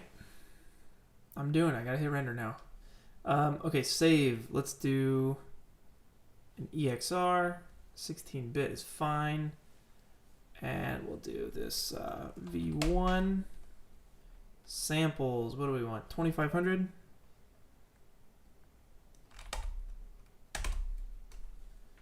Yeah, 2500 samples. And then let's do diffuse 32, scatter depth 32.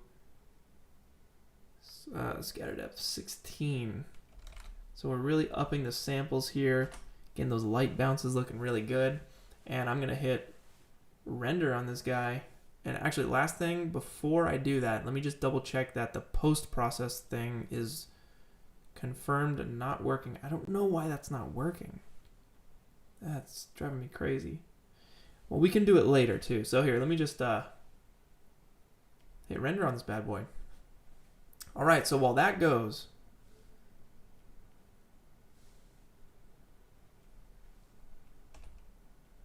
that's a large image.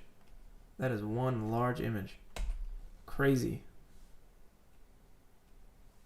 I'm very excited for this. Okay, so while that's going, I think it's finally time to... Oh, the motion blur. It's too late. It's too late. Maybe I'll do it later.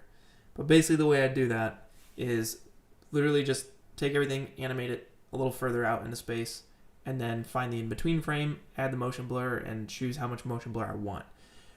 That might be the way to go. That might be the way to do this, but for the sake of, you know, getting through to the end of this stream, I gotta truck on forward here. Let me turn up.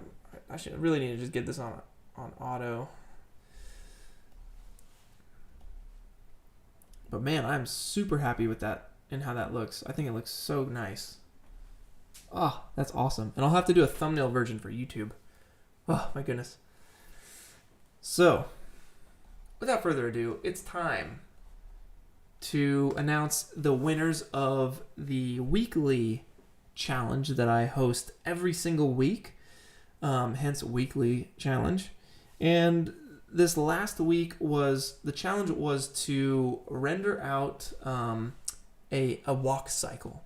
So I'm going to go through all the submissions here on the stream, and we're going to judge them. We're going to pick 5 winners for this thing, and it's going to be a good time. And then I'm going to announce the new challenge for this week, which might be to create your own still life render. But more on that in 2 seconds here. Let me just save my reference.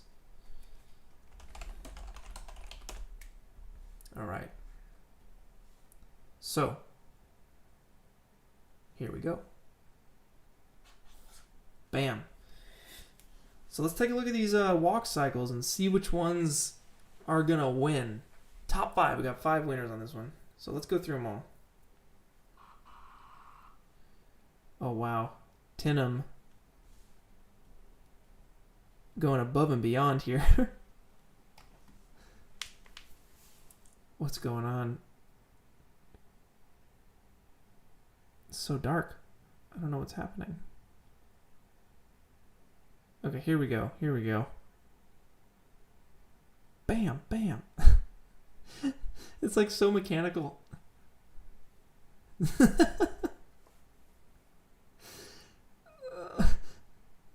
That's great. Wow, that's really good. That's a lot of work. Oh my goodness. So the walk cycle itself, oh man, that's amazing. That's so funny. Yeah, let's talk about it. Let's talk about this walk cycle. So the walk cycle itself, all the work that you did for the dancing, incredible. Like, hats off to you.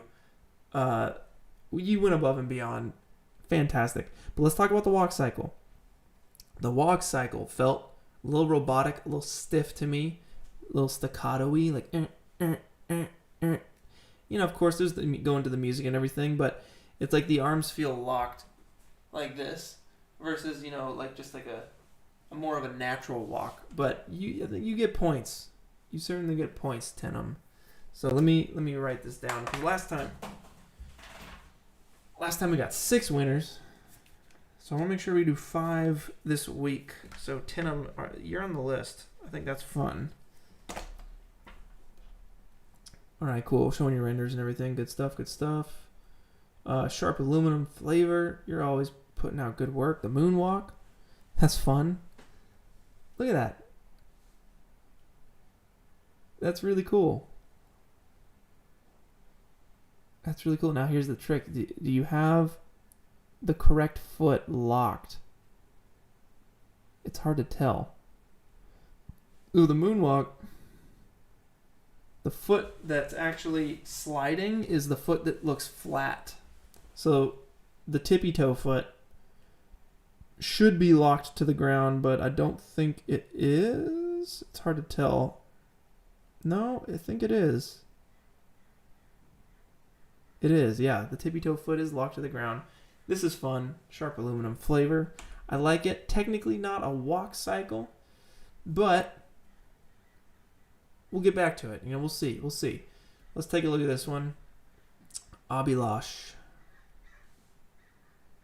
All right, now little difficult to tell what the character is. Very abstract, but it is indeed a walk cycle. That was the whole point of this thing. Not bad. A little robotic. You know, if you walk like this, little robotic. It's really hard. Doing this stuff is very difficult, but the character is walking and it cycles, so that's good. So good work to you. Good. I hope you learned a lot during that. Guillermo says, please be gentle. Okay, let's take a look at Guillermo's. It looks like the T1000. All right, so this one, hard to tell that the character's walking. I think it's lit well. It's rendered well. I like it. You got some fog and some steam going. But because it's front on, it's difficult to tell. If I was walking towards you with a long lens, it'd be hard to tell versus a walk cycle from this way. It'd be a little bit easier to tell. Stiff and it's a bit stiff and robotic. I mean, the character is a robot. So actually, hats off to you. Points to you on that. I think that's nice. But I'm still missing the walk cycle. I'm missing like some character. So far, Tenem is the only one to add and have some character to his walk cycle. Render Warrior, let's take a look. I know this was based off of a CG, what's his name? CG Geek video. It's not bad. It's kind of funny. It's pretty funny.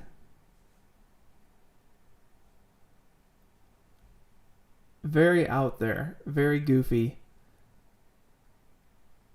very janky, but I think it's funny. So, points to you for that. So, Render Warrior, I think you're on the list here. Tenem, you said you sent the video as a different one? Oh, this one here. Thank you.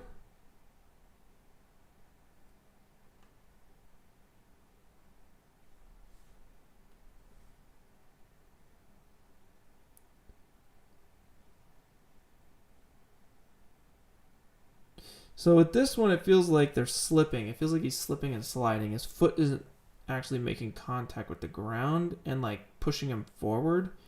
It looks like a little slippy, little slidey action going on, and it looks like slow-mo. But it's not bad.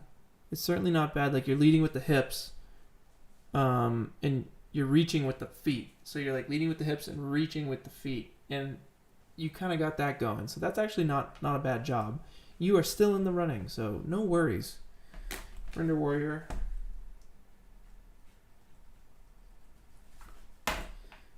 All right. Let's keep it up.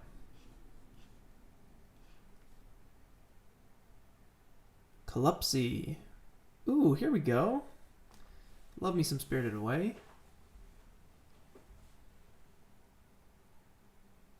That's not a bad walk cycle, actually. I feel like her arms are a little long, though. They go down to her knees. It's intense. But, I mean, the character's great. What's her name? Chihiro. I love the way you rendered it. I think it's very fun. And your walk cycle is very natural. It feels very natural. Minus the long, like, ape arms. That's the only thing that gets me. But this one is good. I'm going to write this one down, okay? So I'll keep you in the running. Collapsy.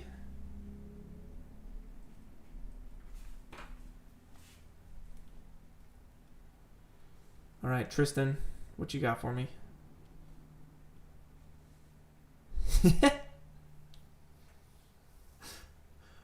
All right, sweet. So this one, guys, like I said, doing this kind of stuff is hard, is very, very difficult. So fantastic work to everyone who even like tried this thing, because it's really difficult stuff. Animation is my weak point. So because everyone knows what someone walking looks like. It's second nature to everybody. And when they see something that's off, they're like, yep, that's off. So with this, it's definitely a cycle. So good job. In this case, you always want to animate to reference. Always, always, always animate to reference. That's like the biggest thing when you're animating. Got to do it to reference. So this character, Spider-Man, is running very upright. I feel like his chest would be forward, and his shoulders, you'd see it in his shoulders, and his head would be hunched down, you know? He's very upright in this case. Running like this, you know, kind of like a little bit more robotic-y. But the render is nice. I love the helicopter coming in the background. And you have some distortion and stretching with the costume, which is great. I think that's a really good job. But I'm missing oh, here's what it is. It's the hips. There's no bob up and down with the run. The hips are staying on the same line. So you need that boom, boom. You need to be shifting your weight from one side to another. Again, easier said than done. Really hard work. But good job, Tristan. Really good job.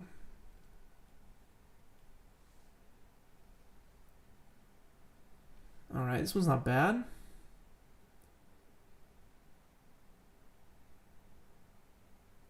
That's a walk cycle for sure, absolutely. Good job with the character, good job with the render. I feel like the character's sliding a little bit on the ground, but it's hard to tell because there's no texture on the ground.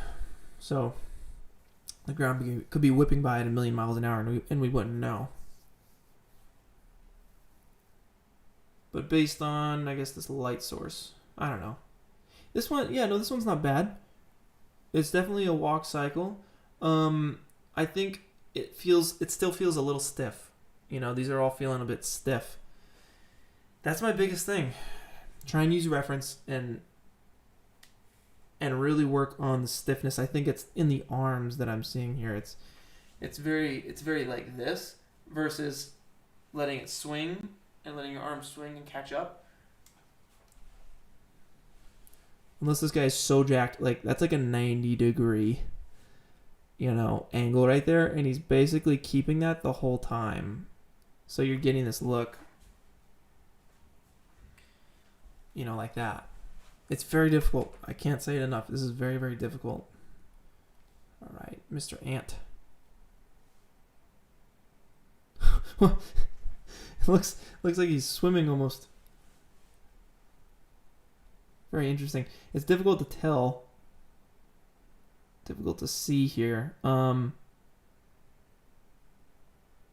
it looks more like he's swimming than he's walking, and it's difficult because you need to have the feet make contact with the ground. He's floating above the street, and the foot that's planted isn't planted.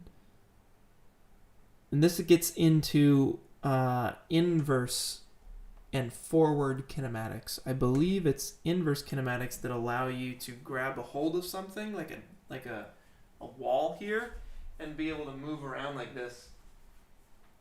Same for the foot when it's on the ground. It's moving and the knee and the hip are moving, but the foot is staying planted. And that's really what you need when you're doing walk cycles like this. So Mr. Ant, good work. Thank you for participating.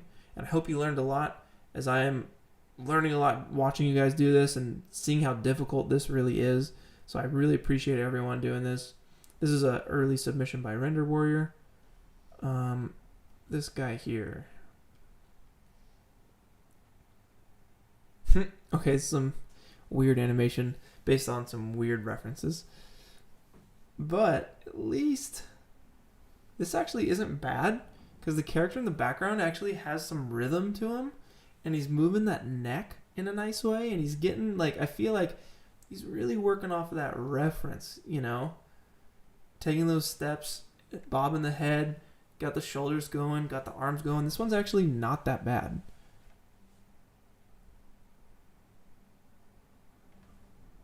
And again, going off of reference.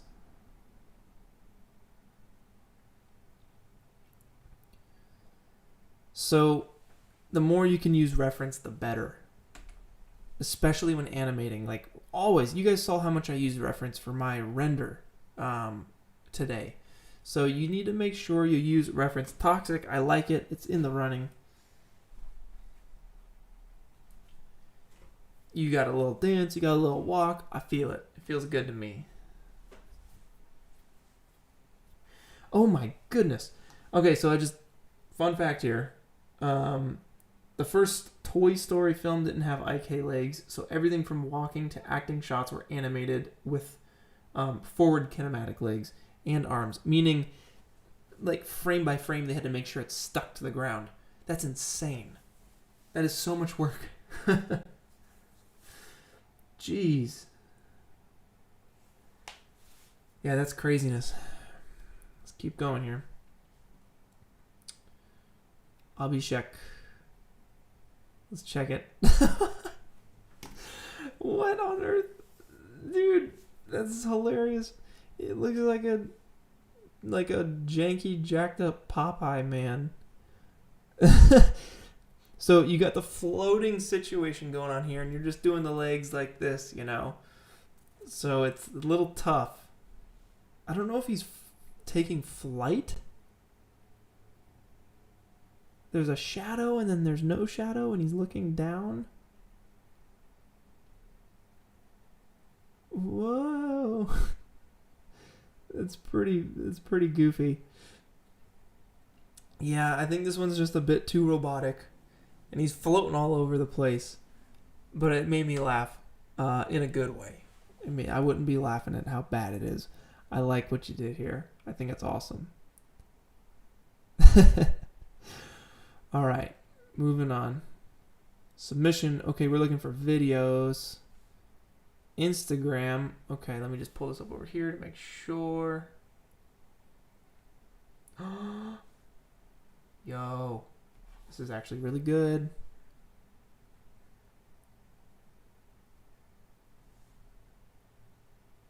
This is really good.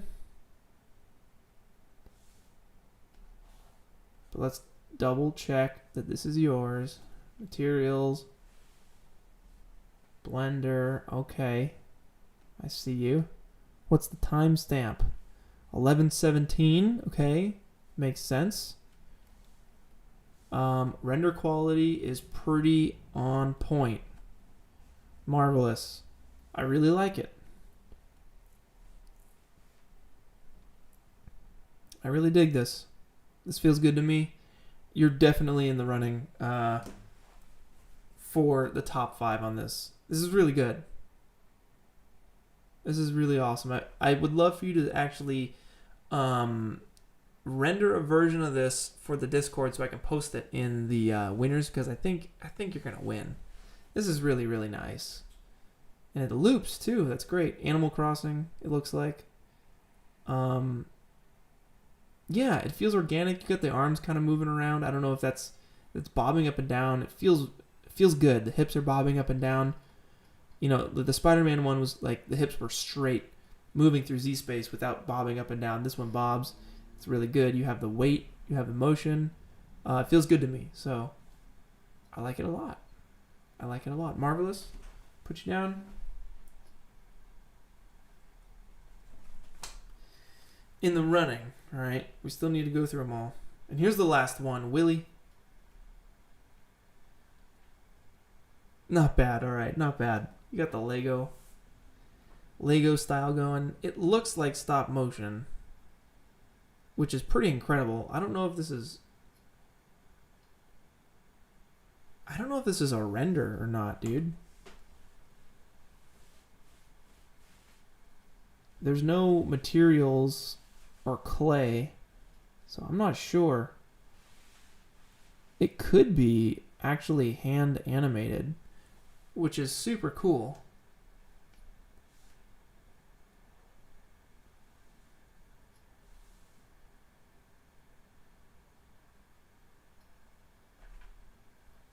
This one's fun. I like this. This one is very fun. So between, let's see, all right, Tinum. I think Tinum. Well, okay, here let's just speak plainly here. Marvelous, you're gonna win this one. Congratulations, Marvelous. You have won the weekly challenge. Your render is my favorite out of all of them. It has the most character. The render quality is fantastic. The character has weight. It's kicking through the grass here. Like, this is so good. This is so good. I'm very impressed. So, Mr. Marvelous Media Engine on Instagram, you have won the weekly challenge. So you'll get the weekly challenge roll. I'm going to give it to you right now. You'll see it live. This is how it works. Boom. Get that challenger winner, and you pop up on the right. If you're online, we'll see you on the right side. But it looks like you're not online today. All right, we got one winner. Next up, let me scroll down through here. Toxic, I think you're the next one, man. I think this is good. You got some moves in here. You got some feeling, some rhythm going. You got the neck going back and forth, the hands locking and shaking. The feet stick to the ground. So I think, Toxic, you are a winner this week as well. Let's get you that challenge winner roll. And there you are. You're online. And you pop up right on the right here. We'll see you there. And there's Marvelous. Awesome, awesome. Sweet. All right, so we got two. Who's next? Who will be next?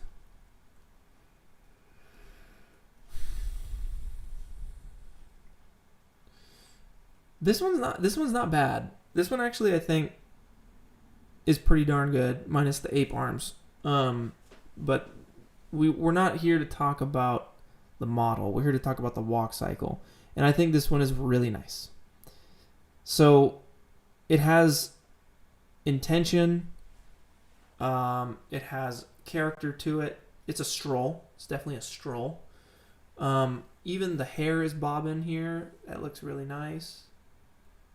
So Calypsy, I think that's your name. Calypsy, congratulations. You've won the weekly challenge this week. Let's get you that roll real quick. Bam. Challenge winner. And we'll see you online soon. Thank you. Thank you so much for putting in the hard work. I appreciate it. It's super fun. I hope you learned something. We got two more rolls to give out here. I think this one here is goofy. It's super goofy. It's definitely a janky walk cycle. And it is based off of a CG Geek video. But the Toxic video was also... The Toxic animation was based off of another video as well. That's okay, as long as you use it as a reference and don't copy it. Tinum.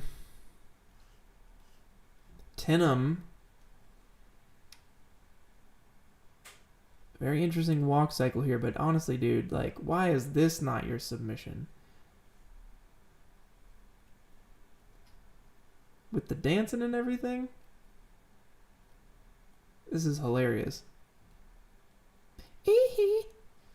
Got the hands and the feet going. Bah. Not bad. This one's a bit robotic, but hold on, I gotta get that foot tap. Pa! Good times. So this is the animation. So it's a very slow, slithery walk. And it has a feel to it. I can feel this kind of like slow approach with the hips forward and swaying back and forth, the legs crossing over in front of each other. It's a very like feminine kind of like seducing almost kind of walk cycle. But you have your it's the hands that go wide that get me a little bit. Boom. The hips are forward, and you have the chest moving separate from the hips and rolling back and forth, which is really nice. So it's between, I think that one, this one's nice by Sharp Aluminum, but it's technically not a walk cycle. I guess the moonwalk. I get it. I think it's awesome. I think you did good work. You usually do good work on that stuff. I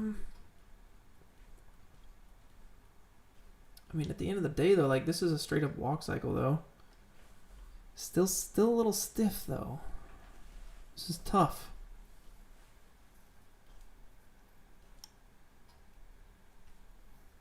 This is so good, though. I love this. Willie, I don't know, man.